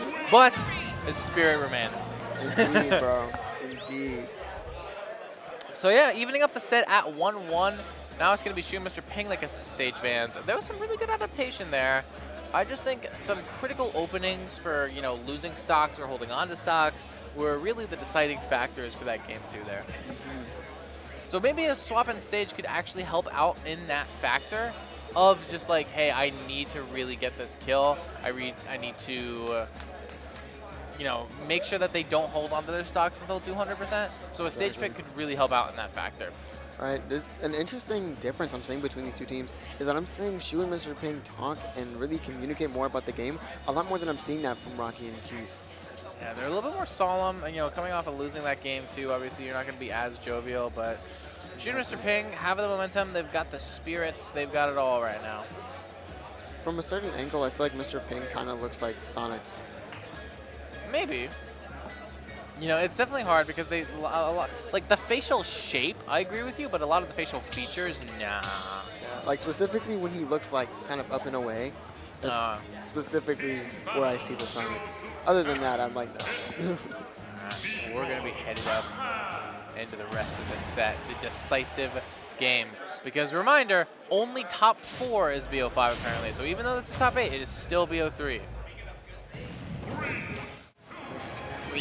There we go. Final destination. This makes sense to me. I think they, you know, really want to cut down on Shu and Mr. Ping's, you know, synchronicity teamwork combos. Right. And in order to do that, they've gotten rid of the platforms. Exactly, yeah. Getting up in the air is really where Shu has been able to get all these conversions off of these combos. Oh my god. No! That's it, you're dead. Wow, and Rocke dies at 77%. Holy crap, dude. ZSS functions right when she needs to. True. I mean, character's that really was good. just a crazy opening, to be honest with you. Okay, cool. Nothing coming off of that paralyzer from the bell. I thought there were going to be another up B. I thought she was really just going to go for it. I'm not going to lie. Woo. They're grabbing the back throw into that. The bell. Wow. Dang, but that bell not yet killing. I mean, when the blue team is using Pac-Man's items more effectively than Pac-Man is, that's a bad sign. Right. Especially against Rocke. He has such great control over his character. But he doesn't anymore. That's a dead. That's a dead Pac-Man. Wow. Rocke has lost 2 early stocks in the first like minute and 2 of the game of just like CSS up B. That's crazy to think about. Oh my gosh, yeah, this is and more not specifically, at all. Mr.Ping doing something that directly led into a true ZSS up B, which is honestly where this team has really been making their money. Right. And however, it does look pretty bad because Rocke has lost 2 of his stocks. We got to remember the stock count is still 4 to 5. This is not as scary as it may look. You're right about that. Especially yeah. if they can kill Mr.Ping at this point, but Keis losing another stock and blue team still holding on to all their ones that they currently have. Right. Oh, dang, what happened to the key? I thought he had key. What did I miss? All right, sending him off, trying to get that back air on shoot, not being able to get it though. Mr.Ping comboing everyone. Oh my gosh, very good stuff there from Rocke, leaning in towards Shu to get that hit and get that pressure off him and then back to that trampoline to recover. Very good stuff coming out here from Rocke, knowing what he can and cannot do with his character. Good nair. All right, there we go. We have key. This is definitely our kill option here from Rocke. Missing that key though, trying to get that out there. Yeah, Mr.Ping at 160 with all 3 stocks. Disastrous No way. for the red team. Okay, neither of them are dead yet. Could they get an edge guard from this though? Keis might be in a bad spot, specifically. Oh gosh, the flip kicks are so insane. You're so raw for that. Throwing off that, that up air, stopping the, oh my gosh, trying to get that combo against Shu. Yeah. It just looks like blue team has adapted so perfectly to red team's entire game plan. And red team, the stocks are even. Has just, they don't have a response at this point. It really does, it feels like way less of a game, like even than it is. But the percents are the biggest deficit. And Keis and Rocke are both going to lose their stocks. I was like, wait, Rocke died because of that? It's Keis against the world. Yeah, Rocke got caught by the uppie, and Keis was like, get down, Mr. President, and took it instead. Peter Griffin, truly the protector of the state. I agree, but not going to be able to protect a lot for much longer because this combo is insane. Dead. Oh, yeah, he's not dead just yet. He's still in the 70s. Oh my gosh, just barely mistiming that down smash. That could have been and right there. Oh no, the down B. That was so raw. It's so raw. They're always right there to set up. Oh my gosh, this team is crazy. This team is going crazy. And they're going into winners finals. Defeating Rocke Keis 2-1. Shu and Mr.Ping always right there with those kill options. That is so nice to watch when you're looking at doubles. Yeah, oh my god. That was pretty crazy. I'm not going to lie to you. Yeah. I mean, that team slayed. For lack of a better term, they slayed. 100%. They ate that. 100%. They did. Left no crumbs. No crumbs. Genuinely. Looks like we see ApolloKage headed up to the stage, potentially. Wow. That'll be interesting to see. It felt like Shu was always in the right position. Just like, oh, cool. I'm right here. Forward air. Boost kick. Down B. Boost kick. Flip kick. Everything was ready. Side B. Whew. And yeah, that's like that team synchronicity, that teamwork, the reliance that your teammate will be able to follow up on what you're doing that is so important in doubles. Really? So we're seeing ApolloKage and Atreus versus HGK and Regulating Mofo. We see Justyce and Gamerdog. Winner of that set has to fight Rocke Keis. And then we see Justin23 and MJG did end up making top 8 through losers after all. I think the last set over there, I think the set happening, yeah, okay. Deathspade and Caden versus Justyce and Gamerdog is actually happening on the side stream right now. So if you want to go watch that set, go to VGBC2 and go ahead and watch it. But we're going to be getting AK and Atreus versus HGK Regulating Mofo up on the main stream right now. So stay tuned for that. All right. It's definitely going to be an exciting set. Both of these are very good doubles. And then whoever wins, we're going to see them going up against Shu and Mr.Ping, which is definitely going to be very exciting. And I believe losers drops down to winners quarters. Losers quarters, yeah. Losers quarters. And then they're going to be facing whoever wins the set between Justin23 and their potential opponent. Oh man, I'll take a sip of water there real quick. Stay hydrated, chat. You too. Real. Even if you might be watching from home, might be watching in the car, might be watching like a podcast, stay hydrated. It's important. All right, I'm seeing Atreus head up to the stage right now. And HTK and Regulating Mofo are both sitting down. Regulating Mofo, I believe, plays Mega Man, but I'm not sure who HTK plays. And then, of course, AK, Snake, Atreus, Palu. That is a solid team that we've seen time and time again. Right. I think both of these players can really rely on their teammates in situations that are definitely like necessary or nail-biting. Yes. I think that they're very confident in each other and they know what they want to do, where they want to be, etc. Switching those names around on stream. Good stuff. There we go. Production. We love it. Woo! And we'll put it back. We love it. But the production and the TOs here in Kansas City are all phenomenal, and they put on a wonderful tournament here, truly, at Sweet Spot 8. All right, we appreciate you all. Thank you so much. Thank for bringing this to you. us. Support your local TOs. Please. Yippee. We couldn't be here without them. Absolutely, you're right about that. Alrighty. They're just defining on stages at the moment. Atreus and AK talking about what they prefer. All right. Are they banning or they're just choosing?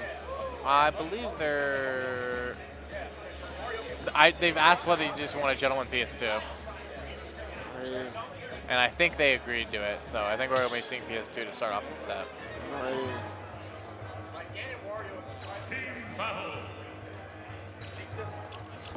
Alright, we're going to be launching into it real quick here.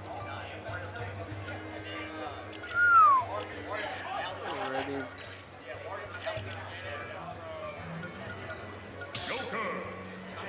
Okay, that might be HTK.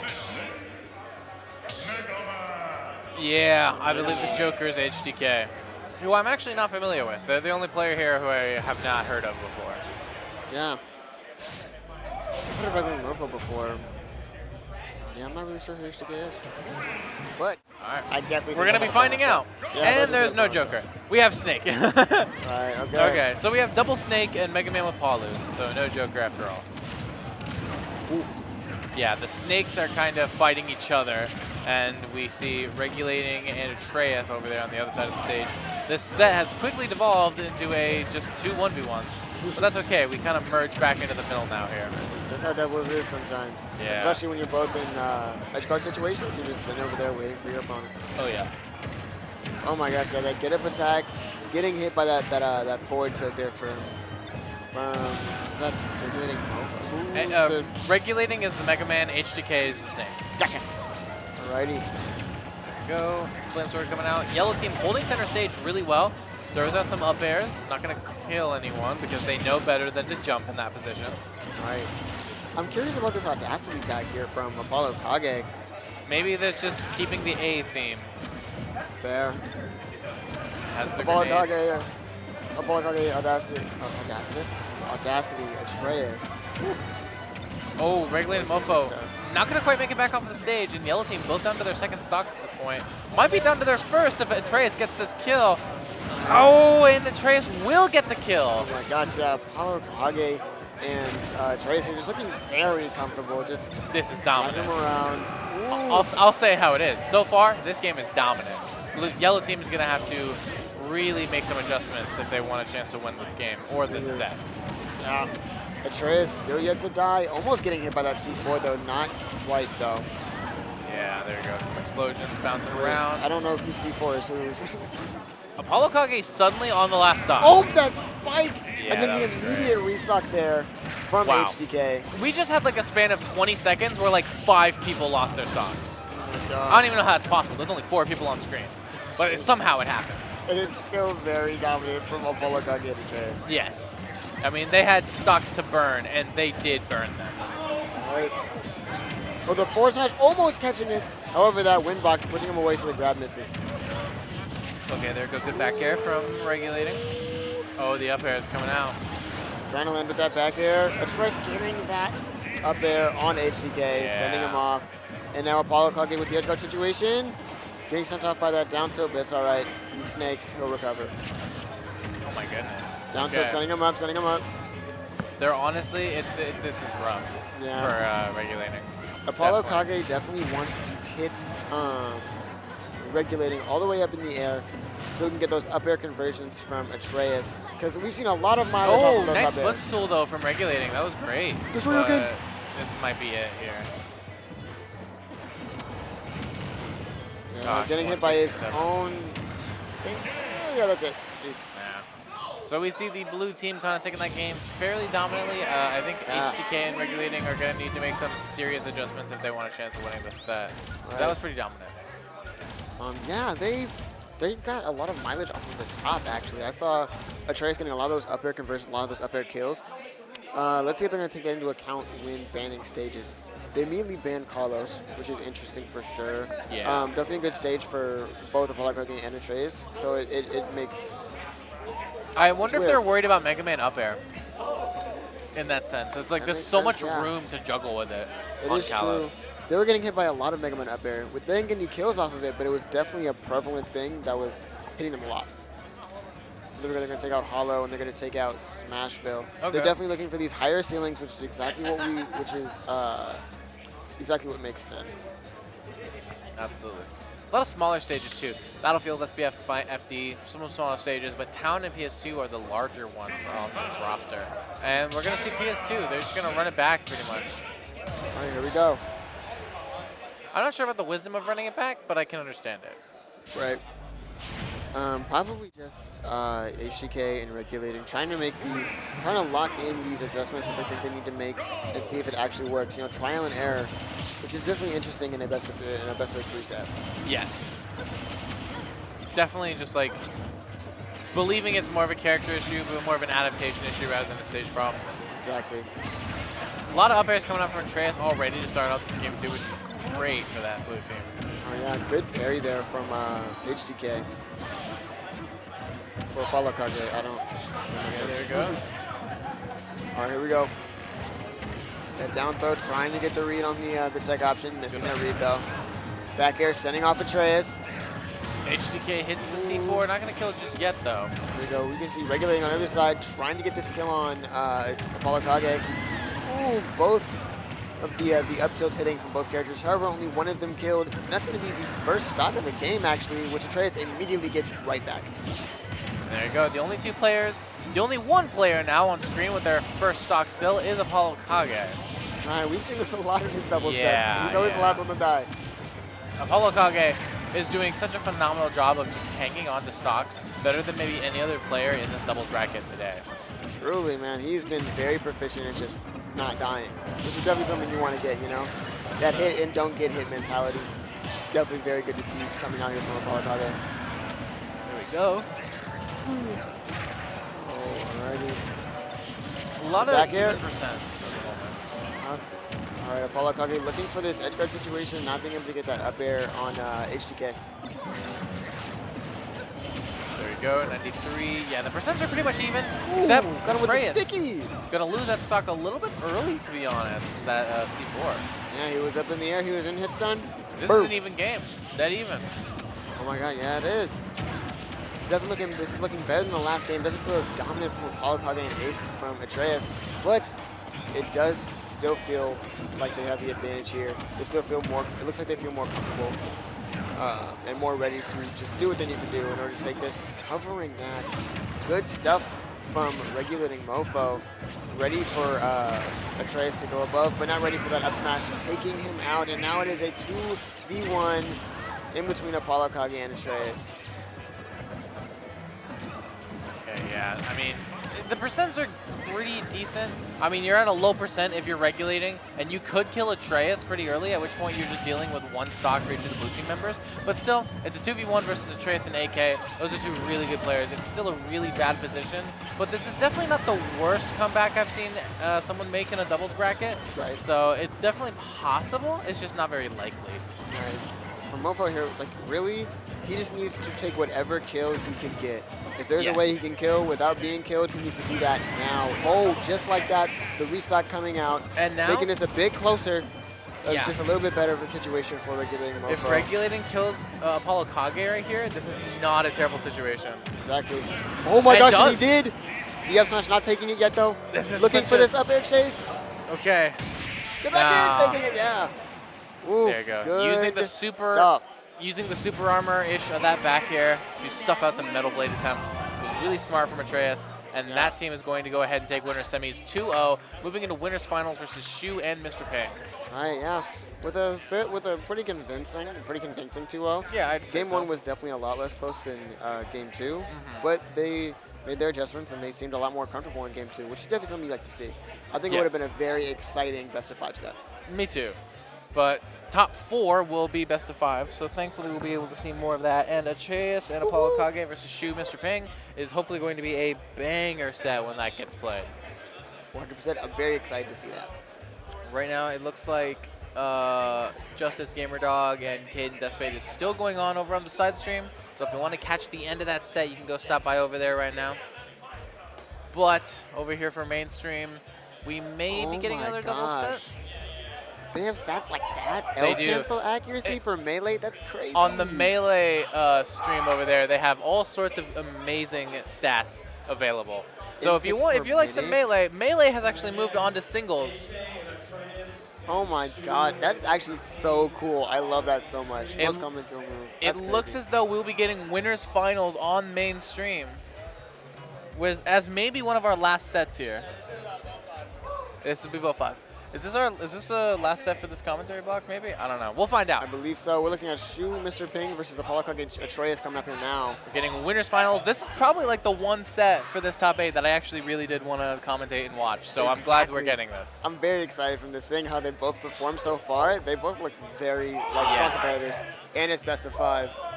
Who's freaking out? People are freaking out over at the side stream. Oh, they popped off. Good Justyce stuff. and Gamerdog have just defeated Caden and Deathspade in losers 8s and move on into losers quarters versus Rocke and Keis. Justyce and Gamerdog had a simultaneous brother pop-off right there, and that is honestly just like the wholesome family activities that you can do with your siblings at home. That is good stuff, yeah. You love to see that kind of pop-off, Really. especially from a TO too. Right? I mean, if you're going to TO, you're probably passionate about the game. So I actually am not surprised that a TO like pops off like that, because that's kind of like they have the most passion. Exactly. And there you go. It was 2-1. Yeah, last hit. I think maybe Justyce made a comeback like 2v1. That might have been what caused the pop off. They were going off. We'd love to see stuff like that. Love to see. Dang, the other side of losers day still hasn't even started. Yeah. I can see why we're doing winners finals right now. Right. All right. Whoever needs to play to get here, please do so. Please play. Oh, we're getting into it. Oh, wisdom. There you go. Looks like we're gonna start out the set. Looks like we're getting names and stuff sorted out, but it won't take very long because all these players are on this Switch already, so it'll be fine.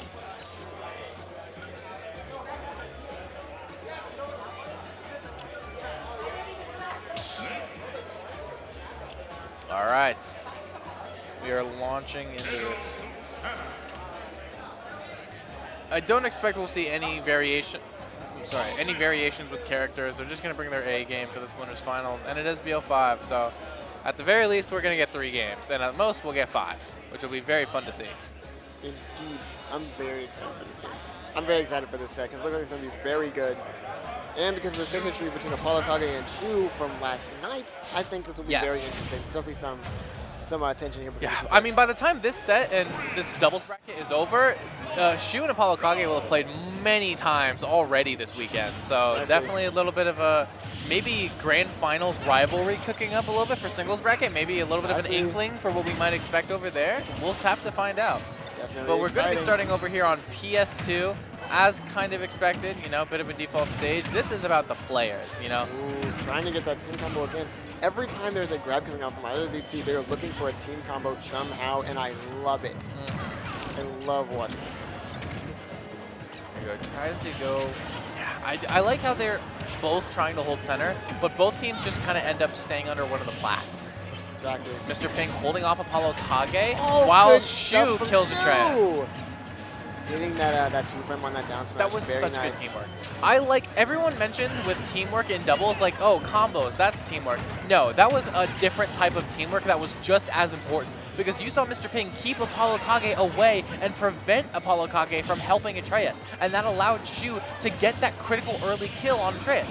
That is one of the most important types of teamwork in this game, and one of the most important types of teamwork is also not killing your teammate like Atreus did to ApolloKage just there. Definitely something you don't want to see from your teammate. No. Yeah, but they're just so very aware of everything that's going on. It's like they're like one little brain just controlling two characters at the same time, and they flow so well. They flow so well. They're a very good team. Some might say it's sharing the brain cell. I'm saying that it's sharing the whole mother brain, honestly. Exactly. Exactly. There we go. Little combo. Again, they're comboing AK. I think that really sets Shu and Mr.Ping apart in this doubles bracket. They have the best synchronicity, the best teamwork out of any team we've seen in this entire bracket. That was a great flip kick kill, killing Atreus off the top with flip kick. Wow. Shu there, taking that stock there. Slight stock lead for the blue team. Yeah, Atreus is doing like wonders for his team. He has been pulling off some very good kills, and he's still doing it in this game. We're still seeing how good of a player he is, even if they are performing worse than they want to. Exactly. Here we go. Oh my gosh. AK and Mr.Ping. Yeah, there we go. Mr.Ping misses the grab and gets up tilted by AK for it. Atreus gets sent off stage and is now being ping-ponged between Mr.Ping and Shu. Shu gets sent off stage to get back. The Orbitars. Yeah, ApolloKage and Atreus just holding center stage. They're like, listen, we both have tools to hit you all the way from over there. We will gladly sit here and wait for you to approach so we can do what we need to do. And stocks-wise, it's still pretty even between these two. It's definitely... There you go. Mr.Ping getting that really well-placed and well-timed up smash on ApolloKage and getting that stock. Both members of the red team now on their last stock, and Shu, only player on the board, still holding on to her second stock. So exactly. Yeah, they're just playing around center. This is some good neutral, though, you don't see too often in doubles. Exactly. There's a lot of swinging going on in doubles, but this is definitely a very neutral-heavy game so far. Good explosive flare. Yeah, they currently ApolloKage and Atreus. Wow, the back throw from Shu comboed into the down air spike from Mr.Ping, and that is what I've been talking about this entire time. They're so synchronized. They're so on point with each other, willing to follow up on anything and everything. And not only are they willing to, they've been hitting it the entire bracket. Exactly. And that has been the difference maker. All right, and this might be the game, honestly, because ApolloKage and Atreus needed to protect Atreus' stock if they wanted a chance at winning this. And I think it might be over now. 2 stocks here from Shu, and 1 stock here from Mr.Ping to get these team combos down. I think that might be it. Wow, there it the is. Zerend up smash. Oh my gosh, these setups are insane, This bro. doubles team is cracked beyond absolute belief. Seriously. I'm honestly in awe. I'm honestly in awe about this. This is genuinely so impressive. So impressive. I'm shocked. I mean, it's crazy. Oh my It looks like the other side of Losers 8 is happening right now on the side stream. It is Team Bucky's versus Avril and Justin. Alrighty. They're running FD, Smashville, and I'm sorry, not PS2, Small Battlefield. Yeah. Makes sense. Seems fine. Exactly. This is definitely good stuff. I mean, they're just so well synced. It's kind of like, how are you that good at following up? How are you that good? It's honestly terrifying, man, because holy crap, these two are so good. However, we definitely can't discredit ApolloKage and Atreus either, because they were still holding their own. While they were at pretty much a disadvantage the entire game, they were still holding their own and keeping their ground, trying to keep these stocks even and level as much as they could. Yes, I agree. All right. Here we go. We're going to be launching into game 2 here. Let's see what stage we got in store for us. We are going to Battlefield. I think this will help out a little bit with Atreus' combo game for sure, and a little bit of AK's camping. Platforms are kind of like walls in this game, but this will also kind of help out Shu and Mr.Ping because it makes some of their team combos a little bit easier, a little bit more longer per se with that top lap. So we're gonna see who it ends up benefiting more. However, we could also see these platforms possibly mess up some combos from Shu and Mr.Ping. However, I don't doubt that they've still practiced this stuff anyway. Oh, nice. That explosion stopping that combo there from Shu, that might have been a dead Atreus if they were able to finish that combo. I agree. So it's so critical that ApolloKage is able to step in and prevent Atreus from getting team combos. Right, like these traps from ApolloKage are extremely important just to disrupt any flow they have, stop these team combos from happening, and protect these stocks. I agree. The grenades are getting tossed out willy-nilly. Good back air. Back air. The up air, setting them both up. ApolloKage so just setting up his traps, being patient, hitting what he needs to. I love how ApolloKage is just sticking to this game plan. I agree. His team wants him to sit back, set up his traps, throw his grenades in there, disrupt, and that's exactly what he's doing. He hasn't been approaching or trying to get any super crazy kills just by rushing in, being aggressive. He's staying back, holding his ground, and being backline support, exactly what he needs to be. Blue team is really putting the pressure on Atreus off stage. Atreus is in big trouble, but manages to snag a kill on Shu. Right, there's that first stock of a minute and a half in. Right? Everybody at kill percent right now, other than Shu, who just lost his stock. Oh yeah, reading that roll, getting that up B. Oh, and did you see that that snipe there from Mr.Ping? Stopping that punish from Atreus that would it wouldn't have killed, but it definitely would have been a punish. So stopping that's very crucial. There we go, 153 on Atreus. The only player still holding on to their first stock. Exactly. But not for much longer. We're looking at a dead even game right here. Exactly. There we go. There we go. I don't know, it's scary. Like I said in game one, neutral is a big part of this set right now, which is nothing you see a little often in doubles, but I am actually a fan of it, to be honest with you. Exactly. I do like the double neutral because it just shows the awareness and the game sense and just the patience. Everything that you want to see in a top player, you see in doubles neutral. That was a great spike from Atreus on Mr.Ping, and honestly, with this set where everyone's been living for ancient percents, getting that early kill on Mr.Ping is huge. Exactly. So now it's up 2 stocks to 4 right now for blue team and red team. And that up B does not kill yet. Too low for percent there for Atreus. Oh man, Mr.Ping trying to get an up smash on a follow-up. Yeah. Sadly was not able to get that up there. Has the C4. Yeah, I saw that happen. Big boom. There we go. And now he's 4v1 stock. This looking like game 2 is pretty over. Yeah. I don't know, things just like really snowballed in favor of the red team in a very dramatic fashion. I don't know. That's not what you like to see. Yeah. Team comboing with the wrong team. It'd be like that sometimes, don't it? Shu's just so good. She's comboing with every team on the screen. For real. All right, here we go. Going him off. Oh my gosh. The back air pushing her off stage even farther. Good nair. Good stuff. Stopping him from converting. This is what you like to see. That dash attack not working, but there we go. That one will take it though. Evening up the set at 1-1, and yeah, pretty dead even. And yeah, that game kind of just was a story of snowballing momentum, honestly. But yeah, that stage pick from ApolloKage and Atreus definitely worked out exactly the way they wanted to. It worked very comfortable for them. Shu and Mr.Ping not showing what they showed in the first game. Definitely these adjustments made by ApolloKage and Atreus were very crucial in that game. Very good to see that their planning worked out and their stage pick functioned, and we're going back to PS2. The bans are going to just be the flat stages. You know, we see Town, FD, and Kalos with the bans there, where we're headed back to PS2, which is the last large stage with all those other ones banned. Or FD isn't large, but it's flat and expansive, you know what I'm saying? Exactly. So it looks like both teams are kind of strategizing a little bit launching this game 3. This is not the last game of this set, because it is best of 5 here in Winners Finals. I'm tired and hungry, but I'm tired, hungry, but I want to see this set. It's a banger. Indeed it is. Once we get off commentary, I'm immediately finding something to eat. Oh. Here we go. A lot more zoning coming in from the blue team here in this game 3. I mean, we definitely seen fade back a little bit with the neutral Bs from both CSS and Pit there. Exactly. It's something that both of these characters are capable of, especially ZSS. Just being able to camp and just control space really well. Oh, so scary. Every time Shu flip kicks and is looking for that spike on like a follow-up on Mr.Ping, it's really scary for the red team. Exactly, it is.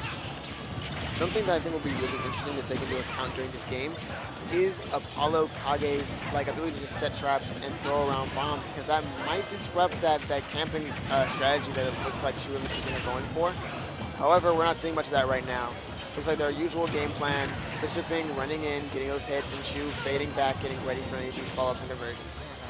Right now, there is no solid lead for either team, but this first kill is gonna back throw. The flip is gonna push him off, punishing that. You're not just gonna hit these for free moves right out there. Watch out for that C4 on the left platform there. You see that? Oh, Mr.Ping got caught by it. All right, luckily he was at low percent, so it's not super bad, but no. You definitely don't want to get hit. Good tech there from Atreus. Nice forward throw. Almost killing though. Yikes. Here we go. All right, up into the center stage.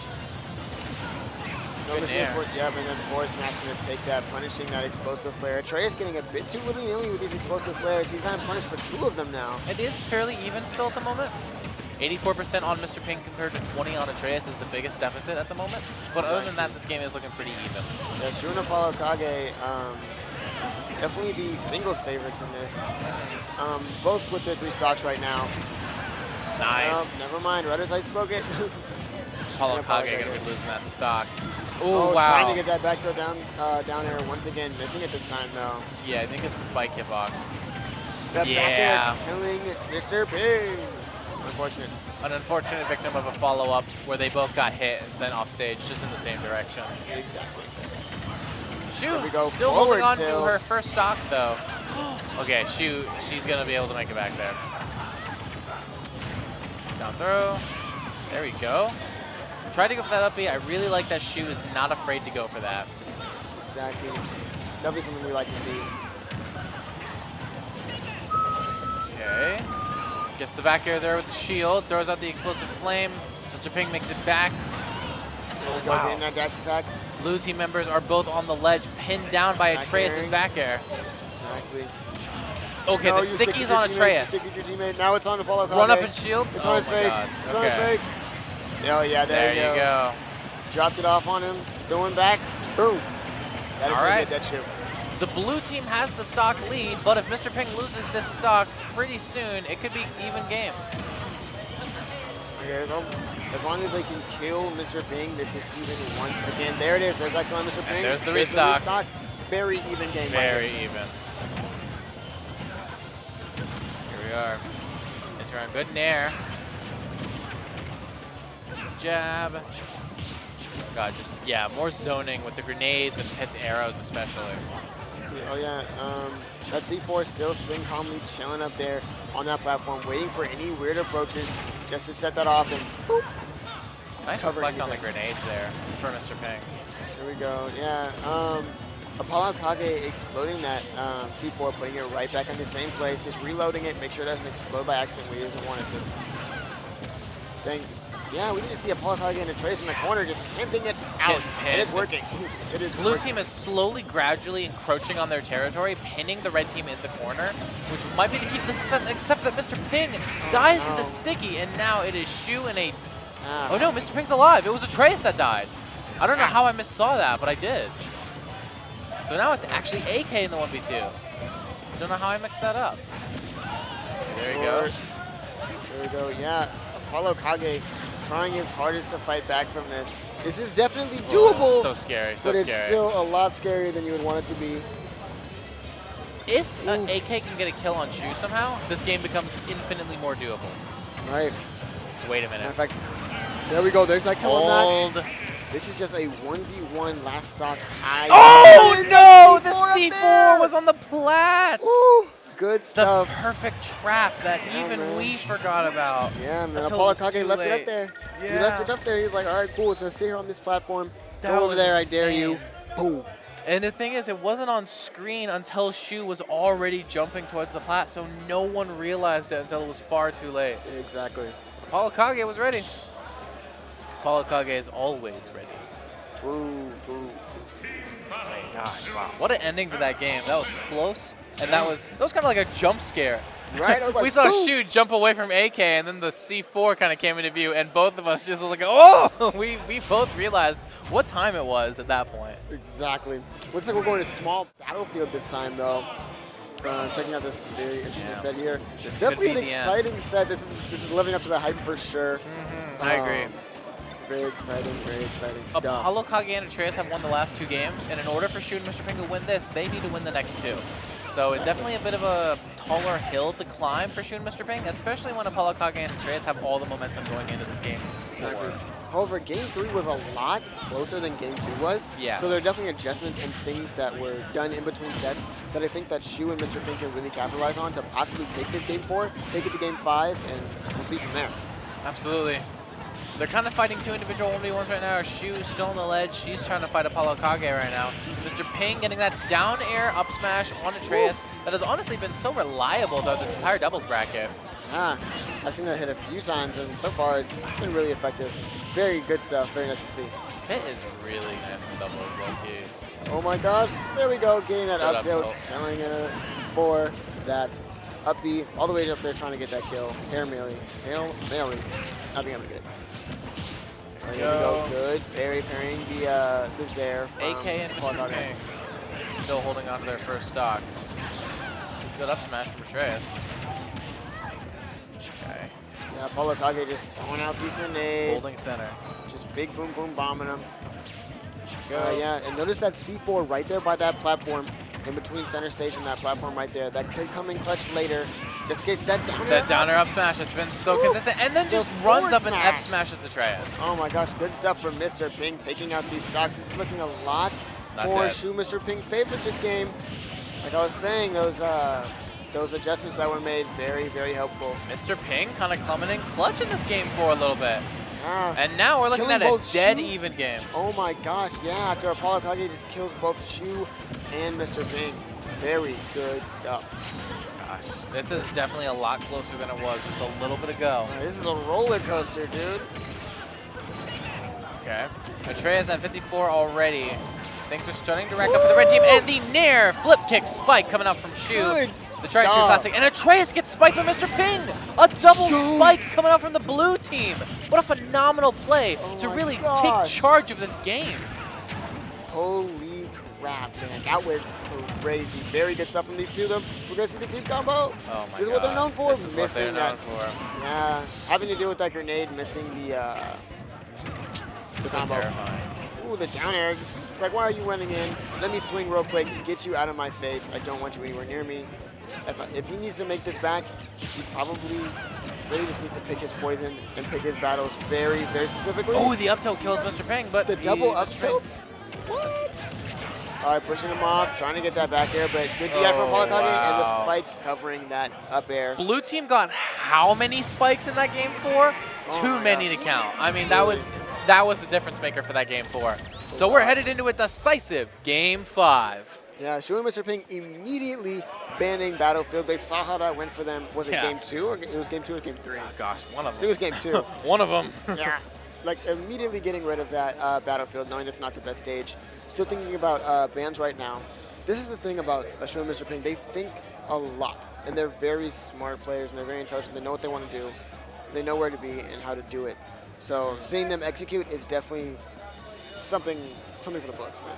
Absolutely. Yeah, a lot of discussions going on about the stage. Obviously, the stage has actually been a far more important factor in this set than any of us had thought it would be. So they're taking a lot of time to think about it, for sure. Right. Both of them in the thinker stance, hitting that, in that philosophical mind state. Yes. We're looking at ApolloKage here. They're also discussing their game plan as well. So remember, they also lost that game, so they need to make their adjustments accordingly as well to figure out what they need to do to come back and take this set game 5. All right, yep. I'm still thinking. There's a lot of stuff going down. I'm not sure. What? I don't think I have a sponsor. Yeah, that might be the spot for it. Yep. When she gets one. Sponsor Shu, she's great. Please do. Here we go. So yeah, the other bands are going to be PS2, which is interesting, and Kalos.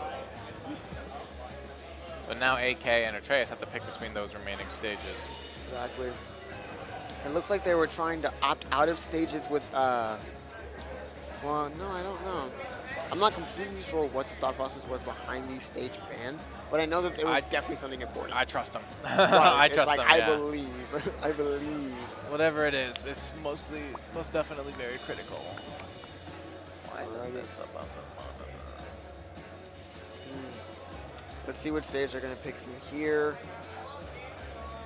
We can see ApolloKage and Atreus still thinking about stage pick, figuring out what they want to choose, and Shu and Mr.Ping most likely discussing game plans, saying, oh yeah, this is what we did wrong, this is what we need to improve on, these are changes we need to make here.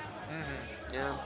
Over here to our right, it looks like we're seeing a double set between Justyce and Gamerdog versus Keis and Rocke over there on the side stream. All right. Well, I don't know why you go there when the climactic resolution of this tense Game 5 set is happening over here on main. Here we go. They're choosing stages. They chose Hollow Bastion. Okay. That's where they're going.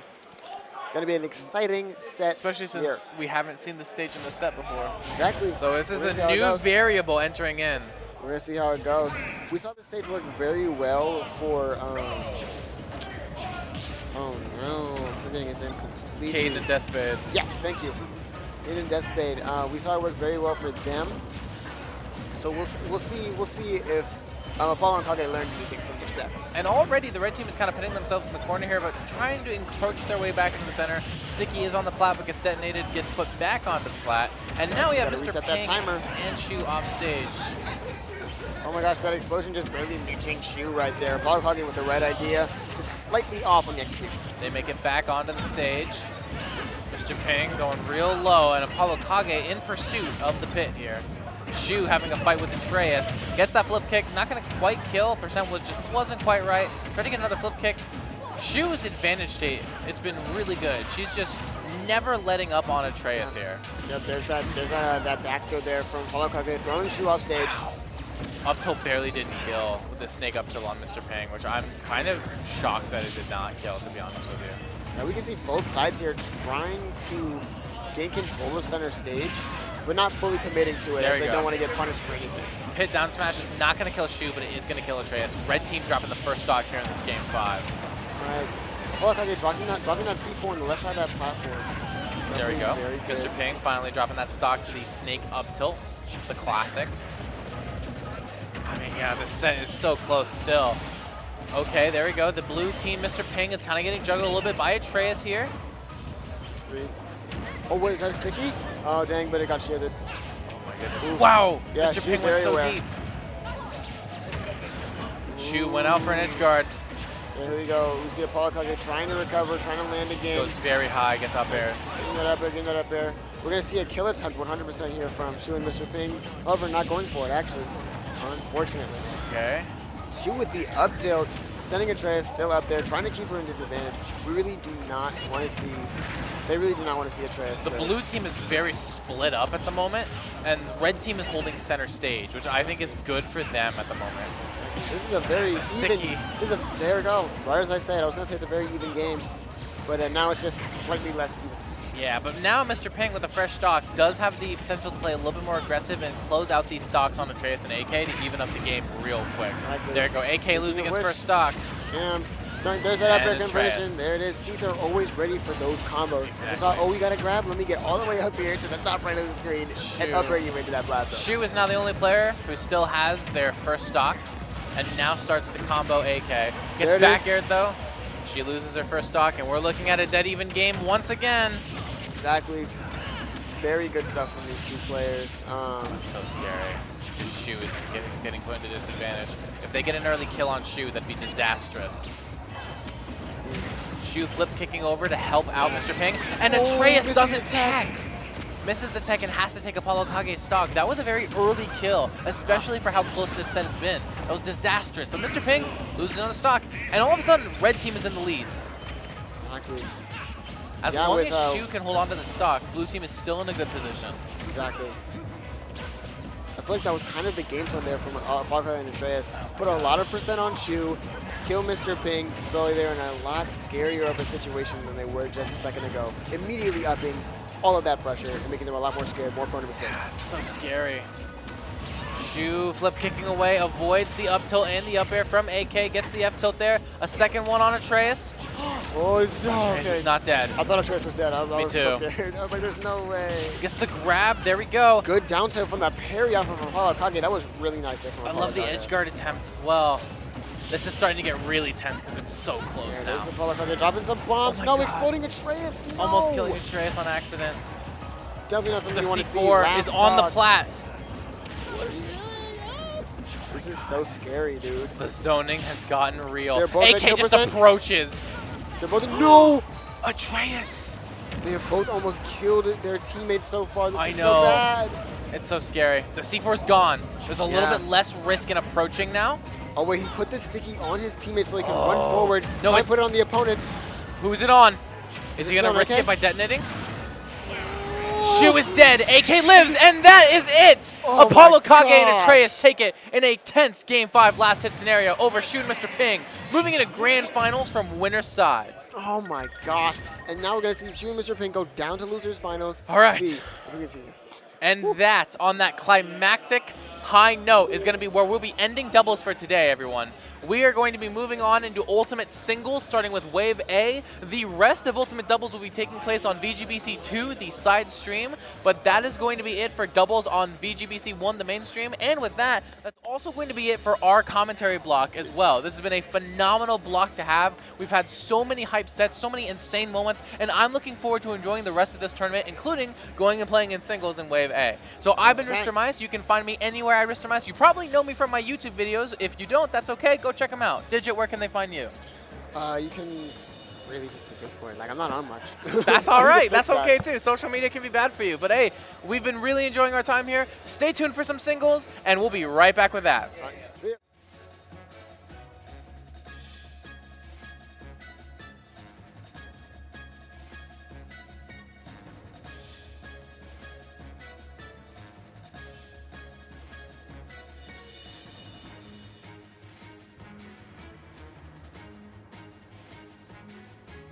Bot 8 doubles. It's your boy, Big M. Right next to me is the lovely Fire Blaster. A commentary duo we haven't seen in quite a while, but it's nice to bring it back to Sweet Spot here, where we originate in the heart of the country in Kansas here.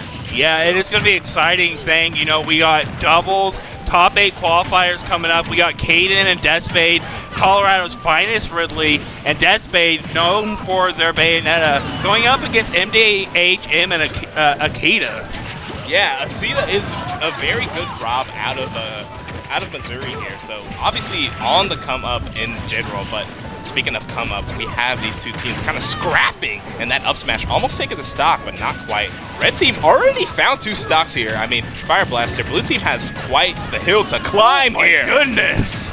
That is the hill to climb you're talking about, you know, with Rob and the stupidity they have in that area. Unfortunately, it's your partner's stock gets taken and not your opponent. Yeah, and one of the most nastiest things about Bayonetta and doubles, you know, obviously an awkward character, but half of their combos happen in the freaking top quarter of the screen, so you can't really interrupt them or stop them. So it's a very interesting dynamic, like that freaking back kick there, and Caden and Deathspade are running a clinic, Fire Blaster. Yeah, and that's the thing. So with Bayonetta, she can control the airspeed, like everything up in the air, and with Ridley can really do a good job of controlling the ground, like the spacing on the ground and everything else. And I think that's why this is working so well, because, you know, you don't have to worry about covering the air as Ridley, and then Bayonetta just doing Bayonetta stuff. So, yes, indeed. On the other end here, we got another back kick there, the back air closing out the stock, and now red team is just going to style and profile here in a fantastic game 1 finish. Caden and Deathspade give it a little bit of a giggle as they just did some nasty work down there. I mean, you're up 4 stocks to 1, like, you see Ridley's all the time, you're just like, you know what, let's go for the style, the down air. You see Uppy a lot at that situation, and you know they're looking really comfortable right now after that solid game 1 win. Yeah, but obviously Acida and MDHM taking it, but you know, a little bit chuckle, a little bit smile on their end too. We're just having fun out here in doubles, as it's easily the most fun game mode in competitive Smash, at least in my opinion. But we're getting into game 2. Obviously, we're best of 3 until top 4 because, you know, the Midwest double curse. Right. You know, it's always going to take as long as possible. So only best of 3 sets until that illustrious finals. Smashville, I like the stage pick, but at the same time, I kind of don't. So from my perspective, like, this stage is going to work possibly in your favor for Falcon to kill a little earlier and Rob, but in the same point is the early kills from Bayonetta and Ridley combo that we saw in the last game. Yeah, and speaking of early kills, one of the most effective tools at taking stocks and doubles here on the screen is that Ridley up smash. You know, it acts a lot like Ganondorf when he plays in doubles, where you can kind of just jab and set him up, and that up smash has such a good arc that it can kind of cleave a lot of double combos. Right. Oh, and that's a nice back air, and blue team looking solid so far with that back air taking stock and a slight lead. Yeah, and the lead immediately eviscerated by Deathspade alone. The one-man army out there as taking off with the back air into the F smash. Very good stuff. That's one of those things, like, you love to see the different team synergies with this kind of stuff. And I don't think I've ever seen a Ridley and a Bayonetta play doubles like this before.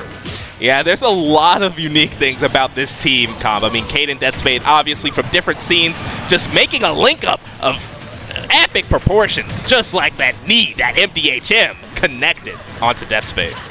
I mean, onto Caden, but yeah, you had the idea, and Caden doing a good job of reserving those jumps, because a lot of times people want to waste their materials, and then Falcon's going to punish you for it. Yeah. I mean, you mentioned it early at the beginning of the match, but I do like this Smashville pick because one thing that big bodies like Ridley or like Rob always suffer is that in doubles there's just so many hitboxes that they're going to get hit. And when you shrink the stage down to a size of Smashville, it's going to be a lot easier to just connect onto Caden, whether you want to or not. And stuff like that can happen. But another up smash, Jesus. I feel like we're in a boxing match and all these guys are going for these uppercuts and everything. And eventually, oh no! Wow, and I thought we were just going to go full Sudoku, like go down with MDHM there. But no, actually gets a no-tech and a trade of stocks. Man. This is disappointing for the blue team. This game was looking so solid up until that last few moments of this game, and it's not looking good. But I'm not counting anybody out. But it's not too good for Falcon off stage. Speaking of counting out, Deathspade exits stage right, and now we have a 1v1 between Caden and MDHM, who will come out on top here. Fire Blaster. It's one of those things, like I said earlier, you never count anybody out, but Falcon off stage, and that is going to be the stock and the set. Caden and Deathspade qualifying top 8.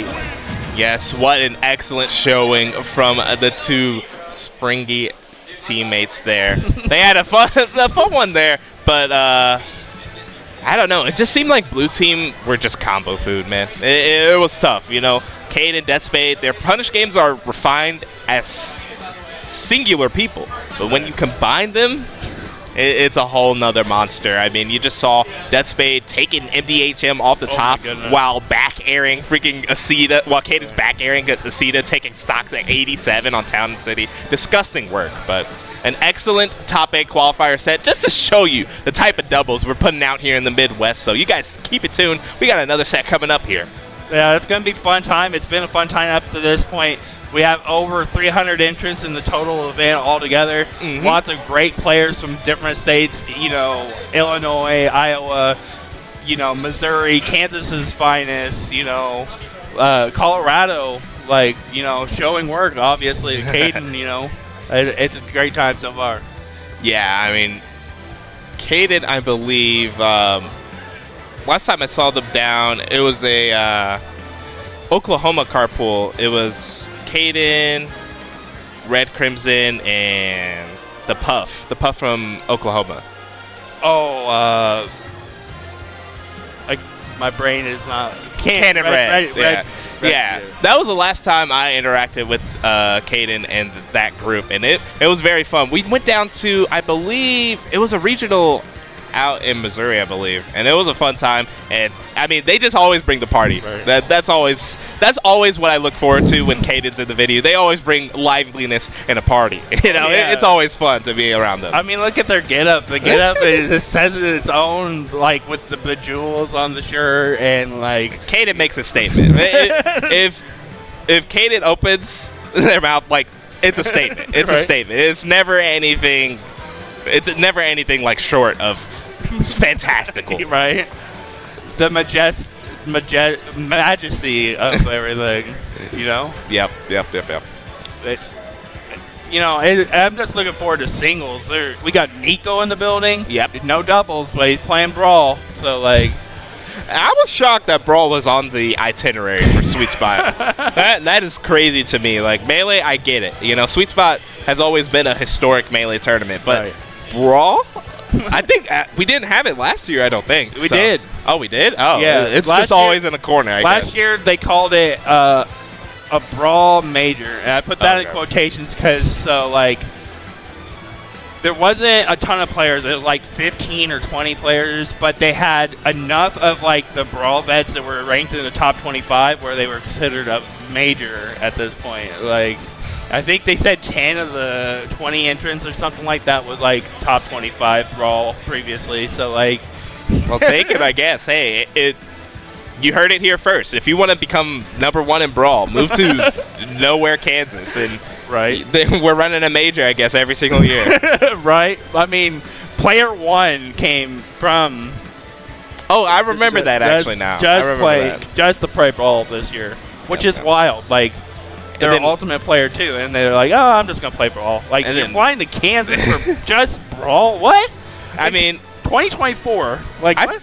I forget, did MJG also enter the bracket? Yeah. MJG, okay, yeah. So, yeah, we got...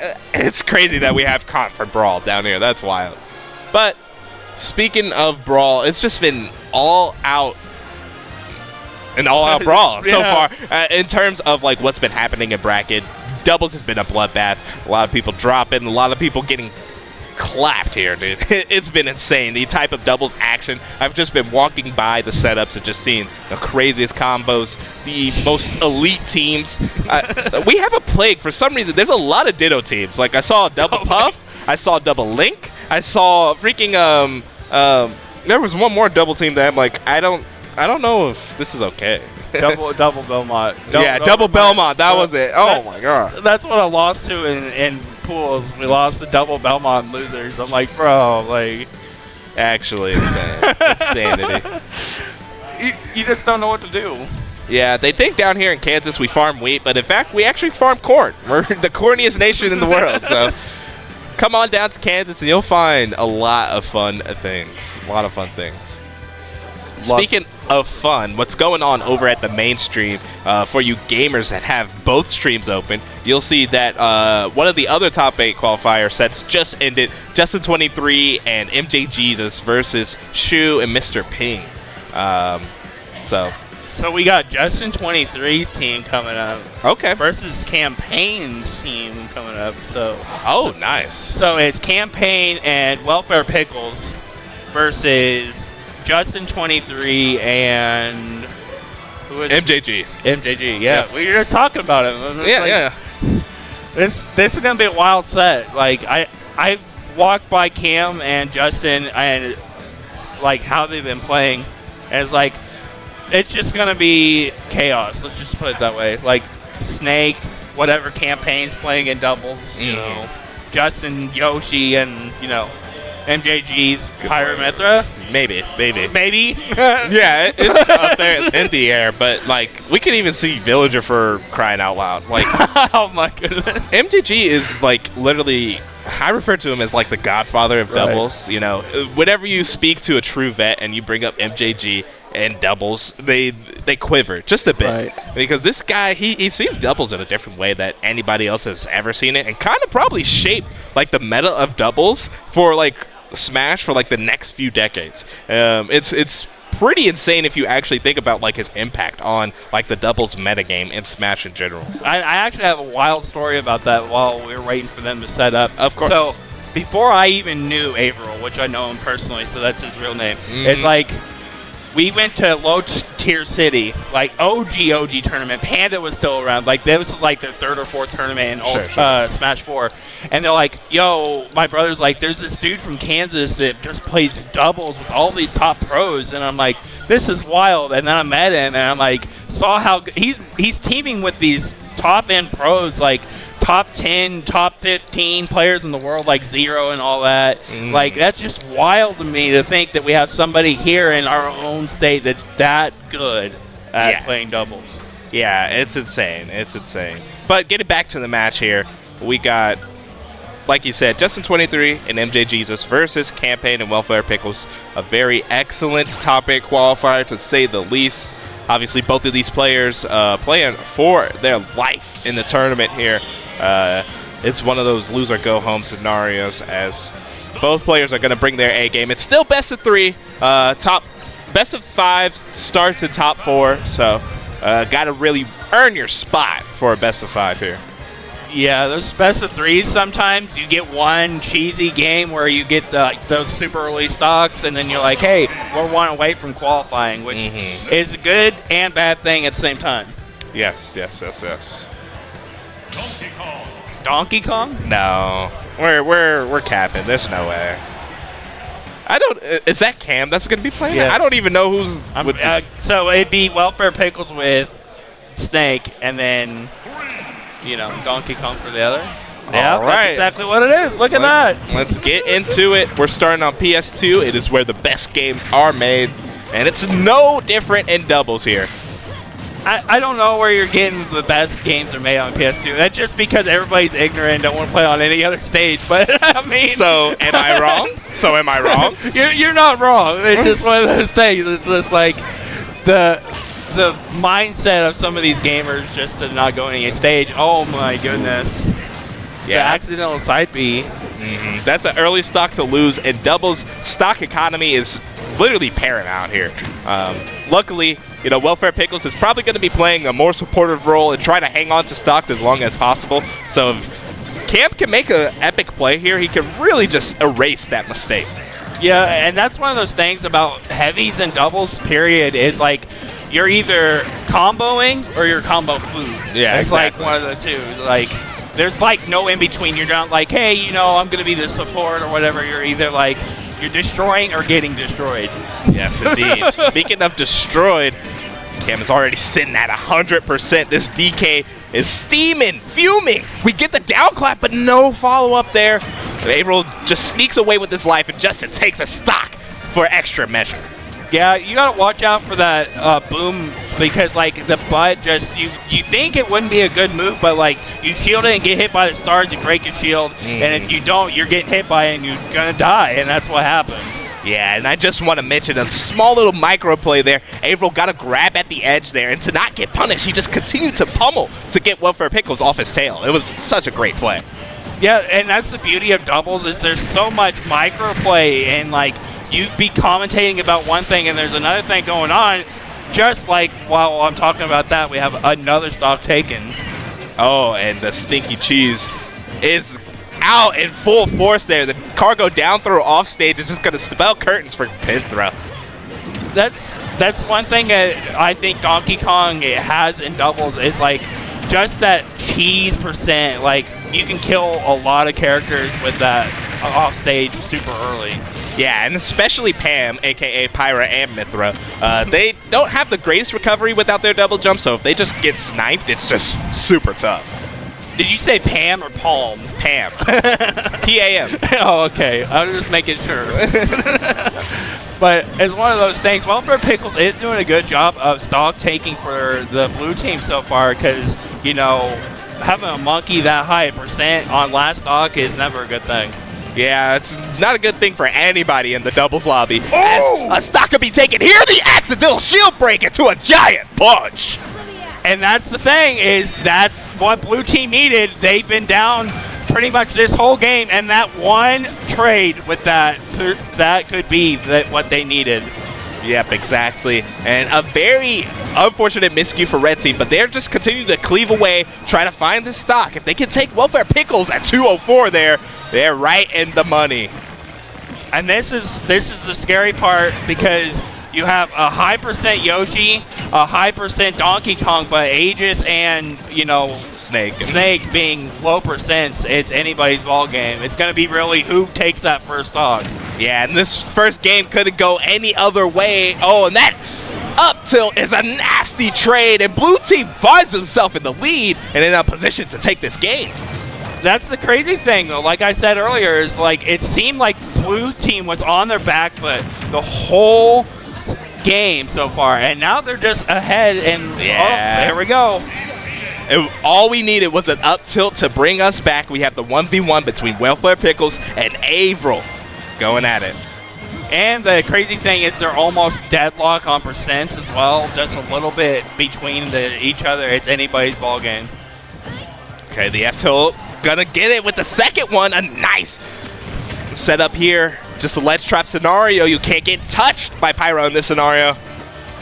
Oh, I thought maybe that Avril went too low for that, but it was good job knowing their character and how to get back. Ooh. Yes, and that will be it. A one swing in the wrong direction, and Welfarepickles gets cooked by that back air. Yeah, and that's one of those deceiving back airs. You think that it was too low to the ground to hit, but then you see that last few hitboxes coming out, and it just hits you, and then you're dead, and you're like, bruh. I like to call Pyra back air the BF air because it goes from the back to the front, covers a whole 180 degree around that character. It's actually insane. It's kind of BS too. Yeah, exactly. But game 2, we'll see what we're looking at. Yep, we got a lot to look at here as we're back on PS2. We'll see how these two teams go at it. We're sitting at 3 stocks apiece, and I'm excited to see what we get. I'm excited to see what we get too. It's like, how is Cam gonna recover from, like, he did a good job of recovering from like the early oopsies, like, but how is he gonna like take that into this game? Well, here's the trick. He's not going to think about it whatsoever. You know, a miscue is a miscue. We lost that game, we're on to the next. That's how you really keep your mental in check with those type of when those type of scenarios arise. That's fair. You kind of gotta be like receiver in a corner. Like you know you get burned. You gotta let it go. And that C4 letting go and taking April's first stock. Yeah, Welfarepickles' C4s have been on the money this game too. Already taking one stock and putting Avril in a bad scenario in another.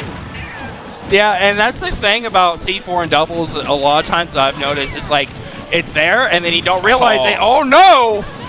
Good job getting back. I was so scared there for a second. Yeah, Avril just had to get out of dodge, but like Welfarepickles doing such a good job setting up Cam to spam these back airs and put Avril in such harrowing scenarios just like that one.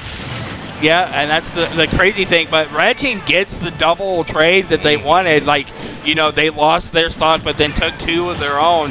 And, you know, if this Yoshi can stay alive, we will have a whole different game. But that was, I don't know if that was the Punisher that they were wanting. It was a 0%, you know, let's not give it a fly ball and just get that dash attack, get that guaranteed percent. But speaking of guaranteed, right now, anything but in this game, as we have a asymmetrical even right now. We have 3 stocks on Justin hanging on by a thread, while on blue team they just have an even 4, 2 and 2. Right, and that's whoa. There goes. It's not 2-2 no more. They now Red Team back in the lead.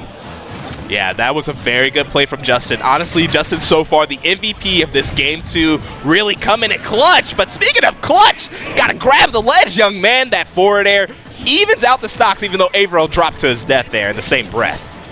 Yeah, and that's the thing, though, is like, you know, the forward air going through that cipher is crazy to see, but, like, you know, Yoshi's with his thick head and that big nose, like, just puts it to work. Yeah, no, it's why I call Yoshi the Serpent Slayer. He always gives Snake a little bit of trouble in recovery and honestly all aspects of things. And a great heads-up play from Avril there. Dash attacking, making sure that up tilt does not connect. Yeah, and that's one of those things. Oh my goodness! What a way to finish out the set with the up air on the double stock. And Yoshi, you know, putting his thick head to that work. Yeah, and except in that scenario, it was the tail of iron cleaning up the game in a beautiful finish screen, getting both players in that up air. Just crooked work from Avril and Justin. Bruh, that's probably one of the wildest ways I've seen a set for doubles end in a long time. It's just like blue team's there, they're doing a good job, they're 1 stock each, and then boom. Yeah, I know. everything lined up, and this is why I call April the godfather of doubles. You know, set everything up perfectly. Justin was juggling Cam, kind of sending him towards that up air. April had a heads-up play, was able to see all 3 other players on the screen at the same time. That's what you love in a doubles player. Sent Welfarepickles his way and said, clean it up. And, you know, Justin, he leaves a happy plate every time. Every time. Yeah, he's one of those kids, you go to dinner time, and he's just like, you know what, I'm eating all this, even if I don't like broccoli. It's like, I'm not leaving it on my plate. You can have broccoli on your plate, but I'm cleaning mine. I'm cleaning mine, so. Like I said, Justin was the MVP of that match, you know, being able to hang on to 3 stocks for so long in that set, and then also finding all the kills too. You rarely ever see that where a player is playing not only the stock tank, but also the stock taker. It's like actually insane. That's the crazy thing about Yoshi, I guess, is like he's so underestimated in this meta. It's just like the kill confirms, the kill power, the dunk early percent kills. Like, it's just wild. Like, well, you say underestimated, but I was just talking about this with my boys on the Let Me Fly podcast, out now. Check out Let Me Fly Esports on YouTube. But we were talking about Yoshi's place in the meta, and honestly, that tier list that came out ranks Yoshi really high. He's actually above characters like Sora, Mario, Pac-Man. I mean, a lot of people are starting to put respect on Yoshi's name. That character has insane movement in the air, above average movement on the ground. You know, he lacks some like engagement tools, but obviously that doesn't really matter in doubles when you have a whole nother teammate to start the engages for you. And speaking of insane, this next set is going to be insane. We have Nebraska's Brogan and Zen versus Justyce and Gamerdog, the brothers from SoCan. Like, this is going to be a fire top 8 it's quarterfinals, not even top 8 qualifier, I don't believe. Yeah, so I mean, the Briny Bros always bring a bang in doubles, so I'm excited to see what they bring to the table, as it's going to be a beautiful burgeoning of... I had a B word, but it's not... But we'll throw it away. This is the top 8 qualifier, one of the other ones that we needed, so...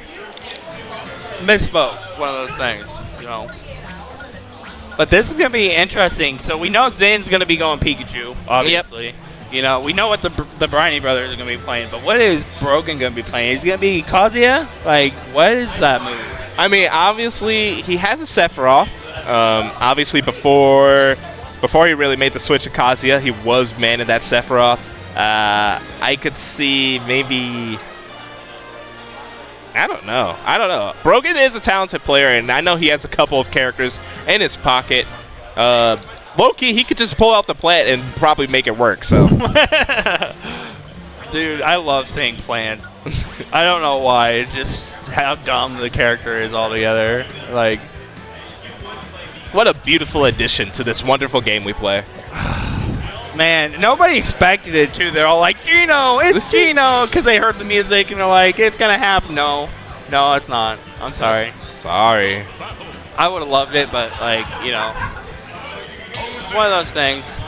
Palutena, that would be... Justyce, yeah. I guess another interesting thing is Gamerdog going to go Mario or Rob. Probably starting with the Mario, because like Mario does good into Pikachu, which we know we'll get from Zen. But obviously Rob's just a good character, so why not? The cheese or us is in full effect. Like, you get hit by that side B in doubles because you're just like, hey, I'm doing good, and then hey, here comes side B, and you're like, oh cool, I'm dead. No longer doing good. Yeah. Do not talk to me. I am not fine. Yeah, it's that exact opposite meme of like the dog in the fire. Like, I am not fine. It's Snake. Okay. All right. So getting everything underway, we are on PS2 here. It is where the best games are made, and stands true here in doubles. If you saw that last banger of a set, I expect we'll have another one here. Yeah, and it's one of those things that it's an interesting dynamic with Snake and the Pikachu, because, you know, like, they're both really good with like their aerial confirmations and stuff. So like, we'll see how that dynamic works compared to a Rob and a Palutena. Yeah, honestly, these are very much day one teams. I mean, something I would see from freaking 2018. Obviously, that Pikachu and Snake is a team we saw a lot of times in doubles, headed by MVD and ESAM. And then on that other end, Palutena and Rob are just two good doubles characters. So Right, and speaking of good doubles characters, both these teams taking their first stocks. Quite, oh my goodness, that cheese, but it didn't take the stock. Yes, luckily Snake, quite the heavy boy, puts on a little bit more pounds so he can survive hard-rig scenarios just like that. Yeah, I always lose my breath when I get hit with that kind of stuff because it's like one of those things, you're in it and you're like, I hope I don't die to this. Oh no! Oh, yeah. That was almost scary there. Almost, you say, as Brogan avoids the flying robot, but right into the loving hands of the goddess. That up air so powerful. Red team now down an entire stock. Gonna be very tough to kind of bring this one back. Yeah, it's one of those things when you're down. It's actually 2 stocks because they're at 5 and they're at 2. Now it's 3 stocks. But in fact, it is actually now only 4. Well, only 2 stocks again. We should stop talking about the count and we should start talking about the game a little more because this is just a runaway game right now for the red. The red team's just kind of getting mollywopped right now. Yeah, they're having a tough one, kind of just staying on the stage, I've seen. Whenever they get hit, whether it be above the stage or off the stage, the Briny brothers are just really good at finding edge-guarding scenarios, but a big turn just happens like that. The double KO puts us at an even territory, even Steven. Every character only has 1 stock to their name. That's the thing I love about this game. You talk about things and how far one team's ahead, and then just like that, bam, back to even. Yes. Very good stuff from the red team, but it only takes 1 mistake to find yourself in the bottom blast zone, and now we have Gamerdog trying to line up the edge guard here. Not quite going to KO, but there goes a whip punish, still not working out. Zen fighting alone, but to Mouse against the robotic operating buddy. There goes the up smash. We got game 1 in blue team's favor. Yeah, the Briny brothers, they looked very solid from the beginning of that game. They got that last, we just both lost our stocks, but overall it was really clean and everything. But for the red team, I want to see Brogan clean it up a little bit. That SD at the end was not what you needed being down like they were. Yeah, not at all. We want to see them bring that fire they had at the end of the game 1 to the rest of the game. So it's a lot more even throughout, but it seems like we're getting a Brogan switch potentially. I forgot that, this kid used to have an epic wolf back in the early days of Ultimate. I'm excited to see that one come out here. And we got another swap on the blue team side. And we got a double swap on red team. So the Pyramithra and Wolf, and then the Mario for Gamerdog. Which is interesting for sure. I feel like Mario does pretty decent into the Wolf, but the Pyramithra actually could give Gamerdog some trouble. I'm surprised he just doesn't stick it out with the Rob, but, I always kind of pop off when I see my boy on the screen, Mario getting him with the double up B. The purple coin's a great addition. I mean, it's one of those things you're named Big In for a reason, But speaking of, big things, red team hitting on all cylinders at the beginning of this game so far.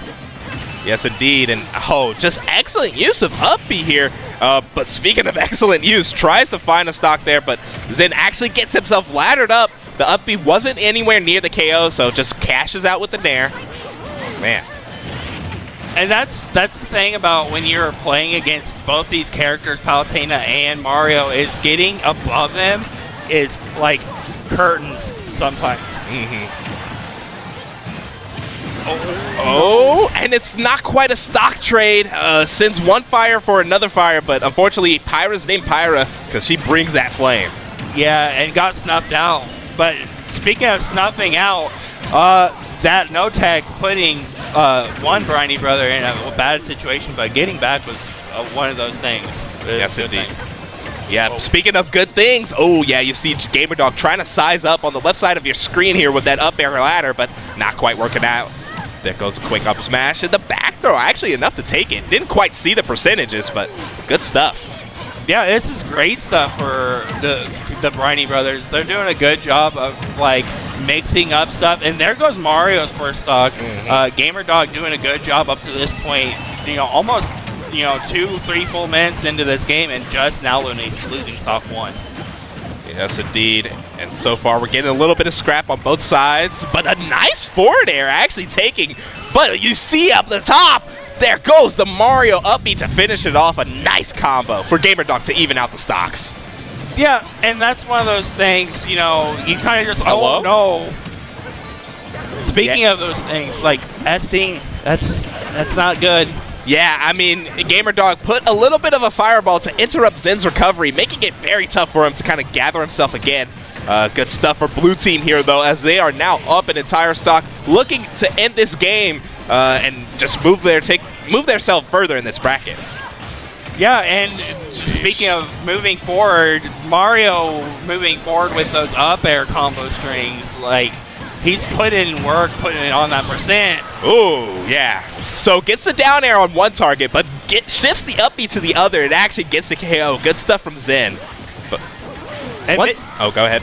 Yeah, this is the thing, though. So if you look at percent, Justyce is a high percent, and, it's not very... If they could take that Palutena stock, Red could be right back in this. Yeah, one thing I do want to mention before the set is over, those high percents are very important. You find yourself having to play it a lot further back, as you can see Justyce doing just right now. And putting that Mario on the front lines gives blue team an advantage that red team doesn't quite have. That was wild. I know that I've seen them practicing that a lot. It's like one of the true things. And now red team on Lifeline. There it is. And red team is put up a solid fight, but Justyce and Gamerdog, the brothers, putting up work themselves. Yeah, they just have that synergy like no other. Really good stuff. Shoutouts to Justyce and Gamerdog moving themselves further in this doubles top 8. Yeah, one thing I did want to mention about that set, it just seemed like the Briny Bros were able to split off red team into 2 separate 1v1s, which typically that doesn't favor the team with more synergy. Right. But how they were doing it is that Gamerdog was actually getting the Mario combos, and like combo characters usually have a tough time finishing their combos in doubles because another player could just come in and interrupt it. But when you split into 2 1v1s, you're just going to have to kind of watch your teammate get laddered into the stratosphere while you're having to handle this Palutena. So an excellent strategy from the Briny brothers, Justyce and Gamerdog, and they kind of put that set to rest in an emphatic fashion. Yeah, putting to rest was a good point, because I mean, you just see Palutena charging that sword, and you just, I'm gonna get back thrown into this. The minute you get grabbed, you're like, I know I'm dead. Like, there's no point in trying to do anything at that point. You're just like praying. You're like, oh, I'm dead. Yes, as you know, when you're about to lose your stock, you see the light, and Palutena, the goddess of it, so gonna bring a lot of that to your face here. But speaking of in your face and all up in it, we're gonna have Caden and Deathspade back on stream, which is a treat for everyone at home. And the Briny brothers are back on, so we just saw win that last set. Well, I think this is gonna be very ladder-esque. Sure. I couldn't think of a good word for it, but like, Bayonetta, good at laddering. Palutena, good at laddering. Mario, good at laddering. Like, the odd man out is Ridley, just sitting in the corner by himself. Well, not by themselves, because Ridley, unfortunately, a very big target. And I can imagine if Gamerdog is able to get his paws on that Space Dragon, things will not end well for Caden. So Deathspade's going to have to play a little bit of double offense and defense, trying to keep Caden alive, but also putting enough pressure onto Justyce so that they don't have like free reign of the screen. Yeah, whenever you can have one partner control the land and the other one control the sky, it's never a good thing. So yeah, we can see if Deathspade and Caden can do a good job of what they did the last time they played on stream, was controlling air and controlling stage. Yeah, very good stuff. But let's get right into it. Once again, Caden Deathspade versus Justyce Gamerdog. We're here in top 8 of doubles at Sweet Spot 8. Let's get it. And it's not the Mario, it's the Rob. And I like that, because, like, you know, the Rob survivability is there. You know, the combos, especially when you're up against Bayonetta, like, you might want those a little bit, you know, they might be easier to come by, and then you can cheese kill, like, you know, that Rob does. Yeah, and that's what makes doubles so fantastic, because in singles, you think choosing Rob into Bayonetta, especially Deathspade of all people, like, you would call them crazy. Like, check them into it Asylum immediately. But playing in doubles, you can actually shore up your weaknesses with a handy Palutena right at your back. Yeah, and, you know, she gives Pitt his wings in their game, so, I mean, you can give Rob their wings, right? But speaking of wings, this Space Dragon comes with them into that up air, gonna send the first stock of this set. Yeah, and that's gonna be the interesting thing is, like, how they apply the pressure and, like, taking the stocks for this blue team. Wow. We will see how they can clutch up a little bit better. Ooh. Wow, that is so grimy by the Brinies. They just clean up 2 stocks in rapid succession. Really great stuff from blue team. Yeah, you said grimy, and that was a little grimy, you know, killing with the side B and then killing with, you know, oh my goodness. I have a feeling that we're going to be in for a long set. Yeah, no, I am so excited. So, oh, wow. And so was Gamerdog as he just sit himself second stage left. Wanted to get to that second stock real quickly.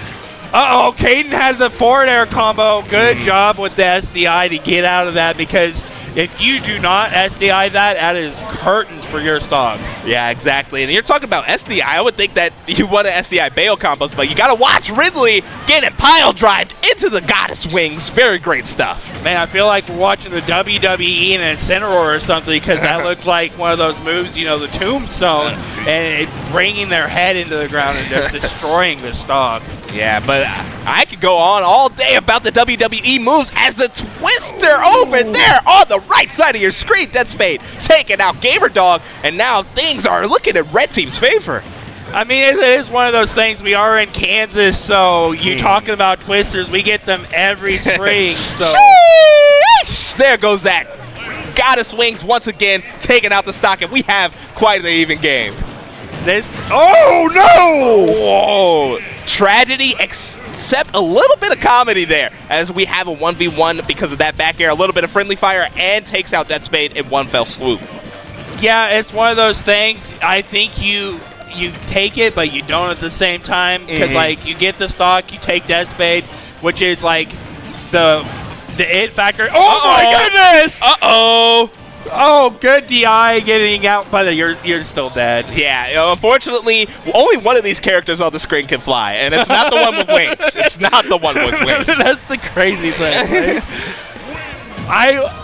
It was good DI getting out of that, and then, like, I don't know if Caden was thinking that they were going to get back, so they side bead, but, like, I hate Rob. I just put it that way. It was kind of a catch-22 scenario, because you expend your jump there, Gamerdog just goes back out with the fair or another side B and takes the stock anyways. And you use the side B, we saw exactly what happens there. It's just kind of a tough scenario that you don't want to get put in. That's really the only counterplay. Just don't get put in that scenario. Yeah, don't go off stage against Rob if you can handle it. Yes. Yeah, exactly. But I want to mention, you know, honestly, the double KO really paid off for the Bridie brothers there. You know, even though Gamerdog took out Justyce and took out Deathspade, who I feel like if Deathspade was in that 1v1, you know, nothing against Caden. It's just that, you know, Bayonetta versus Rob, it's a much easier matchup. You're going to take that one a lot easier. And I'm sure Deathspade is saying the same thing. Like, hey, if I could get my paws on Gamerdog, you could leave them to me. But honestly, getting Deathspade off the screen as fast as possible is probably the blue team's objective. And the objective, I think, is way close their interactions, because they went to Hollow Bastion, which is going to close that area of play in a little bit, so that way they get more interactions. Speaking of interactions, Gamerdog getting that side B combo and killing Bayonetta. Uh-oh, but speaking of killing Bayonetta, the witch will never die. That witch twist off the top, even assisted by Justyce. See, you even try to save your brother, and you only put him in a further hole. It was very tough. That's like putting your brother in a box and pushing him down the stairs. You're like, you know what? You might do good, but let's go see. Yeah, no, Justyce was like, here, wait, before I push you down, let me give you a helmet. That'll save you. You'll be fine. Yeah, you'll be good. Speaking of good, that back air is everything, including good. Kaden putting red team up. Putting red team, all equalized here. Yeah, and this is where, like, I think the closer proximity is doing a good thing for the red team because, like, the scramble situations are a lot easier because, Ridley's right there and can help. Oh, no. Oh, okay. Yeah, that little scramble scenario actually benefits blue team because no, Justyce, no. What is going on? We had a shield break happen at the time that we jumped into a charged up smash. Oh my goodness. And then the Bayonetta almost taking Gamerdog off the top. Yeah, what? Again. What a insane scenario, and again, the stray hit on your teammate sets him up for a nice up air. Justyce will take that, taking Deathspade down to 1 stock. This is dire scenario. The critical health music is playing for red team as Deathspade's out without a jump. And, oh my goodness, okay, we're fine. I feel like right now you're playing monkey in the middle. You're skewing your teammate versus your other teammate. Like, that's what they've been doing, like, at this point. Yeah, and speaking of doing, Kaden got it done. Takes 2 stocks from blue team, and now red team's up. But Kaden's sitting at 140. Things are looking a little dire. Yeah, and if you're the blue team, you want to take that stock real quickly because, you want to patch those wounds so you don't bleed out. Oh, but speaking of bleeding out, Kaden gets sent to the blast zone as soon as Deathspade comes back, but survives. Ridley's heavy enough. Heavy enough. We all thought when this character was coming out, he's too big, he's going to be too heavy, blah, blah, blah. He's not super heavy, it's one of those things, but he's still heavy enough to survive that situation. Yes, indeed. Speaking of that scenario or situation, yeah, Gamerdog has to find a landing here. Justyce trying to come to the rescue, but just takes out the Space Dragon instead. And now Deathspade in a 2v1 against the Bridey brothers. Things are not looking good.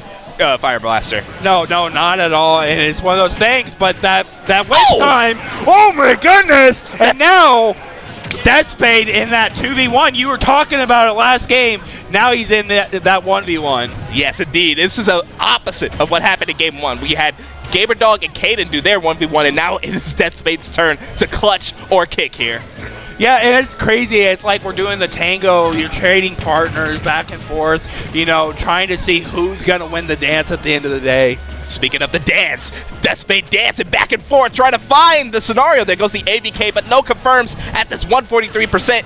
Fire Blaster, who will find this haymaker to finally connect? I don't know. It's going to be crazy. It's very pivotal, too, because if the Bridey brothers go up, this is going to give them counter pick regardless of the situation on game 3. But, or we will see. Oh, no! Yep. And there it goes. ABK back air sends us to a game 3. And Fire Blaster, I'm excited because I want to see more of this set. Oh, yeah, absolutely. And in the player camp, you saw Kaden doing the fist bump knowing that Deathspade had just clutched probably one of the biggest stocks that they've had in this set so far. Yes. Obviously, this has all been heart-wrenching so far. If you have any stakes in this set, I bet your heart is pounding out of your chest because I know these competitors are playing like it. Yeah, it's one of those things. You always got to have a medic on standby in case somebody ceases their heart because of how intense this set has been. And I'm not even a player. My chest is hurting. So Exactly. But you can see everybody's all locked in, at least on the player side, as the stage pick is very pivotal. We saw that Hollow Bastion did help out a little bit for both players. We saw a lot of off-the-top kills, some off-the-side kills, so those stage blast zones are going to be very important. And not even to get to mention about that stage layout, those platforms help a lot of characters, but we're going back to PS2. Who could have guessed? Man, you love this stage, don't you? You really do. You know what? I don't have to answer that question. That's fair. But you answer your question right now, the blue team coming out explosive right now. Yes, indeed. Oh, but there is no question. That up tilt up air takes the stock 10 times F10. Yeah, that's one of those up airs you kind of get stuck in. You're like, I hope this thing fails. Yeah, yeah. Catastrophic failure.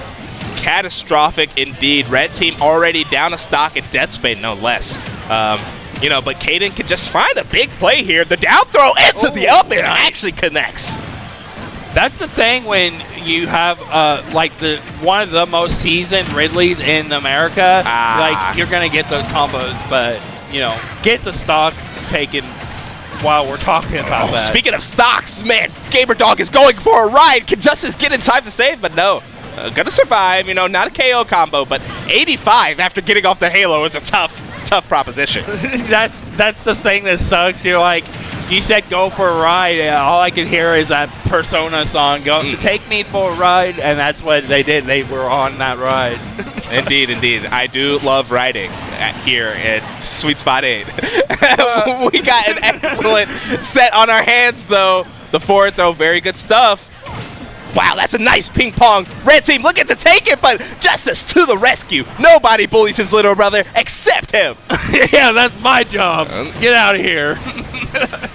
But what we're trying to see, Caden mashing out good. Oh my goodness! The freaking choke slam from the top rope is crazy. Caden trying to put on a show here, but the Gamerdog way too elusive and way too aware to not get cut off like that. Yeah, that would have been like the geek clip of the day right there, and clipping Gamerdog's last stock, and now he has to share off of his brother. Yep, so we are even Steven, 2 stocks on the stock tanks and 1 stock on the emphatic players. What will we have at the shocking conclusion of this top 8 set? Uh-oh, Caden flying high without a cause. There goes the pile driver, but Caden plays Mr. President and saves Deathspade, but loses their stock in the process. And I think in their instance, that might be what they want. Oh my goodness! Oh my goodness! Fire Blaster, we just saw the play of the set. That up air is what blue team needed! Oh, wow! What a set! Holy crap! An explosive finish! Both of Justyce and Gamerdog found the through line and took the cake. I feel like there was a better word to say there. Well, you know, bakery, sweet, I don't know. At least you had words. I had none. Yes, these two, that gameplay did leave a lot of people speechless. Holy crap. I don't know what to say. That was just such an excellent display of Sweet Spot doubles, ladies and gentlemen. Sweet Spot doubles. That's 2 sets in a row. That's 2 sets in a row. Oh my goodness.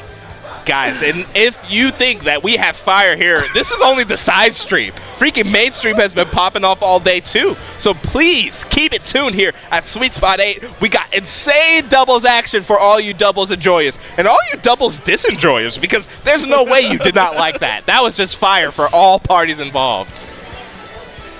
Oh.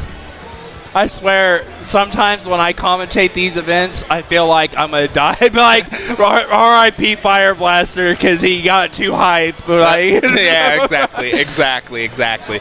Great stuff for both players, but, man, I don't know, Fire Blaster. What have you been thinking about the sets we've gotten so far? My brain has exploded at this point. Like, crazy stuff. Like, so much going on. So much. All right. So we're just kind of waiting with a bated breath for our next set. Obviously, Winners Finals, I believe, is happening on the mainstream. AK and Atreus, the top 2 seeds, versus Mr.Ping and Shu. So that is excellent on VGBootCamp 1. But here on 2, we're just waiting for our loser sets to kind of round out, and then we can have them gaming all in set. What are we pointing at? There's probably a point of interest off of your screen, ladies and gentlemen, as we got players all about walking having fun. What's up? Oh, okay. Yeah, so, hey, this is only the most professional production. But anyways, thank you for keeping it here. Like I said, Winners Finals is on the main stream, so kick it over to there. But give us a couple of minutes. We'll be back with this Losers Doubles Top 8 action here at Sweet Spot 8. As thousands of gamers came together at this year's PAX West in Seattle, Washington, AT&T took things to a whole new level to show our love for the gaming community. Across 3 unique spaces, we showed players that when it comes to mobile gaming, America's most reliable 5G network is truly the ultimate power-up. The action kicked off at the AT&T Loot Drop, where gamers jumped into their favorite demos on NVIDIA GeForce Now as they worked together to boost the meter and trigger an IRL loot drop packed with next-level prizes. From there, our handheld lounge gave gamers the perfect spot to kick back and meet up with some of their favorite influencers like Chief Pat, Aaron Ashley Simon, and Avery Strib. Give me the loot! Finally, gamers capped off their AT&T experience with a bang at the 3D Selfie experience, where a camera turned them into the MVP of a virtual loot drop, perfect to share across their socials.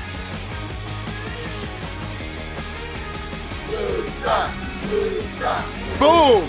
From epic real-life loot drops to HP-boosting lounges and mind-blowing photo experiences, AT&T brought out their best to PAX West.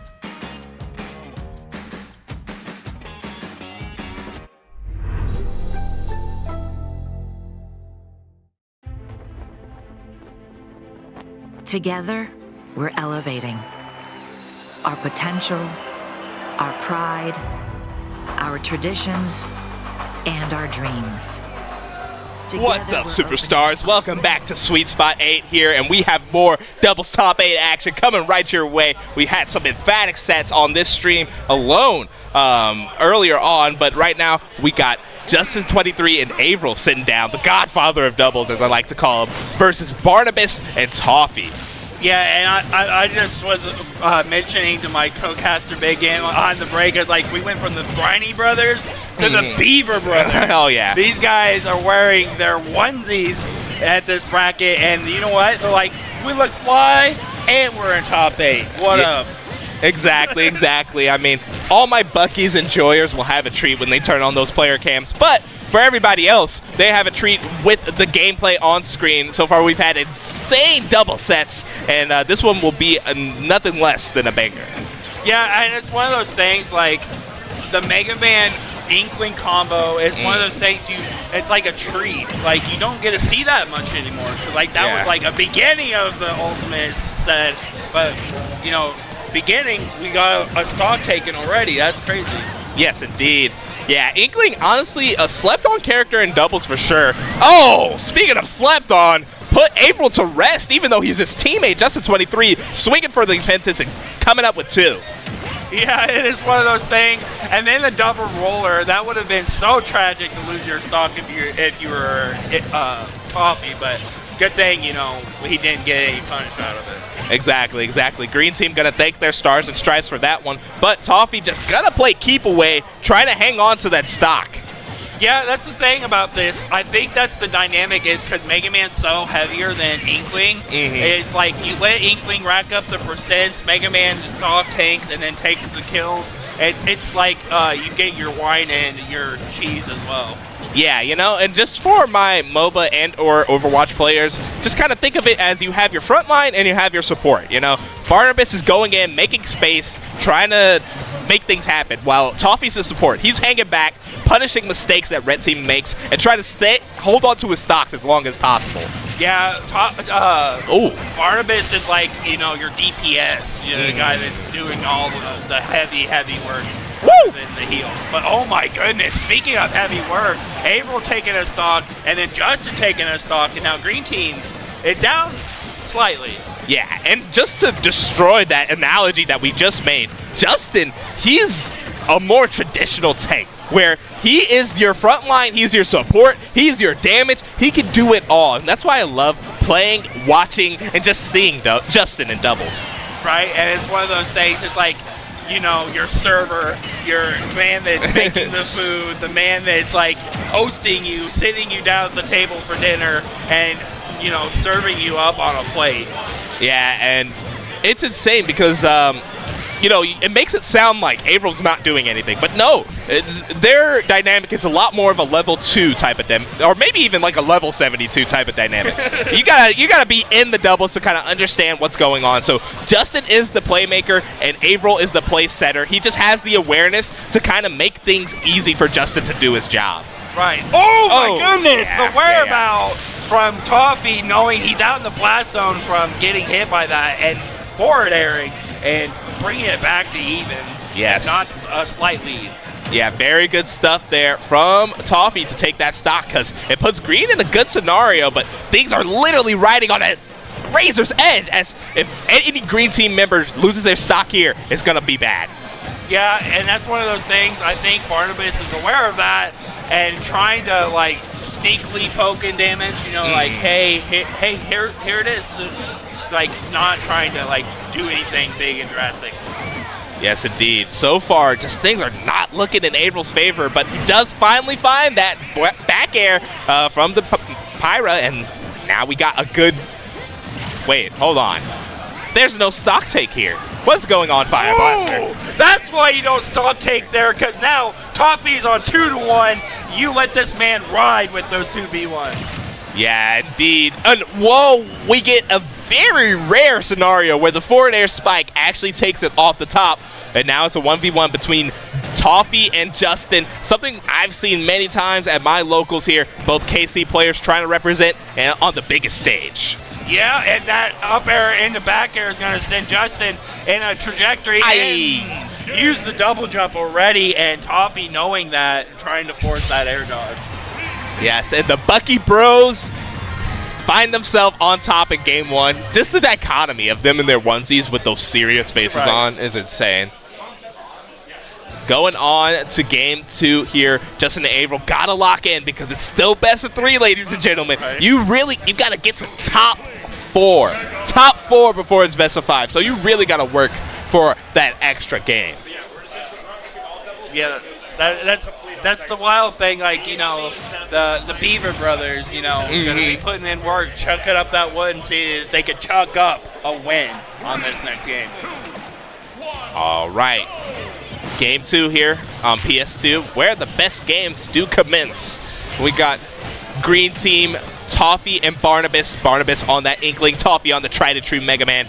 Justin and April on the other side in Red Team. Justin using Yoshi, April on Pyramithra. Yeah, and I like this. I don't think it was so much a stage. It was just like the timing of things that happened last game for the Red Team not to win it. All right, yes, indeed. And yeah, I think one thing that just needs to get shored up, Red Team, they had the game plan down. They just need to kind of clean it up. There are a lot of missed kills that they have leading to the end of that last game. And if they clean it up, I think they will kind of just gap Green Team here. But obviously, Green Team are excellent competitors in their own right. So Fire Blaster, they're going to put up a fight. Yeah, and putting up a fight indeed at this point is all even on stocks. Who's going to take that first stock? Because you really want it. Oh my goodness. Oh, no Shoryuken, no. You know, I've seen an odd trend. People have gotten buried and never punished. Like, I was more sure that Toffee was going to die because he got grabbed than freaking April getting buried there. That is the point. There was 3 buried last game that didn't take any stocks. And like, now, oh no. See? Actually, Barnabas hitting his teammate with the berry there probably saved him. I don't know. It's like you're betting the over-under on how many times Roller isn't going to kill this game. Hey, and I think I'm making it out big. Yeah, I'm going to go to Vegas, play the lottery. Speaking of making it out big, there goes the up air, and that puts Red Team in a huge advantage. 5 stocks to 4.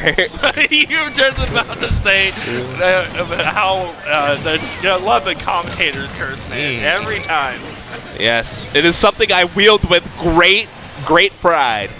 Being able to tell exactly what goes on in the game is something that most people can't do. Yeah, the simpleton at home's like, oh man, you know, what are they talking about? And then it happens, and like, oh. it's like Shulk and his foresight. You're like, I see it. Yep. All right, there goes the back air. A nice big hit there from Justin23, but I'm surprised it didn't KO, and I'm surprised that back air KO'd. Avril kind of doing a little bit of a DI mix, but immediately Toffee firing back.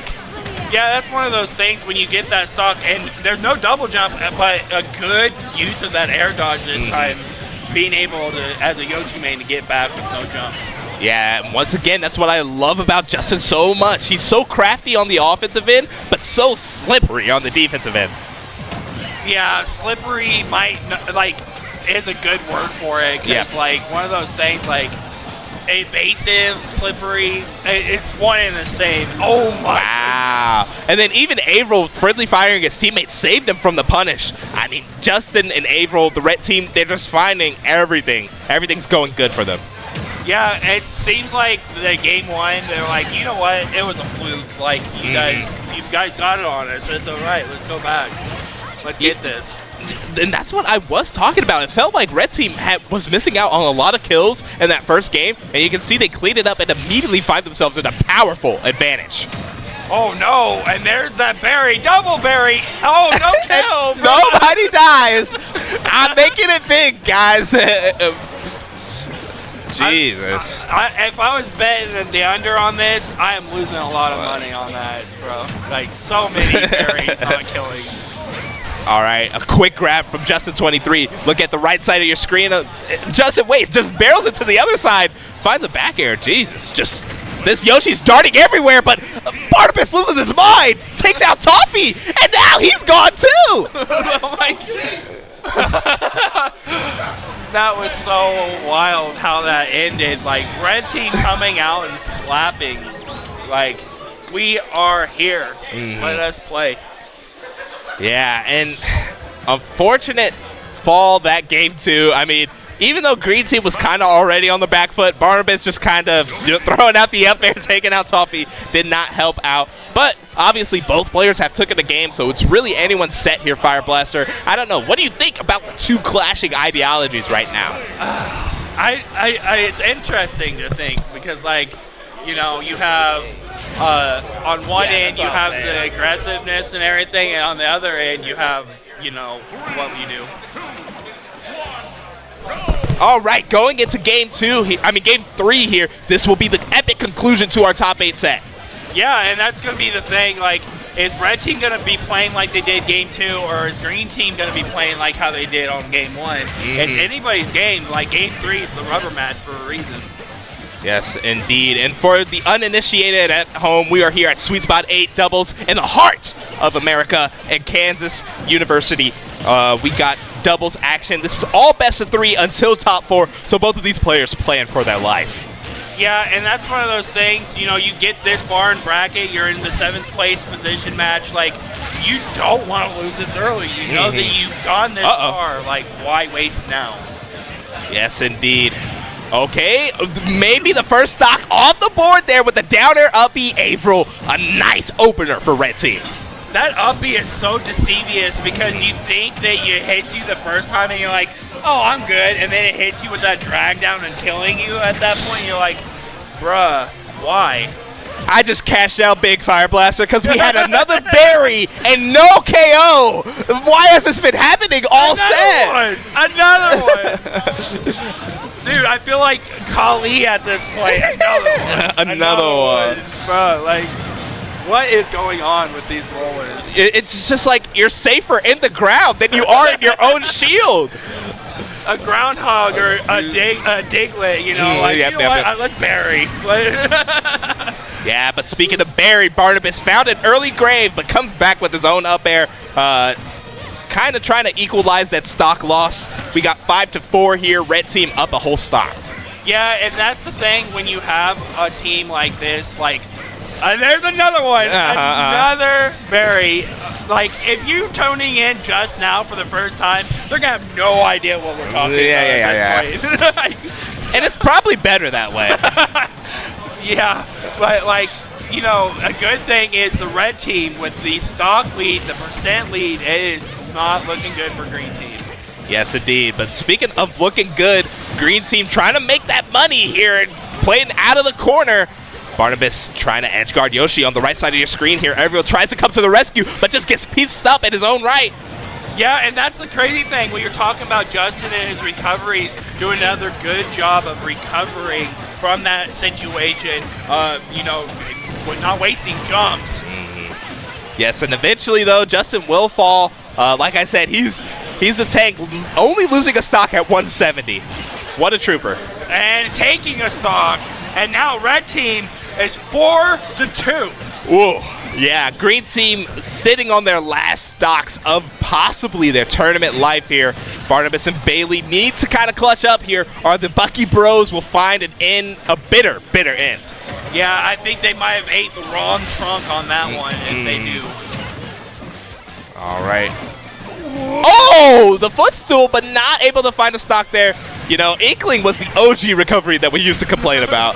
Yeah, you're like, it can come back for free. No, they can't. And, you know, Barnabas playing this character for so long is like, you know what? I'm getting back. I'm not worried. Yeah. All right, here, green team trying to fight out of the clutches here. It's just what I see from the positional advantage of red team is that they're able to kind of exist everywhere on the screen, while green team finds themselves kind of huddled up a lot of the times, but that bunker offense strikes back as red team now down a stock, only 3 to their name. Yeah, and that's one of those things, if you're green team, you need to get a stock so they can bring this back. It's not out of the realm by any means, but they need that stock, and they need it now. Yes, and Justin is very well aware of that, because if he knows he drops that stock, we have an even game, ladies and gentlemen. That's crazy, you know, like one of those things, you can never count a team out, especially 2 players at this kind of level in Barnabas and Toffee. And now we're looking at a really, really set. And then Rocke, Keis, they've been on a tear this whole time. oh yeah, it's been a crazy set. Like, I've seen a couple of their sets at this point. It's just wild. But we're hopping right into it. yeah, what do you feel like you want to see from? Oh my goodness! We almost missed the side B combo coming out from Gamerdog right to start, but you know, luckily it didn't kill, so we didn't miss too much. Didn't miss too much, indeed. It's one of those things. 81% on Rocke already. You know, Keis not running the try and true though, running a brawler, which is kind of interesting in my opinion. I thought maybe it'd be the Wario. Yeah, I don't know. He's been running brawler the whole time, so I'm not surprised by this. I kind of folded to the brawler, so. And that up smash is going to take the brawler's first stock. You know, one of those things, the blue team being up solidly with 1 stock lead up to this point. Yeah, it's really just gonna be a war of attrition, this one. Doubles oftentimes, you know, takes different mindset than singles. Yeah, it's one of those things you have to be able to keep track of all 4 players. And speaking of keeping track, Gamerdog does a good job of keeping track of Rocke and lasering him while he's in the blast zone. Yeah, it doesn't matter what kind of game it is. That laser doesn't care who you are. No, it does not. And it's one of those things like, you know, blue team solidly in command of this game 1. Red team can bring it back, but they need to start taking a stock. And that takes a stock right there, and we are right closer to being back to even. Yeah, the biggest difference right now is Justyce is holding on to the stock. 166, still on his first stock, hasn't died. Gamerdog, though, tried to hold down the fort in the meantime. Yeah, that's one thing with this team dynamic is Justyce is usually the tank, and Gamerdog is that wild man running crazy. And speaking of running crazy, Rocke taking that stock. Yeah, he really went out there for that one. That's the crazy thing. Every time I see you know, Pac-Man hit that bell, I'm like, they're not going to hit the side B, are they? And they actually do. And every time it seems like I'm just surprised. Rocke was the first Pac-Man I saw actually do that. I don't know if other Pac-Man just weren't, but, well. The up smash from Palutena stealing both stocks of the red team. And now red team is like the bleeding out guy just got shot like you have to patch that wound in order to get yourself back to being active. Yeah, even though blue team does have the stock lead, but they're both at pretty high percent, and it could very quickly turn into a 1v2. So I would just watch out for that. Yeah, that would be the scary part for either Rocke or Keis to be in a 1v2 with Palutena and, you know, Rob. And that... I'm not even going to pretend to dissect that interaction. I have no idea what happened there. I was just going to say, you know, you got knocked into the bell. I don't know. There was a parry in there somewhere. I don't really know. Either way, Gamerdog is dead. He's done. And now, Red Team, like, looking solid after having such a... Like, they were down such a long time in this set and were able just to swing it with, like, that 1 or 2 stocks. Yeah, I think the biggest difference was that offstage bell into the side B. I think that was really the biggest the difference in the match. Yeah, I could definitely agree with that. Like, that bell combos from coming out from Rocke, you know, like the man, the myth, the legend, the man that made that happen. And now you have a bell on lock for Rocke and a really, really healthy, you know, brawler. It's not looking good. I mean, it's still doable. They're both at reasonable kill percent. You know, you could find something. It's just going to be really hard, especially when Rocke has that. Yep. You have the bell, like, right on lock. Yep. And, you know, game 1 goes to Rocke and Keis. Yeah. Yeah, that's a fantastic thing. You see it all the time, you know. Bell being in their pocket is pretty scary, but when you have Bell in hand, it's like you're staring down a barrel. Yeah. 45. I mean, Justyce was playing around it pretty well too, like picking it up and stuff like that. But eventually, it's just gonna hit, right? Like, yeah, you can only avoid it for so long, especially in a 2v1 like that. Yeah, that's the sad part about it. It's like I said, it's like looking in the barrel of the gun. You're like, it's gonna go off eventually. Like, it matters when it gets shot. Now we go in game 2. We're gonna be running right back to the PS2. I don't know if I've seen a different stage pick this entire bracket. I'm gonna be honest. I've only seen PS2. I've only gone PS2. Every set I've seen has only been PS2. Our double set earlier, we saw Smashville. We've seen Hall of Bastion. So we've seen some different stages, which is nice. I like seeing the variety. But I can see why everybody likes this stage. All right, hopping into this one. Things are looking about even off the start. Can't really tell who's got a solid advantage or not. That's really the thing about doubles is, like, you really don't know who's leading until, like, the first... Until the stock falls, yeah. And once the stock falls, then it becomes a little more obvious. And that up air is going to send Rocke... Oh, my goodness! Bad DI, but he wasn't ready for it at all. Yeah, I mean, you get hit in the up tilt, and then you proceed to get hit by Hydrant coming down. Yeah. That's just a tragic way to lose the stock. I will be interested to see if Keis could hit many of these uppies, especially on Rob. I know the window's huge. It's one of those things, I don't know anything about Brawler. I'm not going to act like I do. So yeah. It's one of those things, but, like, if Brawler's been making work, and that up smash is going to put in work, taking Blue's second stock, it is looking not good right now for the Blue team.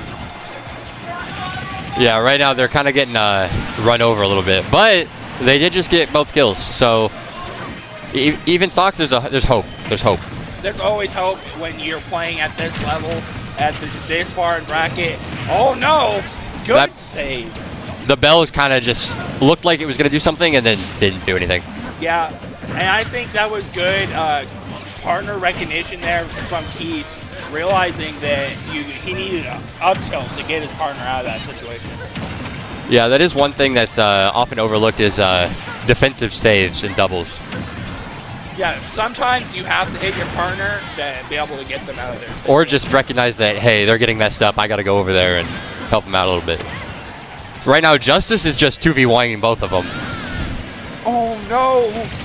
I think Keis was trying to hit the trampoline and missed. Yeah. And suddenly it went from a dominant blue team disadvantage to a dominant blue team lead. That's the crazy thing about doubles is, like, one 2 interactions, and you're right back into the situation where you have a lead instead of being down. Yeah.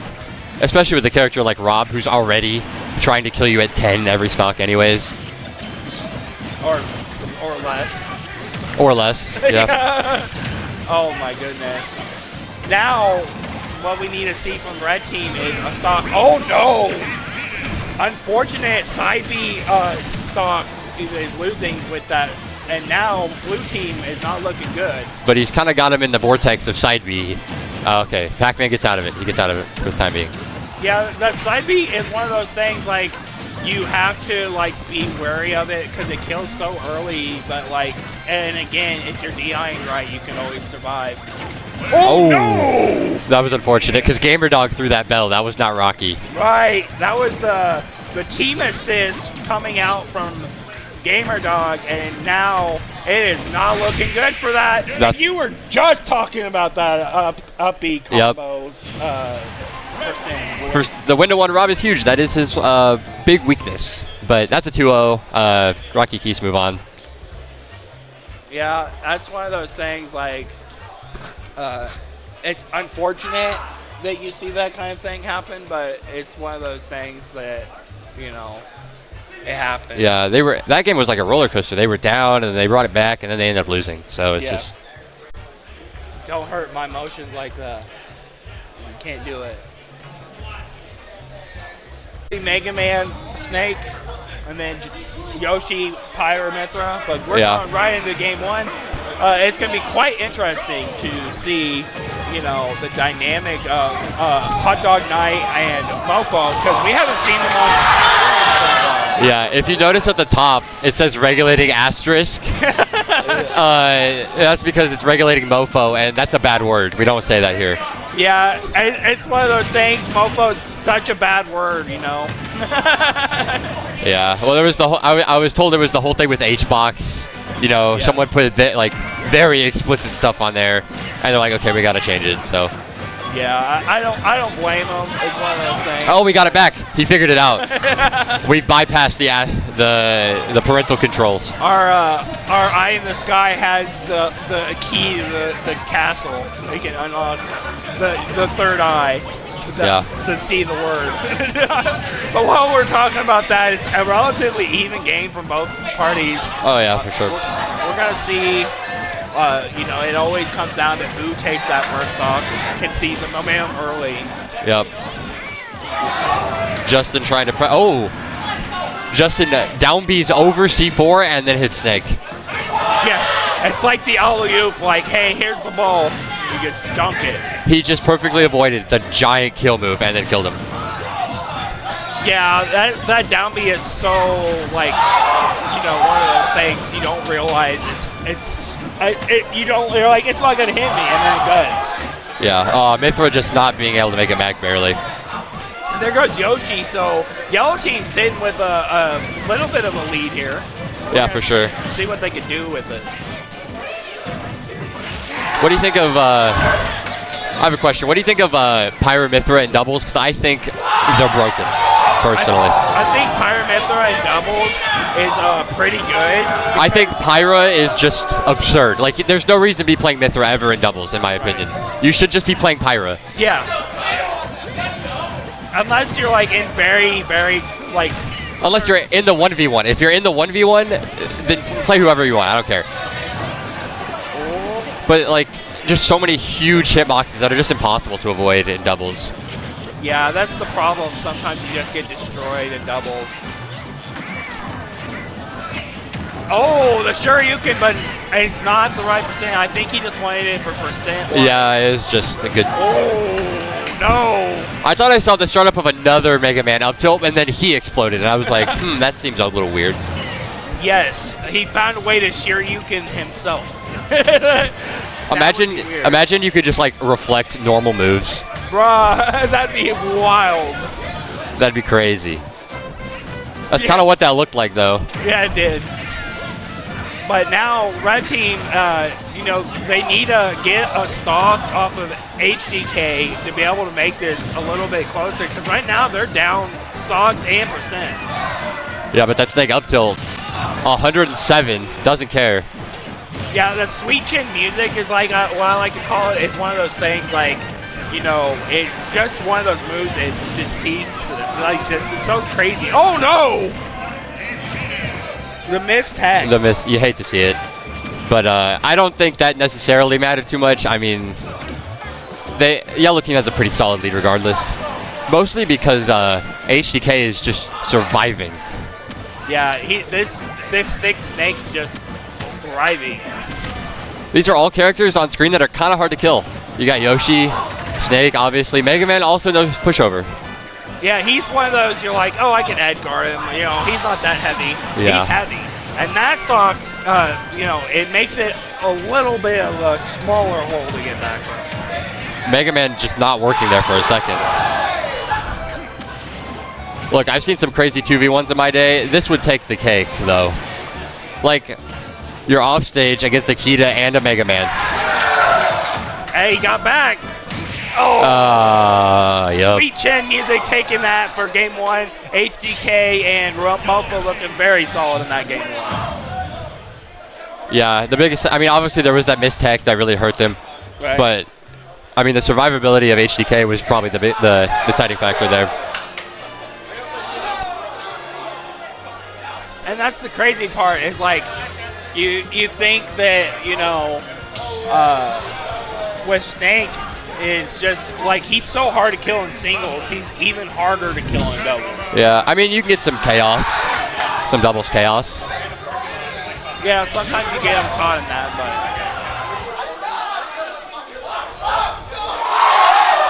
this is what I love about Smash is we have a lively crowd out here today. Over 300 entrants. They're all going off for singles going on right now on the side, the main bracket.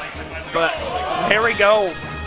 Game 2. We're gonna see what red team can do to like soften the blow and possibly go to game 3 because this is not best of 5. No, not until top 4. Which at that point, why even do it? You know, I don't know, but that's beside the point. Right, it's one of those things like, you know, you think a lot of top 8s are always like pure best of 5.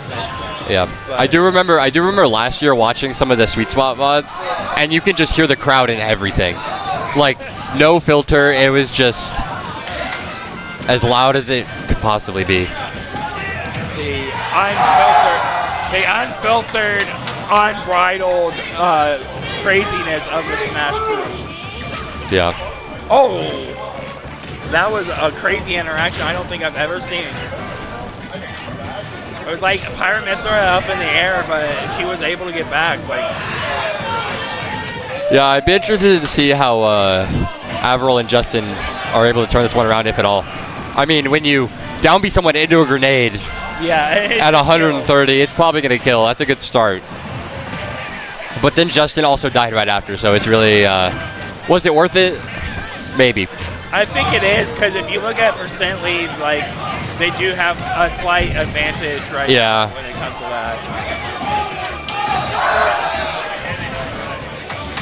Oh no, this scramble is not looking good for people right now.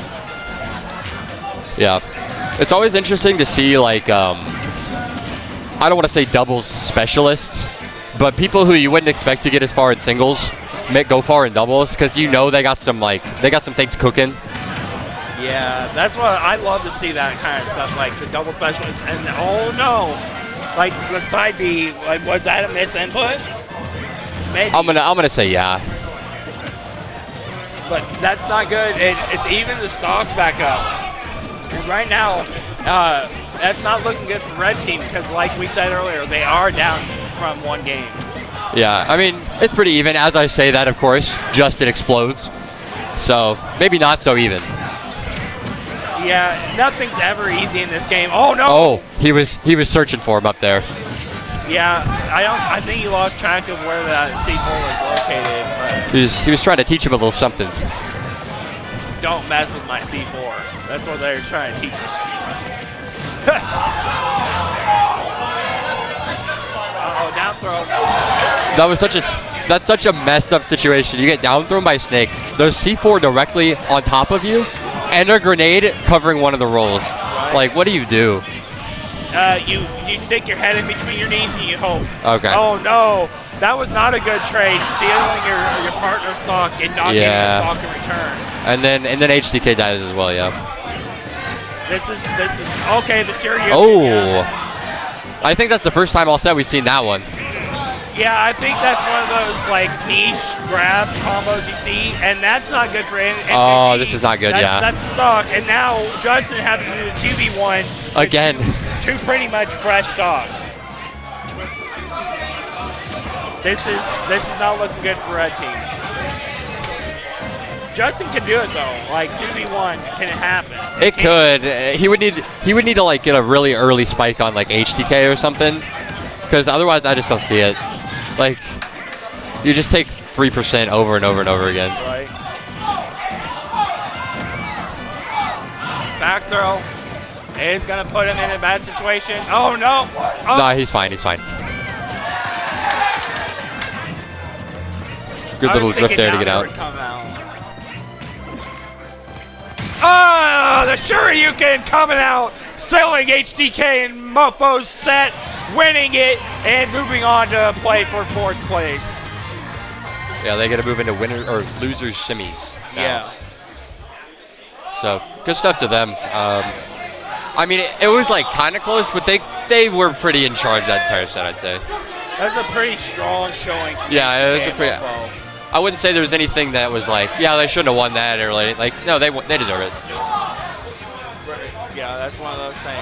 Like when you see a team that dominant, like I wouldn't say it was completely dominant, but like for the most part, it was yellow team all the way. Yeah, I mean, we did see some good synergy out of them. We saw that snake down throw to the Mega Man up tilt. Right. So that just looks ridiculous. No way he just did kamikaze on the main screen.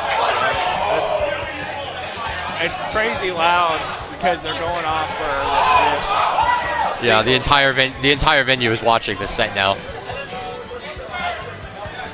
But we're glad to see you guys here, watching some doubles action with us, trying to finish up doubles before we start getting into the strong side of singles action. Yeah, I hope doubles finishes soon, because if it goes into like wave B of singles, that's just a problem. Like,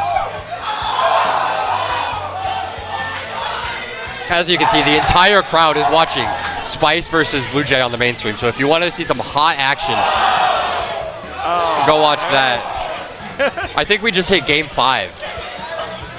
So tune into that if you want to see some hot Game 5 action. Game 5 action.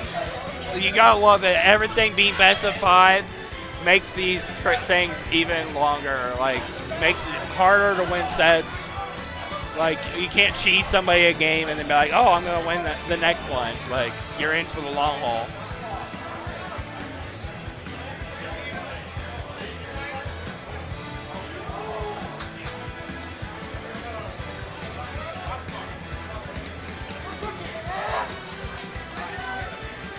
Well, it looks like some of our doubles competitors are coming up to play. Rocke and Keis, Mofo and HDK. Could be interesting. Yeah, we're getting down to the nitty-gritty, so you're about to see the same like 3 teams for the rest of the bracket. One thing we haven't seen on this side stream so far is Atreus and ApolloKage. They're on winner's side grand. They had a set on side stream earlier. I was watching it. I didn't get it. Oh. The set just keeps getting more hype. I don't know how it's possible. Oh my god. Oh, spaghetti everywhere. Banana saving the hero. Oh, and then a shield break. No. That's it. Yeah, I don't think you guys want to miss that set. You guys should go watch that set while we wait on doubles to start up again. This set's going crazy.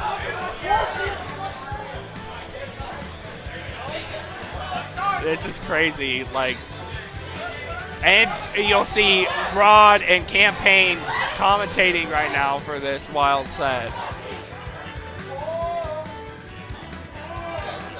You know it's intense when you see Rod Conyers, the man of many years, that's put his hand against his mouth. Yeah.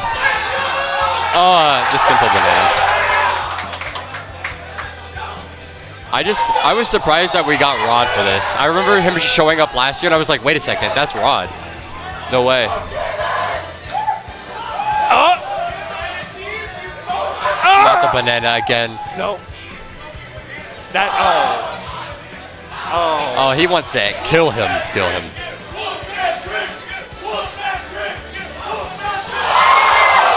Oh my God.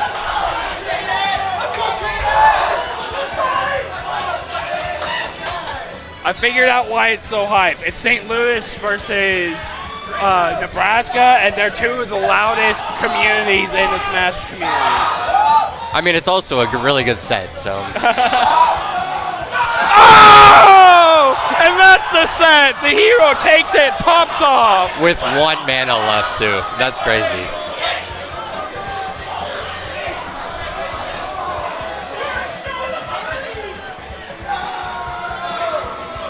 That was wild. That might be set of the tournament. We might have peaked right there. That might be set of the tournament.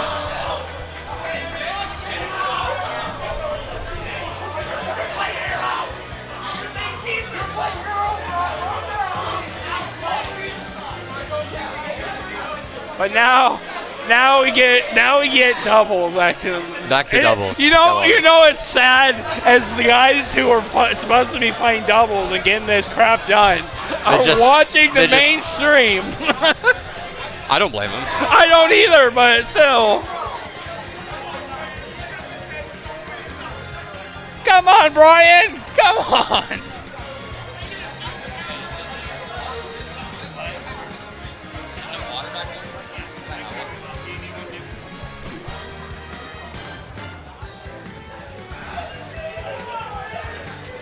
I feel like this is like weeks upon weeks of Smash Brothers doubles at this point.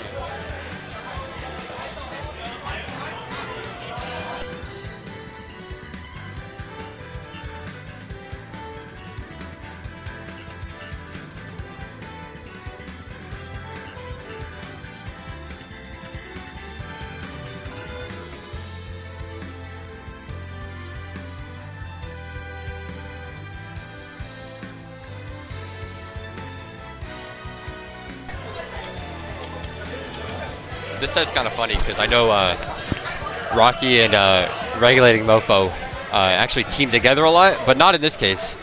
They're actually playing against each other now.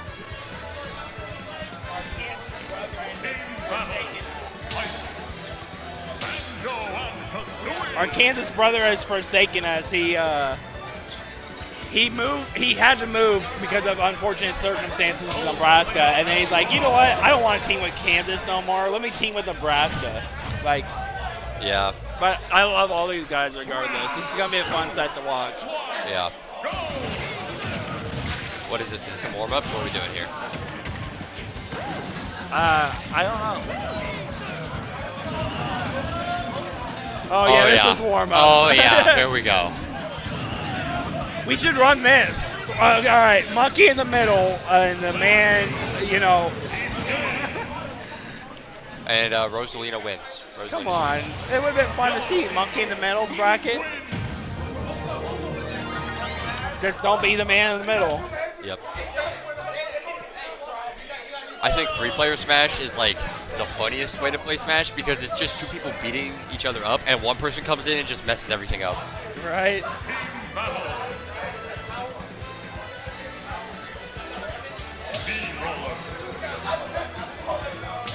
Now we get to see the Mii Brawler again. We're finally...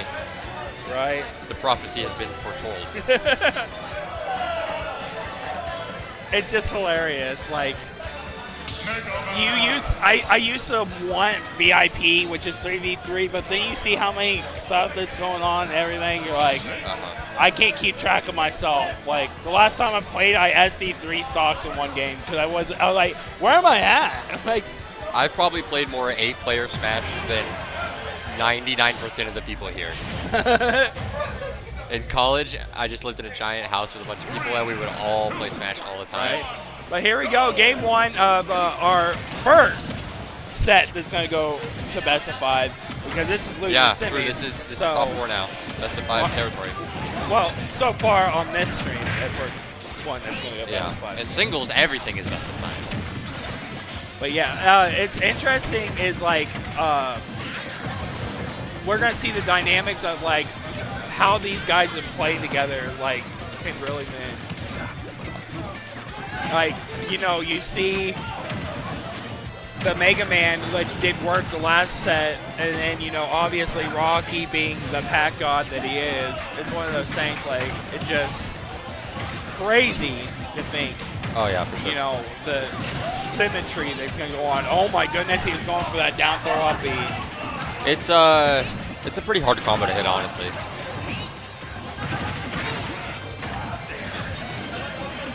But right now, everything pretty straightforward, pretty even. We got a lot of projectile characters on the screen, and then a lone Mii brawler whose goal is to get in there. But Rocke gonna die to the C4 that's on the platform. Right. Yeah, and that. Oh my goodness. I knew what he was going for. He just didn't account for Rocke respawning and saving his teammate. Yeah, that's the crazy thing. Is just like I saw what he was going for too. He wanted to take that stock from. Like that looked really scary until it just wasn't, and then. Yeah, Rocke just walked up and was like, "Hello there, how you doing?" Oh my goodness. Hit the snake dash attack into the Pac-Man downer to kill. This is the crazy. Oh, this is the thing you gotta watch out for in these doubles matches, though, is the attrition. Like, you can have a percent lead, but you gotta take stocks. That's where it's at. Yeah.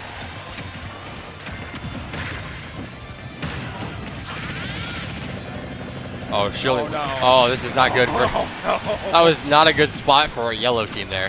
No, it wasn't. We were possibly looking at a double shield. Somehow they got out of there, though. They're fine. They lived. Yeah, I was surprised on that. Oh, poor Hydrant just walking up on HDK taking that stock. I'm not even going to pretend to understand how Pac-Man back there hit everybody at once. I don't pretend to act like I know what Pac-Man's doing, period. Yeah. Oh my goodness. There's that Mega Man up tilt. The Shoryuken and blue team is down 4 stocks to 2. They need to take this Mofo stock real quickly so that they can get it close. Well, and there it is. Now they need to get that Hot Dog Night stock so then that way they can bring it back even. Like we saw last day, he's doing a really good job of just staying alive. So I say that as seeing Nikita's just the wrong way and gets belled. Like, okay. We're right at an even game. Up tilting him into his own hydrant. I don't think I've seen that one before. Up tilt into up tilt into hydrant. Yeah. I mean, those moves that send hydrant out like vertical are really good. As we see Rocke sadly leave us. Oh my goodness, the jab block from Keis. And now this is a 1v1 situation. Picks up the grenade, just chucks it away. That jab block was really good. Would I like to see Snake play a little closer so that he could actually like punish that whole setup? Because that sequence took a while, but what I want to see is more Nikita. Nikita in this matchup seems like it's a pretty good. I have to assume that the window on Snake for the down throw up B is pretty big. Yeah, I wouldn't be surprised on that either. But all it takes is like one random hit from Keis, and he might just be able to convert the stock. Yeah, this is the part that sucks though. You're down over 100% at this point, trying to come back against a Snake who's a notorious camper. Like, you're gonna be like, you know what? You gotta approach me, dude. Come on. Yep. We're getting to that percent where I think raw grenade is gonna start to kill. So just 50 more things to watch out for. You died of that could have been a huge sad. punish. That could have been a huge punish. Oh no! Nikita's off stage for some reason. Oh, this is what I'm talking about. One hit. Oh, never mind. Bruh. He knows it too. He got the one hit he needed. Yeah, he was going for that up air, up air, up air, up air. Oh yeah, for sure. He just barely missed one of the up airs. So game 2, what I want to see from Rocke and Keis is more really clutching stocks is what their issue it seemed like. They started out really good, and then like it just like fumbled. But we will see how this goes. Team battle. B-Roller, Mega Man, Snake. All right, we're hopping into game 2. That's a nice thing. You got one extra game to work with. So maybe that was just a download game. And now they'll come out absolutely smoke. Yep, and we're going to see, you know, how the blue team can recover from the first game loss. I think, like I said, is about combo potentialing and stealing stocks is really what's going to be the key for them to be able to win this game too. Yeah, this is just such an interesting set because there's just so much stuff on screen all the time. Like every one of these characters, except for B-Brawler, has like setup stuff and just projectiles everywhere. And right. That's the crazy part about this. Oh, they went for that sheer Yukon combo that they'd been hitting multiple times, but yeah, not enough time. Those kind of like grounding throws are so good in doubles. Oh, good back air. It's not going to seal it just yet, though. The next hit could be it. Now what I want to see is like the blue team and see if they can seal stock. That up area is going to seal that stock, and now they're working with a lead. I don't know if I've ever seen Pac-Man up tilt up air kill like that. I don't think I have either. I think something went horribly wrong there. I'm just gonna say it. And that's okay. That's the beauty of doubles. Sometimes you don't realize how you're DIing or anything like that, and then you get hit, and then you're like, oh, I'm dead. That is one thing to actually keep in mind is because Ultimate has the knockback multiplier in 1v1s. Well, we're not in a 1v1. Right. As Mega Man down air, still not that stock, but we're not in singles anymore. So those confirms that you think you know the percents for, you don't. Yeah, it's completely different. Unless you've labbed it out in doubles, which more power to you, but I don't see many people doing that. Unless you're Michigan, the twins, or like... Yeah, Linus and Lucy. Yeah, or like Lope and Lucky, I know, that are always labbing special doubles. Like, unless you're that top in, then you're not labbing that kind of stuff.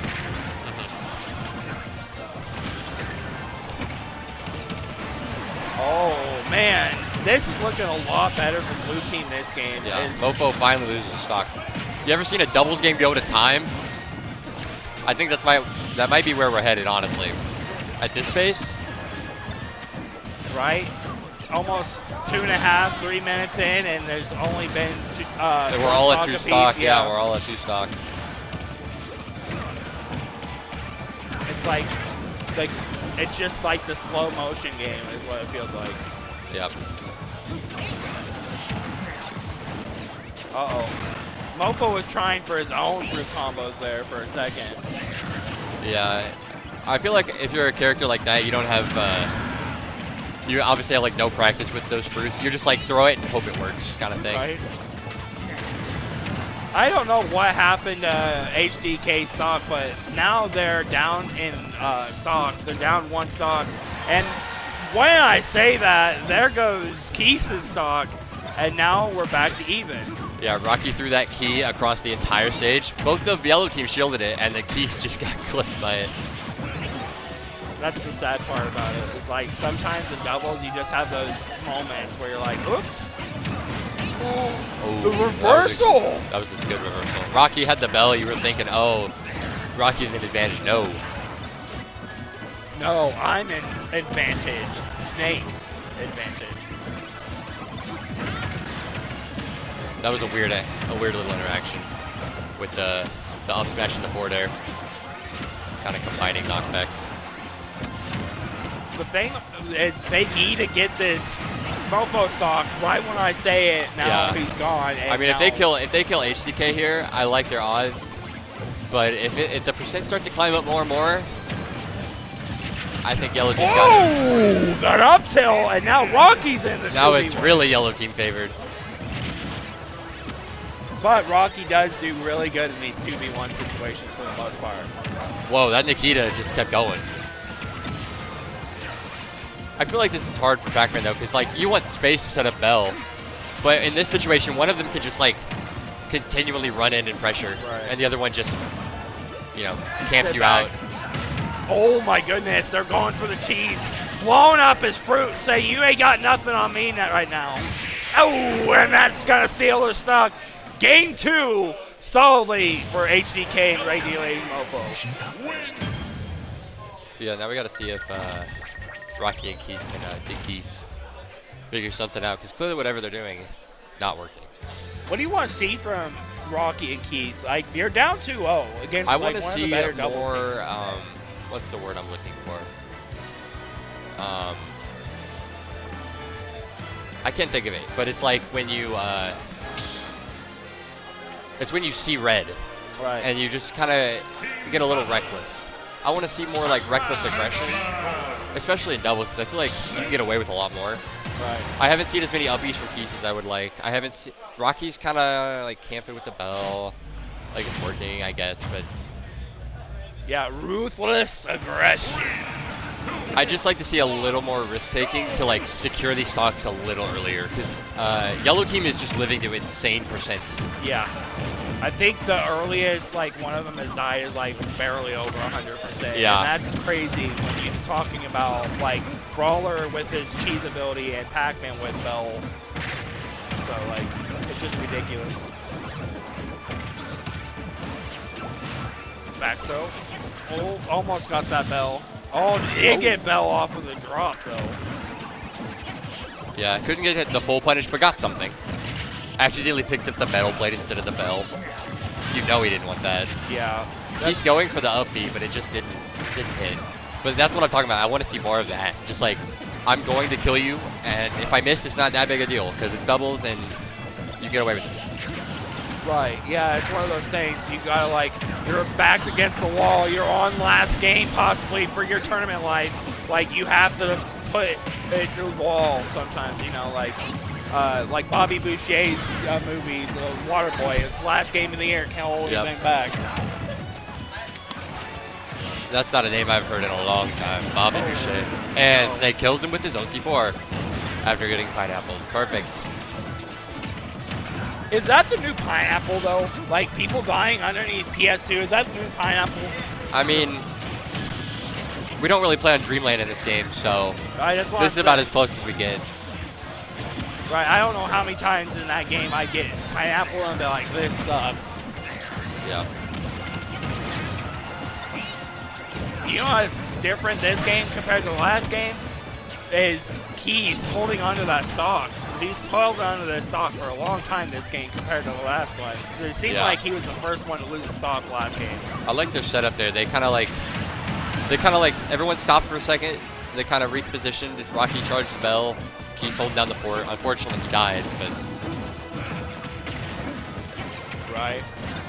And now, we got Bell in hand. Like I said, one of the scariest things you can have in any moment is having that. And now, like, just to get rid of it is like a sigh of relief. You're like, oh, thank you, I didn't get hit by that. Yeah. Up the into the cipher, interesting. You gotta throw a grenade at me, I'm gonna throw Key at you. Yeah, I think Key's a little better than grenade. But I think it is too. I mean, you have to charge it for, 5 seconds or whatever. We got a big offstage scramble. Oh no! Oh, Rocke gets hit into his own trampoline and dies. That was tragic. And here comes that B combo. There and Snake dead off the top. It's a 1v1 or 1v2. This is a dominant game for blue team. Yeah, blue team really turned that one around. Yeah, it's one of those, like I said, I think the main thing for them in this game is the survivability of Keis this game compared to the last one. Keis just was dying like super early, it seemed like. I also noticed that they're kind of using Keis as like a wall. Ooh! Yeah, that's going to do it. They're using Keis more like a wall where Rocke can charge the bell. So instead of the hydrant, it's just a meat brawler. Like, throwing shit out. And now we got a 2-1 game 4 situation. Keis and Rocke having a little bit left on that life. Team battle. B-Roller, Mega Man, Pac-Man. I don't know about you. I'd love to see a game 5. I feel like the way that last game went, yeah, it's pretty possible. I think it's definitely doable. The reverse 3-0 is definitely in hindsight, but they have to take this game 4 before we look at a game 5. Yeah. That's what I look for in reverse 3-0s. It's like, can you take the first game like dominantly? Because if you can take the first game dominantly, then I feel like you get the momentum, you kind of understand what's going on. If you like barely win the game, it's like, okay, we can just run it back and lose. Like, right. For me, even if I get dominated in a best of 5 situation, and like I know I'm down 2-0, I know that I could always bring it back because you've got I guaranteed 1 more game, and then like if I win, I've got more games, so like I know I can do it. It's yeah. like one of those things. The game 1 loss never feels as bad in best of 5. Game 2 loss kind of sucks, but yeah, then you're in a deeper hole. But you could definitely do it. Oh, and there goes that stock. There's that down throw up tilt by Mega Man again. And that's an up smash from me Brawler, and even it right back up. Rocke seems like he's doing a lot more of the tank in this game than he did last game. Yeah, right now Keis is kind of getting messed up. That's the beauty of the me Brawler pick, is like, I think that in order to be sufficient, you don't have any long range. You have to get into the trenches and brawl. Oh, and speaking of brawling, that took that stock, and now blue team looking pretty good. Oh, Rocke with a big combo, but picks up a grenade on accident, so it kind of ruins it. That's the thing about those Pac-Man combos sometimes is you think you're out of it, and then they hit you again, and you're like, wait, what? Oh, that's Rocke's first stock.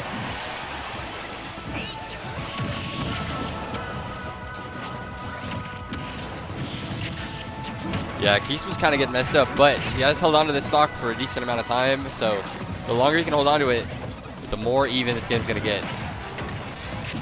Yeah, it's one of those things, I think anyway, that if Keis can survive like at least 180, 190, and get a stock off the yellow team, then blue will be in a really, really good situation. Yeah, you can tell he just wants no business of anything that's going on right now. He's kind of letting Rocke take the front, but now Rocke kind of retreats, gets the bell, and then Keis dies. Yeah, we're just talking about how blue team needs what they need to do, and then it's gone. And there goes the HDK stock, so relatively even again. Yeah, I give slight advantage to blue team, honestly. Yep, just a very slight. Well, I mean, now it's about for even. A second. I've seen a lot of Key this set. A lot more Key than I normally see at a Pac-Man. Yeah, it's usually Bell. Yeah. Orange. Bell or Galaga. Galaga. I've seen a lot of Key though. I mean, it's kind of working. It's just kind of like one of those like, so much is happening in doubles. Oh, by the way, here's a full screen projectile. Yeah, that can kill you early. Yeah. Oh, and Melon. Like, that's something that I don't see a lot of Pac-Man use. But he doesn't get the chance to use it. He gets killed, and now yellow team looking pretty good. Yeah. I'd say this game's a little closer than it looks, though, just because yellow team could both just die right now, and then it's a 2v1. Oh, Nair footstool. Oh! Forward air to Key. Into forward air Key. Takes the stock immediately. And what now, even happened? I don't know what happened there. I have a zero clue. I was looking on stage, and then I just see colors everywhere. And Mega Man dead and Brawler dead. Yep. Well, now we got an honest 1v1. It's like a what the fuck moment. I know Rocky's not a huge fan of this matchup. Pac-Man Snake apparently is really bad for Pac-Man, but we'll see. That was pretty clean. If he would got that up air. Yeah, he almost got the good pick up there. There's the Key again. Yeah, like you said before, he's been pulling it out. It's like the long-range projectile that you don't expect. Yeah. There it is again. He's got Key on deck. I wouldn't be surprised. Yeah, he threw it again. He wants Bell. Oh, he doesn't want Bell. I'm surprised. I'm honestly surprised at this point he doesn't want Bell. Although I guess against Snake, Snake will just explosive himself out of there a lot of the time. That's fair. But he's got the... Can he hit it? Yep. He does hit it. That's game.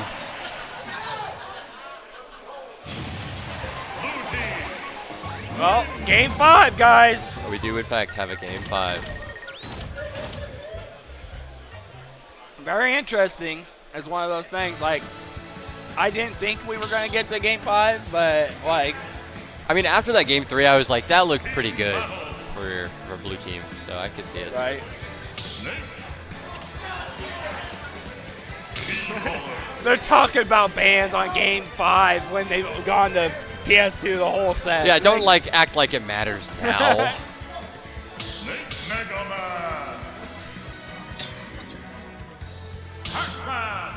This has been a back and forth set, pretty interesting for the most part. We're going to see how this epic conclusion ends, and the winner will be getting Shu and Mr.Ping for the right to play ApolloKage and hit Atreus in grand finals. Yeah, I'd never heard of Mr.Ping before. After the pre-local last night, I'm a huge fan. Oh yeah, Mr.Ping has been on the glow up. He was decent the last time I saw him, but now he's #1 in Colorado. Oh really? Or at least high. I would have thought it would have still been Shu or something. Oh wait, no, it's Caden. Sorry. Caden. I think Caden's #1. I don't know. Colorado's weird. Either way. Their top 10 is weird. They've got like, you know, Pitt and, you know, DSS and Ridley and yeah, it's one of those things. Either way, this ain't Colorado anymore. We're in the great state of Kansas playing some doubles. And speaking of Knuckles, you know, me Brawler getting hit by that and taking Keis' first stock.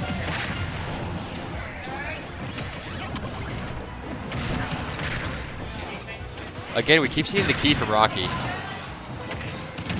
Oh, that hydrant was still active. That's crazy. Right.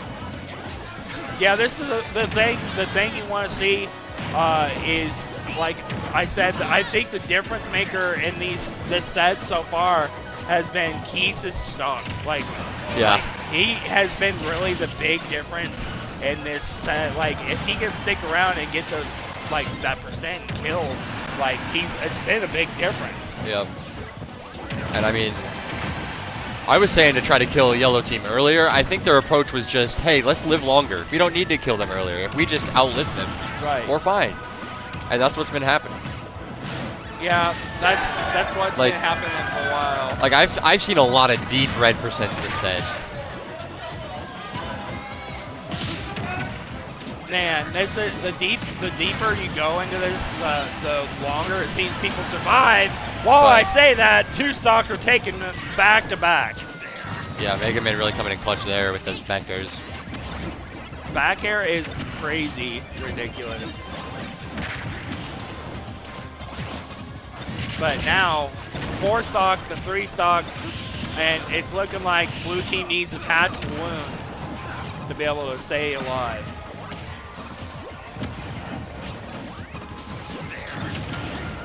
C4 just causing a little bit of chaos.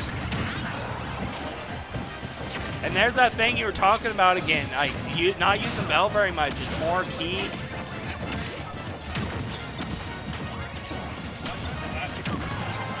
Yeah, I mean, they've been working for the most part. So, can't really complain too much. Oh, that's unfortunate. Trying to time up the throw with the forward smash, but just instead forward smashing Rocke. Yeah, and that's the sad part. Is now Keis really high in percent. You know, the 2 yellow team players, both high percent, but both 2 stocks. Well, now 1 stock and then 2, but one of those things, that was a crazy tag. Yeah, there was a lot happening off stage there. There's so much going on, period. And that should be a stock, and now we're back to 1 apiece. If Keis hit that forward air, they could have kept that little thing going on Snake for a while. At least until Mofo respawned. That back throw isn't Not gonna do it. But that Nikita is, and now Rocke sitting on a 2v1, game 5, and we're gonna see if Mofo and Hot Dog Knight can win this, or if Rocke can bring it out. Yeah. I mean, look at what they're doing. Mega Man's is pressuring ledge, Snake from all the way across the stage, Nikita. Right. What do you do? I have no idea. I'm glad I'm not in this situation. Like it just keeps hovering. Oh, they went for the back throw, back air. Rocke would need some like. He needs to hit like the perfect Bell F smash on HDK right now. Yeah. Oh, there's the start of it. No, never mind. And we're already at like less than 2 minutes and a half left. That's the game. That's the game, yeah. That's the set. Hot Dog Knight, Mofo are now going to play Mr.Ping and Shu for the right to play ApolloKage and Atreus in Grand Finals. Finally. We're getting to the end of this. It's gonna happen. They said doubles would never end.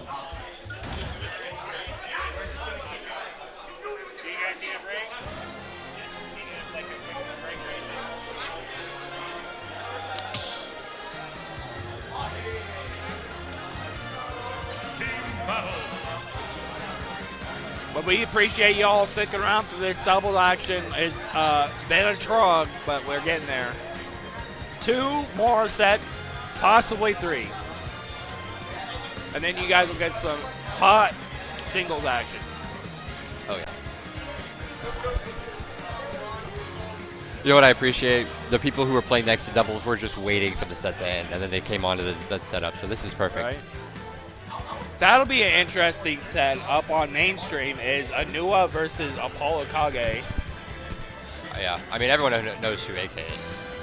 Not many people know who Anua is, but if you live in KC, hidden boss. Let's put it like that. She's not a hidden boss. She is. She has a win on Goblin. She's not a hidden boss, though. I wouldn't consider her a hidden boss. People know who she is. I would consider most of the decent, like, there's like the top people, but most of the people like right under in the Midwest, no one knows them. Outside of the Midwest, like, outside of their state, you know? It's like, oh, you're number 4 in like New York, everyone knows you. You're number 4 in Kansas, like, who cares? And you can't even say number 4 in Kansas. It's like, hey, are you number 4 in SoCan? Hey, are you number 4 in Kansas City? Yeah, sorry, I'm number 4 in Kansas City. Just one city, guys.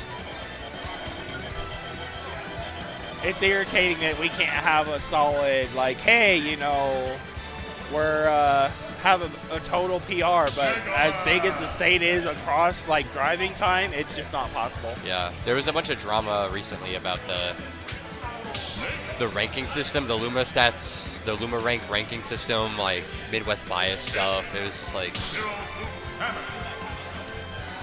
This is gonna be interesting. Pit and Zero Suit Samus against Snake and Mega Man of all characters. Like, this is just gonna be interesting. Yeah. I have not seen Mr.Ping in a long while. We'll see how this movement comes. Oh my goodness. Yeah, they're so coming out hard. Last night at the pre-local, Mr.Ping was actually up 2-0 on AK and lost like a heartbreaker. Like every game he lost was like right there. So if anyone was doubting his ability, last night should be enough to prove that he's good. I mean, Mr.Ping is no pushover. Like I said, they are easily, you know, a really, really good player from Colorado. And although, oh my goodness, that's the crazy thing you see about this matchup is the flip kick. Like, how many times are people gonna get spiked by that? Yeah, I will say, last night he was going Dark Pit. I wonder why he chose Pit in doubles. Maybe it's the angle, I would say, because, you know, with Dark Pit sitting up and Pit sitting out, maybe it's the opposite. Is it? Yeah, Pit sends up. Yeah, that's what I'm saying. Yeah. Like, Pit sitting out, being able to combo with Zero Suit. Maybe. I don't know. Something we'll have to ask later eventually. But it looks yeah, I'd like be curious to know. Yeah. I'm sure every pitmate has like their reasoning for it. I just don't know. Right. I don't. Oh. That was just a lot of pressure. Like that was just a rough situation. And that's an evener. That forward air. It's one of those moves that you think you're like, oh, I can get hit by it and it's not gonna kill me, and then it does, and you're like, oh, that killed me? Yeah. That was a good reflector, Arbiter reflector right there. Yeah, the Arbiters are so good. I think that's going to be a big play in this matchup is the Arbiter reflectors. Like, how does Mr.Ping use them? And, like, because there's so many projectiles. Mega Man's whole moveset is pretty much all projectiles. Snake with C4 and all that, it's all, like, there's so many projectiles. Like, yep. And Shu just edge guarding people. They're just going nuts right now, the blue team are. Yeah, every time Shu hits the berry, it's even more deadly. Because instead of having to take a Zero Suit up B or something, you just take a fully charged F smash by your teammate. Right.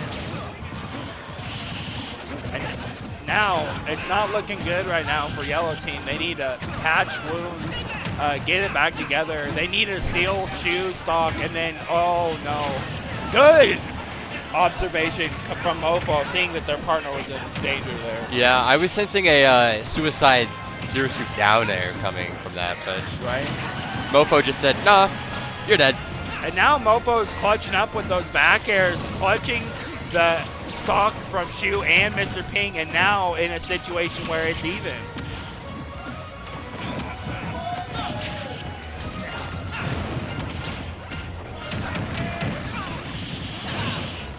Reflecting the Mega Man up air back down?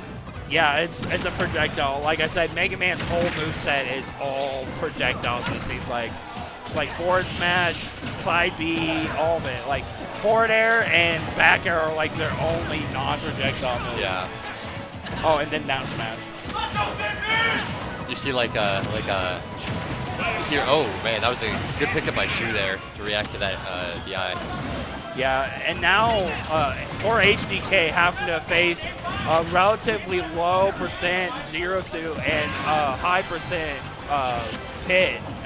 Yeah, I mean the thing about this is, right, it's winnable because they're both at kill percent. If even one of them wasn't at kill percent, I'd say it's not winnable. But the fact that both of them could just down to like a C4 right now. Oh yeah. Oh no, that was almost disastrous right there. The near whiff, and now we're in a bad situation. And good job by HDK just rolling out of it. And that's it. Oh, yep. Neutral air, dub smash. That's actually a really stupid confirm because that Zaire is super safe. Right? So safe. I don't know why it's so safe. Like, I don't get it. Why does a character like that have to have such a safe move like that? Because she sucks and she needs it. ZSS sucking. That's funny. At first I didn't believe it. I was like, no way ZSS is bad. Or like, not great, not amazing. And then I was like, well, I have just seen some like really unfortunate things happen over the years with ZSS. But yeah, game 2, we'll see how Yellow Team adapts to their situation being down game 1 in their loser's final set. At least it's best of 5. That's a positive.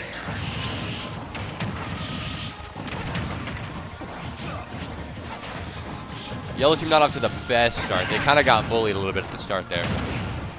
Yeah, that's one of those things. It seems like Blue Team, they come out to play like right at the beginning of both of the games so far. It's like, come out hot start. Oh my goodness! Mr.Ping, stop it! That was actually one of the best double plays I think I've ever seen. That is crazy to think that that was probably one of the hypest things I've seen in doubles, and I've seen a lot of hype things in doubles so far today. Yeah, I was just about to compliment how it feels like Shu and Mr.Ping are like ready to like capitalize off the other's hits more than HDK and Mofo. And I mean that was like the prime example. Yeah. That was prime example number 1. That is like the 2 stock for. Oh no! I don't know what that was. That did not feel like that was intentional. Maybe. Possibly. No. She just one of those things that probably was like a mistake. No tech. He's got a air dodge. Oh, you're dead. He's dead. No. No, it's Snake. He makes it back. Yeah, he's Snake. I forget he has the best vertical recovery in the game. Oh, good back air, but not taking Mr. Ping's stock yet.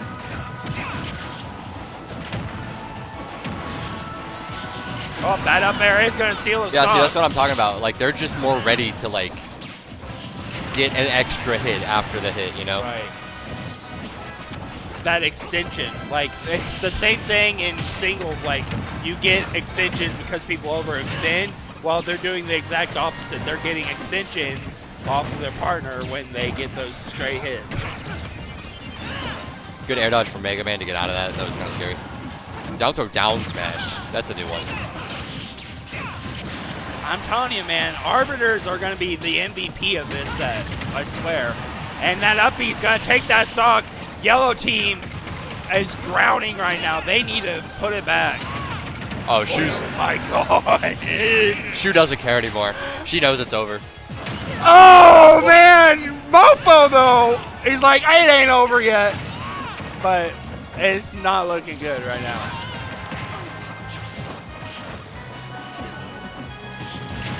Good back air.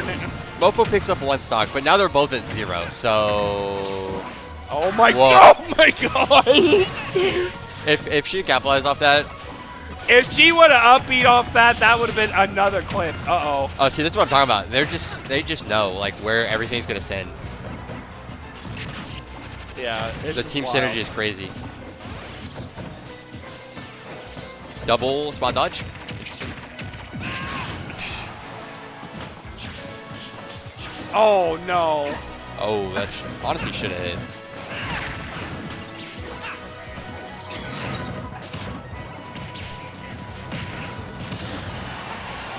I mean, okay, Mofo put up a good job, but this is looking, yeah. That's it. 2-0 up for Team Colorado. We're going to see if they can make this a solid 3-0 or if Team Nebraska can bring it back. Yeah, they've just looked so in sync the whole time. Especially with that, I don't even know what it was that led into that downer. I think it was like a ZSS back air or something. But if we had like an Overwatch play of the game, that was it. Yeah, the double spike.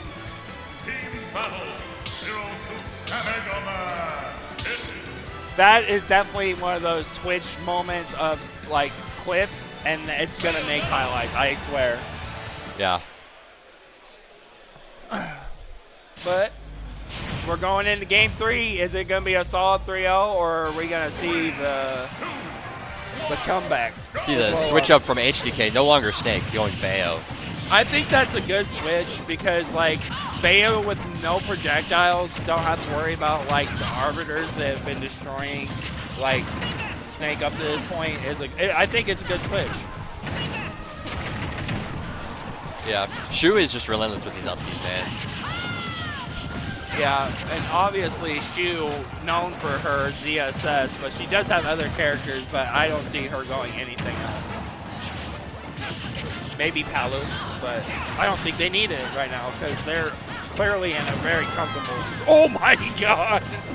See, this is what I like to see though. You're just like, I'll kill him. You just throw him somewhere, and I'll kill him no matter what.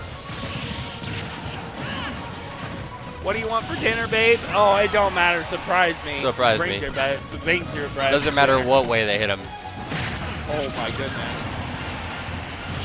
Yellow team is... do you think it might be a Steam issue? Like, you've been playing doubles all day, like, up to this point. It's almost hour 5 on doubles. Like, I mean, maybe, but on the other hand, I just see a really insane play from Shu and Mr. Ping, so...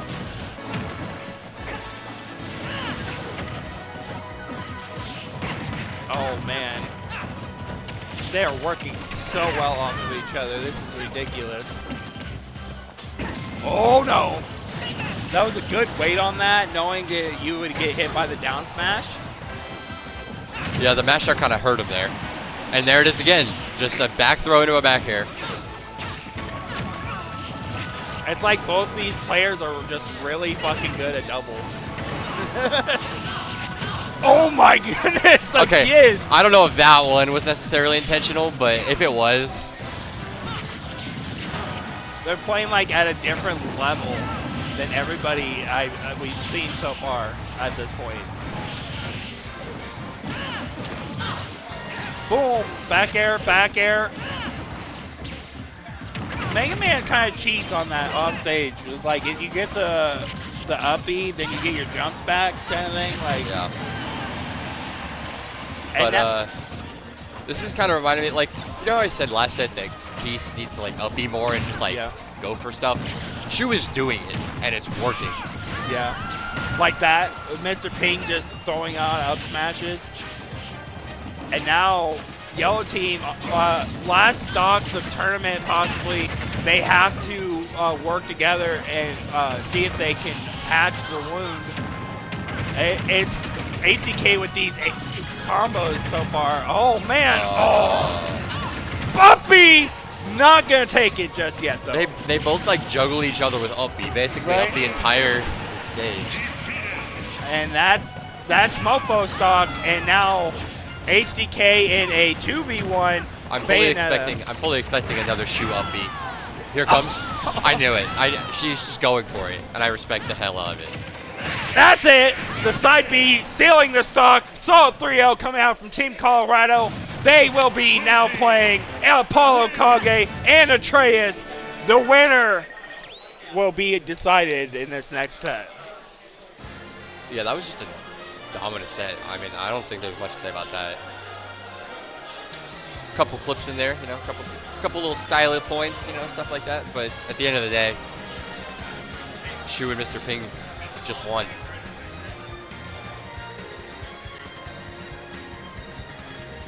It's ridiculous. I wonder if we're gonna have to wait on Grant. I know AK was playing singles on stream not that long ago, but he's done now, at least on stream. I don't know about Atreus. Atreus, I don't know how to say it. They've been doing good. They're sitting in winner side grands. Yep.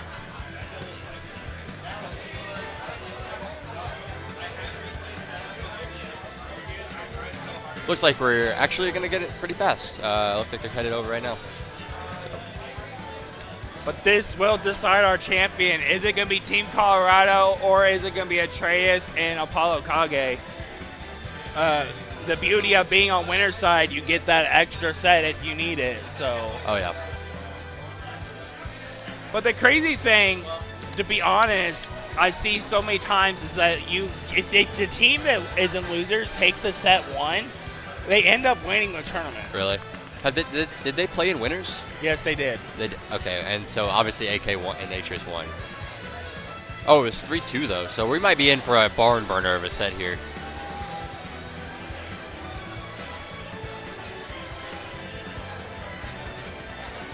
Yeah, barn burner indeed. And I wonder if these guys are going to go the sacred game 15. Game 15? Game 15. So you play in winners and you... Oh. Yeah. Yeah, you go game 5 in winner's side, and then you go to losers, and you come back and you go game 15 in grand. Yeah, I was not thinking about the winner set. Yeah, you're good. It's one of those things, like, it happens, so...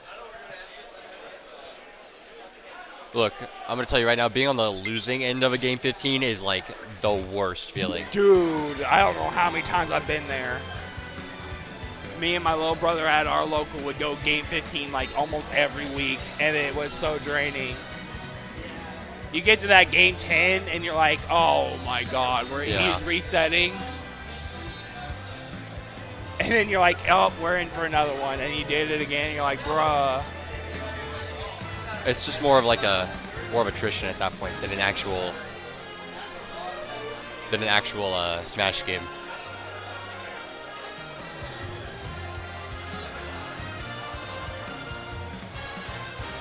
All right, guys. Just a heads up after this set. That'll be the end of doubles. The winner will be decided after this. We're gonna take a short little break, or set up some singles matches for you guys, and we'll be back on after that. So enjoy this set, and then a short little break.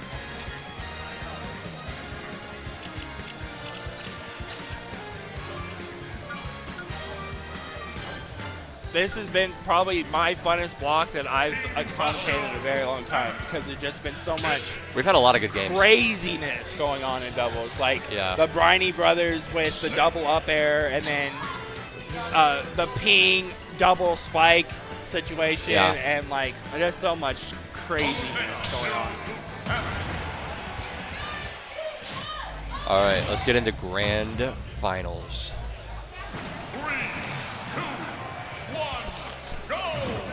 But game one, grand finals, Shu and Ping in losers, ApolloKage, Atreus in winner's side. One set will win it for them. A win for the loser side will be a reset. Yeah, I did not see the winner's set. I really don't know like how close the games were or what they looked like or anything. But I got to imagine we're in for a heck of a set here. I mean, yeah, I could see where it was pretty, you know, explosive and back and forth. I'm pretty sure that regardless, we're gonna be in for a hype last set or two. Oh yeah. You were talking about the upbeats that she would just throw out. She just threw one out and it accidentally killed Mr. Ping. Look, live by the sword, die by the sword. I don't know what to tell you, man. You kind of live and die by the sword. It's like the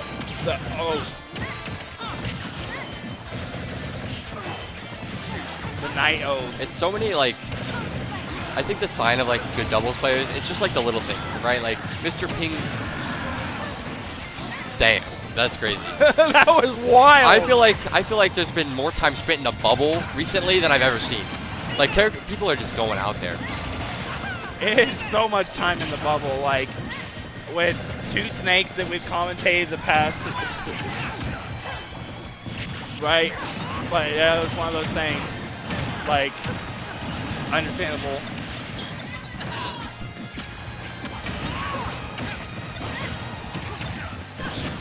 Oh my goodness, that up smash is gonna take the stock, and now blue team is not looking too good.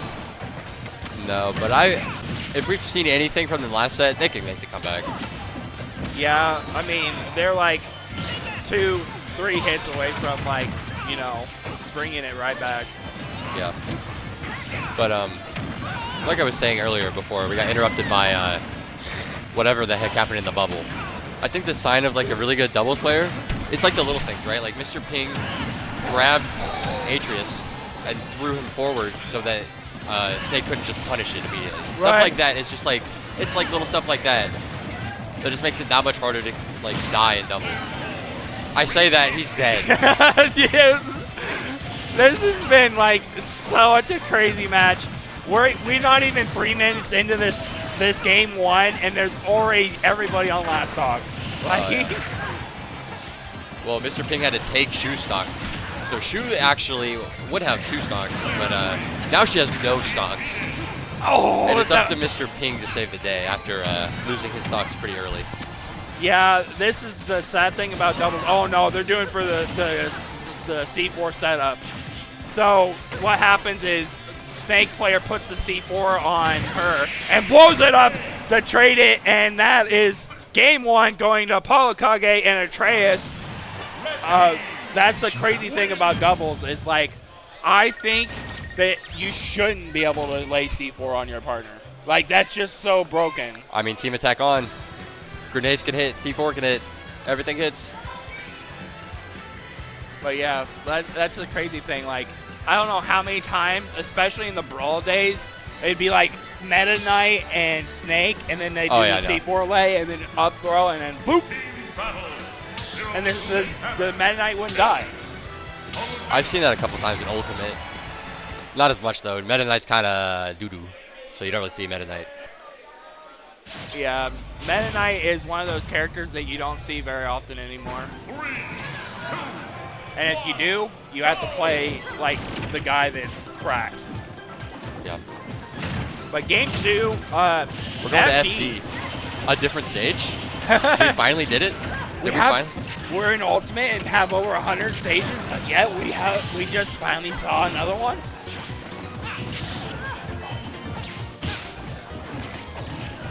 I think FD is a good idea because then you don't you can read how he's landing a little bit better. That was a clean conversion by Mr.Ping. The grenade blew up and he was just there. With the back air to seal it out. Yeah, like I was saying, the FD pick I think is good because then they can't recover as easy. The no platforms. So. And these blessings are a little smaller. Oh, the reversal. Oh my god, that conversion! And suddenly AK's down to 1 stock? What happened to AK? That was wild. And now Atreus is down to 2 stocks. Blue team's like, you had that game 1, but we gotta have this game 2 is what it looks like. Yeah, blue team not going down without a fight, that's for sure.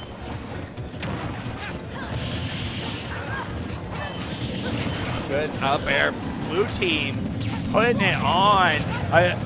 And Mr.Ping has not lost a stock yet. Oh no. That was not a good situation for ApolloKage, but he got out of it. Oh, the conversion again! Coming from Shu. She is going wild! Oh my god! Have a game. Damn. Holy shit! Oh! And yeah, oh my goodness. That was a clinic she just put on right there. Holy crap! 3 stocks in less than 20 seconds. I don't even remember what happened. There was like she had the back air. She had the back air, and then she flip kicked, and then she upbeat ApolloKage, and then down aired Atreus. Yep.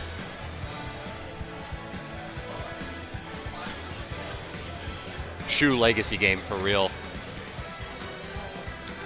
We met back in Smash 4. I just messaged her out of the blue, and I'm like, hey, do you want to come to this Kansas tourney? It's in Abilene. And she's like, sure. And she brings like 7 or 8 Colorado players, and like they all bop the shit out of us for the most part. Really? Toffee saved the day by winning the tourney, but like she is just a phenomenal player. She's been a phenomenal player for years. She just hasn't got the chance to travel or like little things here and there. Yeah. I remember her set against Riddles that she won. Yes. And everyone was popping off for that one, rightfully so. That's a big win. She's beaten Riddles multiple times. But like that just speaks to the talent out in the Midwest, man. Like rank is higher, but we can do it. Oh, there's the extensions, and we got Kalos, another stage. Wow. We've reached the end game, truly. Where's Thanos? We need Thanos in here. When are they adding Thanos to Smash? Oh my god, those extensions she's getting right now.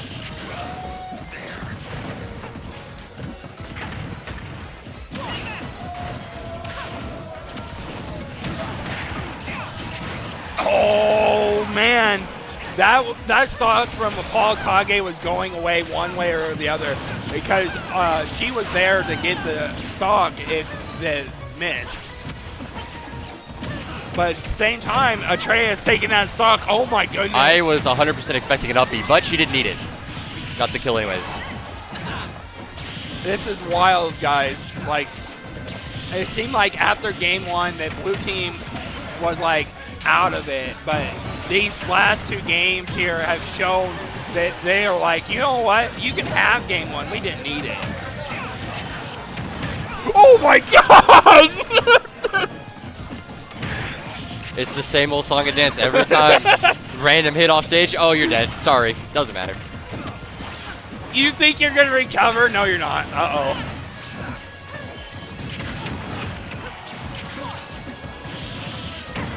Oh, man. That was a weird tech.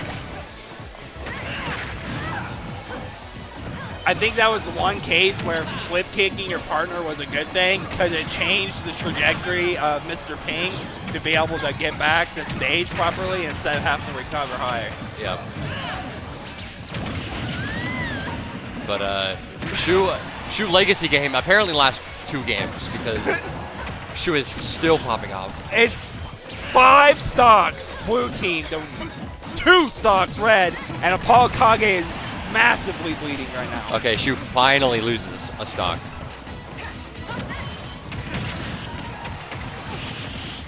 Oh, how much combo are we gonna get? Okay, it kind of got dropped there.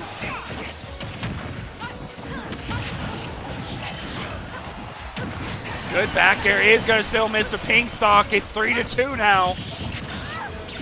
Oh, the flip kick. Kalos saving the day. ApolloKage air dodging. Oh my god. She went for it again. It did work, except for the fact that Nikita was there. But I like the idea. This is the ruthless aggression you were wanting to see earlier in those early sets that we had commentated. This is ruthless aggression. And game.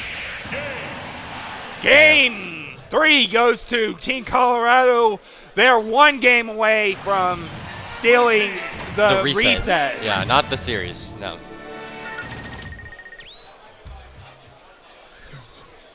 This is wild.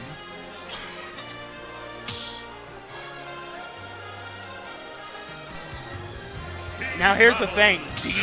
Are you rattled as the red team? Like, how do you bring this back? Like, I think we see a different stage. You think so? I'm thinking PS2. I think we're going back to PS2. I think they won on PS2, so that would make sense. Oh, nope, right back. Kalos. Right back to Kalos. This is the new Startersville. I'm joking.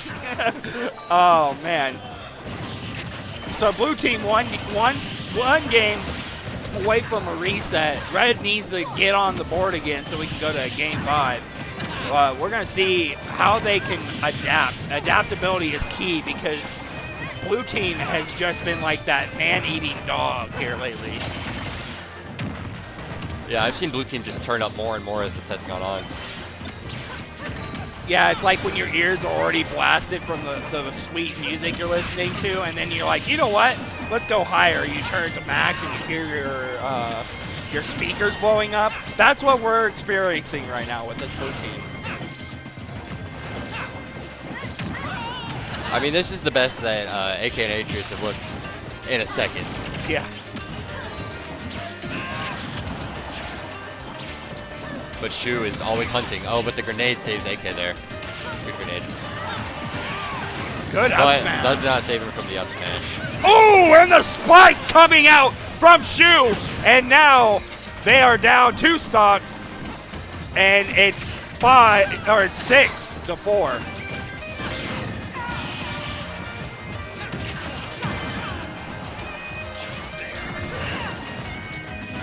No, Mr.Ping SD. That's unfortunate, especially at this point. Like, you had a stock lead. You had the stock lead, you had the percent lead, and now you're back to even, essentially, because they're low percents. Like, we've hit the camping part of the game. They were both just standing on opposite sides, like, come to me. Right? You're going to set up the tent and be like, hey, you want to cook some hot dogs?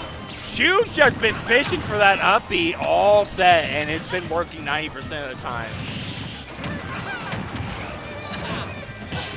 You know, Michael Jordan says you miss 90% of the shots that you don't take, you know, so it's one of those things. You gotta shoot them. Shoot for the moon. Oh, good pressure coming out from Team Blue right there.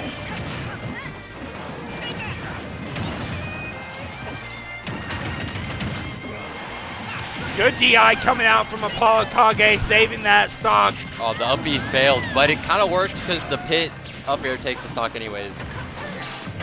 Oh, the goes way down.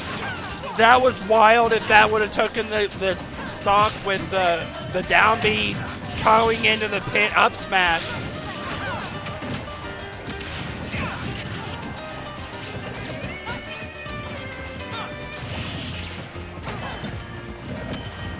And once again, Shu and Mr.Ping have a lead. Yeah. Despite losing the winner's side saying you wouldn't know it based on this. Oh my goodness, and that stock is now, almost even. They need to get Mr.Ping stock, and then we're talking a whole new ball game. But Atreus needs to survive. Oh, no. AK's getting, my AK is getting bullied. Oh, my God. Forward throw in the he's dead. down He's B. dead, he's dead, yeah. That's the game. And that's the reset. And that's the reset. Colorado getting on the board, going like, you know what? The winner's side was a fluke. And now we're on an all-new ball game.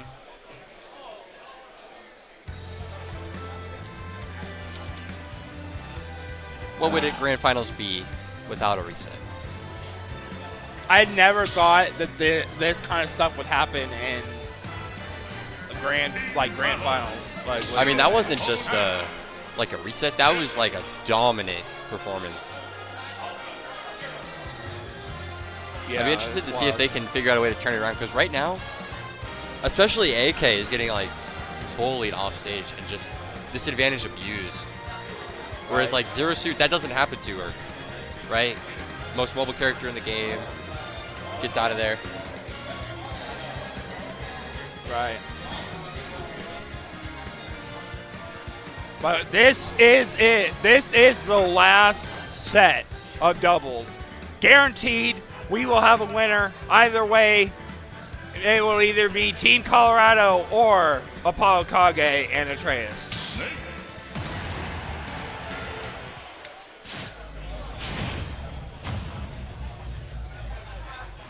Back to PS2.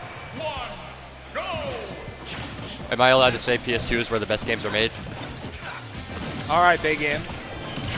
We're in Kansas City, of course I gotta say it.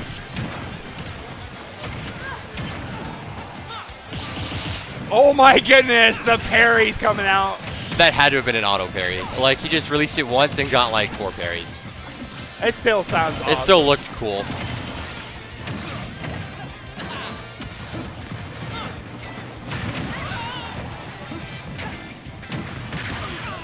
I'll be interested to see if AK and Atreus can like gather themselves, because they've after that set, you gotta find something else. You gotta reach down deep within your guavas and figure out like what they need to do different. Oh, bad DI on the pit forward throw. It's gonna take Atreus' first stock.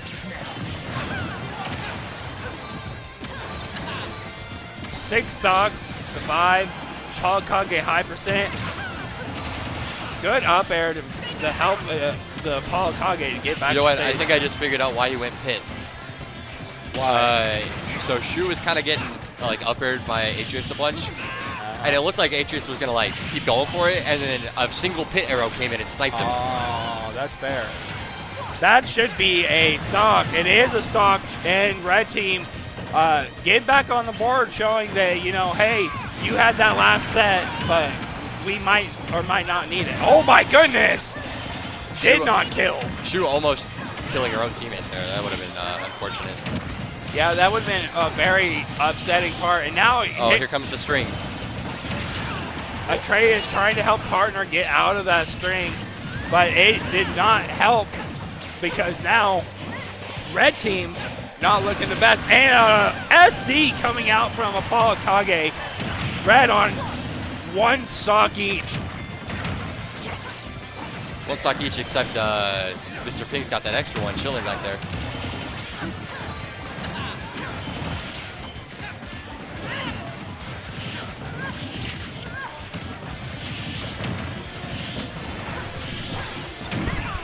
Let's see how ApolloKage and Atreus can work, because they're doing decent. They're trying to get that Mr. Ping stock, or at least get a stock, so then they can bring it back to even for stocks. They just need to get a few more strings together, and then they'll be right there. Yeah, but Mr. Ping right now keeping them both at ledge. Oh! And there it is again. And she doesn't die for it, so it was worth it. Shu putting on a clinic of recovering high against me. Not today, sir. The thing about it, though, and I think it's really making the difference, is she has Chronos in her region. So having that snake, high-end snake experience really makes a big difference, especially in the higher end of bracket. Yeah, Atreus got to get through 3 stocks. 3 stocks at 108%. Yeah. Okay, that was a good. Oh, forward air is going to steal a stock. Game 1 going to Shu and Mr.Ping.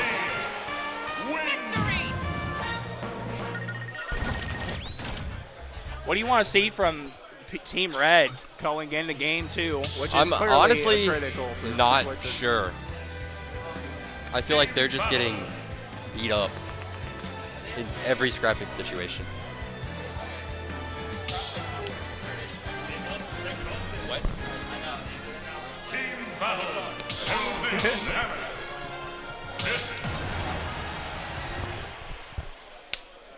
Can Atreus and ApolloKage sever the wound? They need to because they're down, but they're not out. Yeah, I think AK needs to summon some of that One Piece energy. It's that he needs that, you know, he needs that mojo back. Like, it seems like ApolloKage of all people have been getting bodied so far in these sets.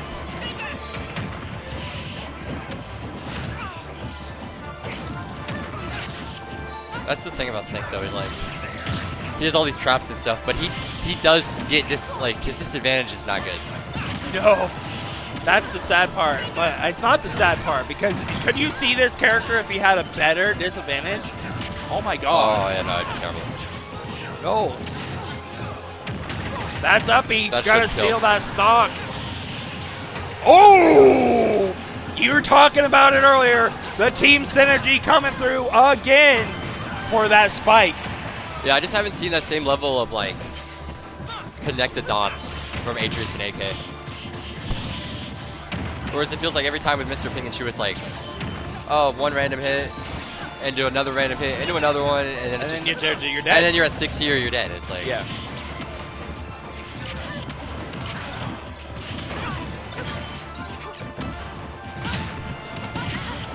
Oh no. Oh no. Oh, but he does take it. Oh, both of them though. That's death. No, it's actually, not. no. Pit forward air, not that strong. I'm lying. Oh, good up tilt coming out from ApolloKage and putting it back to even stocks. Yeah, we're at even stocks, but they're down a lot of percent now.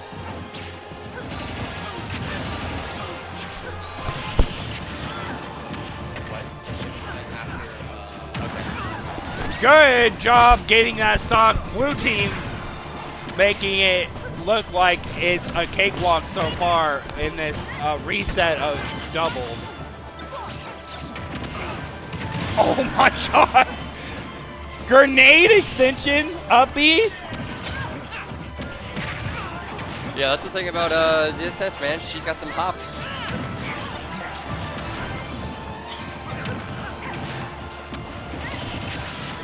I don't think I've ever seen grenade into extension up B. Yeah, they told me.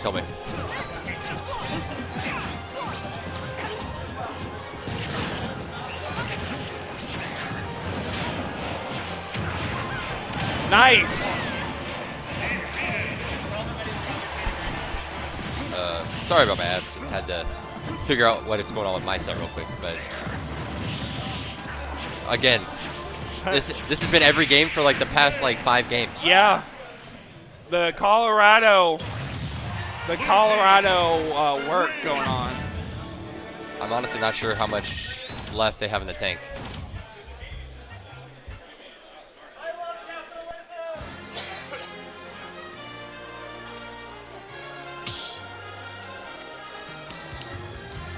But now, one more game, and blue team will be your Sweet Spot 8 doubles champions. Let's see if they can finish off what they started.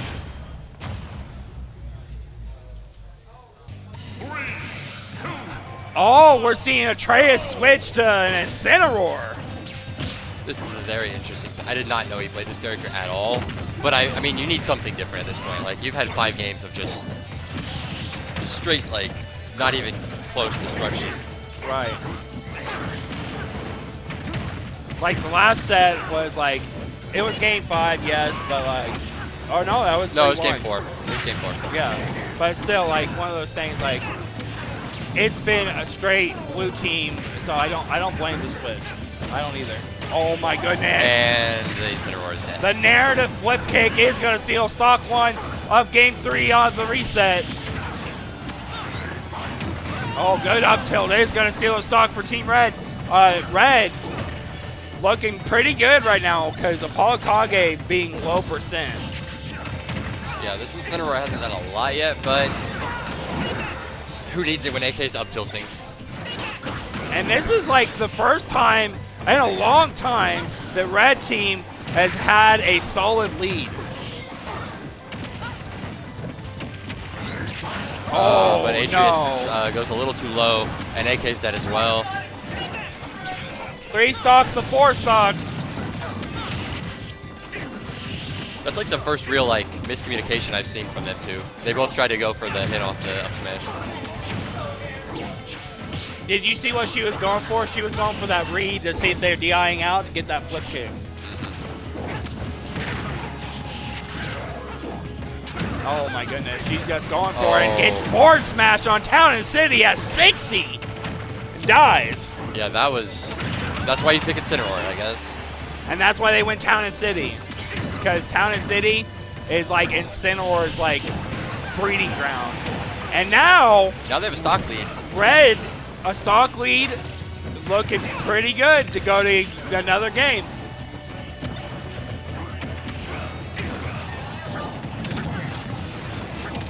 They are both at the red percents though.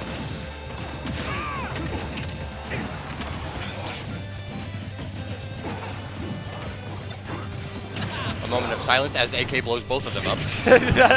moment of silence for your percent and your stock.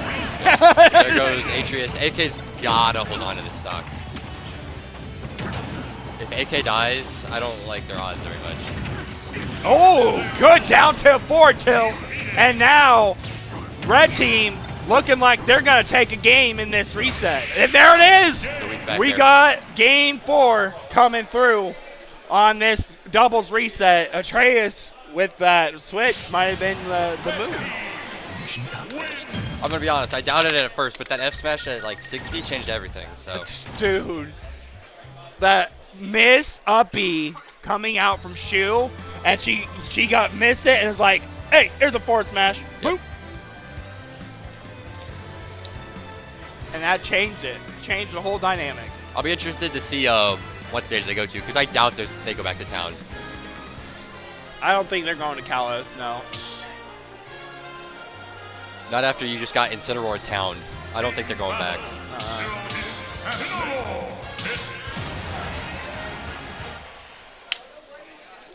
No way. Not possible. All right, let's see if this is the decisive game 4. Small battlefield. Okay. I like it. A little more space. Incineroar has to be more diligent with their recoveries, because if not, they're going to die earlier. One of those things, like, because they can't get back off the sides. I like it.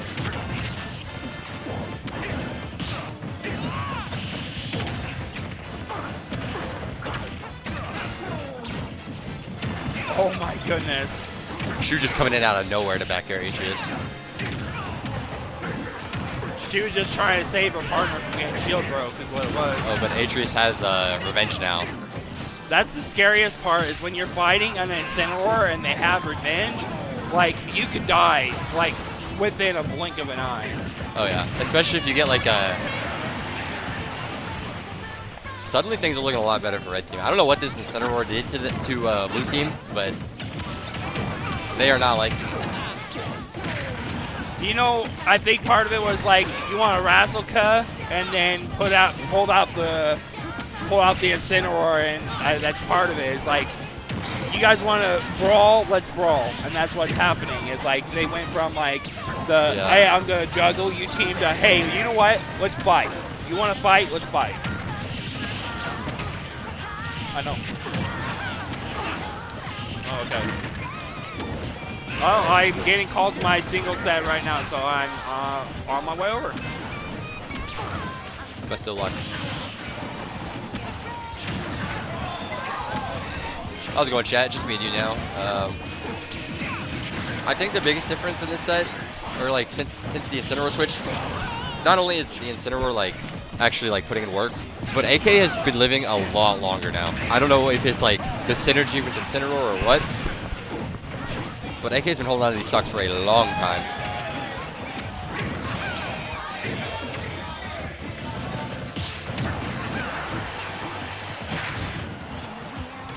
And things from Bluetooth just aren't looking as crispy clean as they were before. I've got a co-commentator again.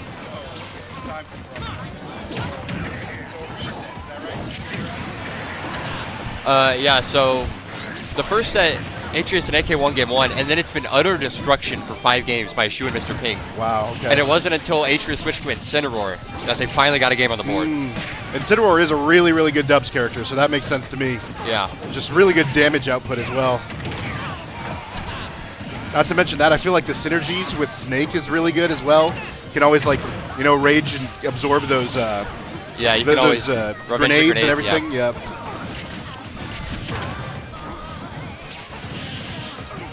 I mean, I get why they didn't do this at the start, right? You want to go your mains, but this is looking just a lot better. A lot better. Yeah. I say that. Yeah. Atreus I had to share stock real quick. Still fairly even though. Okay, and yeah, look at this. They're both getting sent off to the left, but yeah, just the like Incineroar has just such good buttons and dubs. Just really good get off me tools. Able to recover there on the left. I'd say the biggest reason that Shu and Mr.Ping were winning so much earlier. Shu was going crazy with up Bs and down Bs and just killing people at absurd percents, and it was just turning into a real bad experience for AK and Atreus. Okay, I mean, still a scary position here. Yeah. I mean, one side B at ledge, and you know Zero Suit could potentially take a stock, but I feel like a lot of Zero Suit's like kill options are very committal. I was gonna say, if you kill someone with up B, the other person's just gonna. Yeah. But up tilt there, and now is that 2-2 on true finals here? Yes. Okay, wow. And how many games? What was the game split in the first grands again? 3-1. 3-1. Okay. 3-1. Awesome. Their winner's set was 3-2 as well. Gotcha. That was won by AK and Atreus. So we've got a game 9 grands here then. Yeah, is that game right? 9 grands. Oh, cool. It all comes down to this. It all comes down to this, yeah. Glory. Absolutely. I really got to think about this. What stage do you go to? You know what I mean? Yeah. There's like real money on the line for this. Oh, yeah. You kind of forget that. Like, some people don't take doubles that seriously. There's still a prize pot. Yeah, like, absolutely. People paid to enter doubles. Like, yep. All right, well, I like to see this, all this strategizing, a lot of this talk. Let's see if we can't see any adjustments coming out here from Shu and Mr.Ping. I don't think we're going to get a character switch or anything. I think we're just going to run it the same way it's been ran the past 2 games. That would be wild if we did see a character switch. The game 5, like, Shu pulls out, like, Ganondorf or something. I've heard Shu has a Jigglypuff for doubles sometimes. They've C4'd Incineroar off rip. Oh, I like that. Got some real sneaky plans here. It's really hard to see on Incineroar, too, because of the flames on him. Oh, there it fell off. Yeah, it was, like, right on his belt. Right. Ooh, yeah, that Nair is just so good. There we go. Punishing Incineroar, pushing him off stage. Yeah. Ooh, the up air, unfortunately, hitting Shu instead of that's an what I'm talking opponent. about. Earlier, when they were winning games, Shu was cleaning up stocks in that position every time. Yeah. But recently, it just hasn't been working out. No punish there on that whiffed up B from Shu. Really good coverage from Mr.Ping. Ooh. I like the recognition by Mr.Ping to just F-smash them both. Yeah. They're like, oh, you grabbed your teammate? Oh, nah, you're both dying. Yep. That's like the nice thing about dubs is like sometimes just ripping in F smashes is the right move. You know what I mean? You can get away with a lot more things in doubles. Oh, that was sick! Okay. That's what I need to see more of. That's what was happening so much earlier. Yeah. All those upbeats like in the bubble, basically. Yep. Just like the up throw into the up B. Yeah, I haven't seen it the past few games. Makes sense, makes sense. Oh, well, we've got that revenge putting in some work now for Atreus. Shu barely living the neutral B. But Oh, not the Nair. Yeah. So strong. But that was only her first stock, so. Yep. And ApolloKage still on the first stock, and just as I say that, it goes away, eviscerated. But still, a pretty sizable percentage lead here for ApolloKage and Atreus still. Yeah. That frame 1 jab coming in handy for Shu. Shu trying to snipe Incineroar up B. Not really happening. Ooh! Oh, big down air by Shu. That's huge, actually. Yeah, that evened it almost back up. Because Mr.Ping just died. Yep. And at a low percent, too, I think. Mr.Ping had a lot of percent. Oh, okay. They were just straight up losing until that. Yep. Or I mean Atreus, that's what I meant. Yeah, no, Atreus was at a very low. Yeah. He was at like 10 or something. Wow. And we see a lot of these fights just get so bunched up. And it's like, I feel like that's right where, like, Incineroar loves to be, is just like in the chaos. Yeah. But not working out for him right now. Ooh. I see Atreus like DIing throws and stuff to make sure that he's not getting clipped by team follow-ups. Oh, good coverage there for Mr.Ping. Oh, so smart. That match was crazy. That actually. was absolutely. I went that high a percent to be able to match like that. Yeah, that match was crazy. But the stock has gone in 150% on Snake now. One more stock from AK, and then it's a 1v1. I'm a little bit surprised that they opted to have Atreus take that stock, because I feel like Snake just does better in the 2v1s than Incineroar does. Yeah, You know what I mean? but I mean, at the same time, you always want your teammate, right? Yeah. Oh, that was sick. What a way to end it. Wow. Yeah, and those adjustments, just like you said, coming back in, they went back to their original game plan with those executes, and Shu and Mr.Ping are your doubles champions here at Sweet Spot 8. Atreus has revenge now. That's the scariest part. Yeah, the biggest thing in that game fight was that Shu up B and then the Shu down air as well. That was just like you could die huge within a blink of an eye. She was definitely following up. Especially if you get like that's for sure. Okay, I mean, still a scary position here. Yeah. I mean, one, side B at ledge, and from earlier, you could potentially take a stock. But I feel like a lot of Suit's like kill options are very committal. I was gonna say this game was honestly with up B because they're both the other person is gonna yeah. Because you never know, like one mistake and you get hit in like an up, an up B gets both of them, One random thing. Awesome. And sounds like we need to wrap it up. Yeah.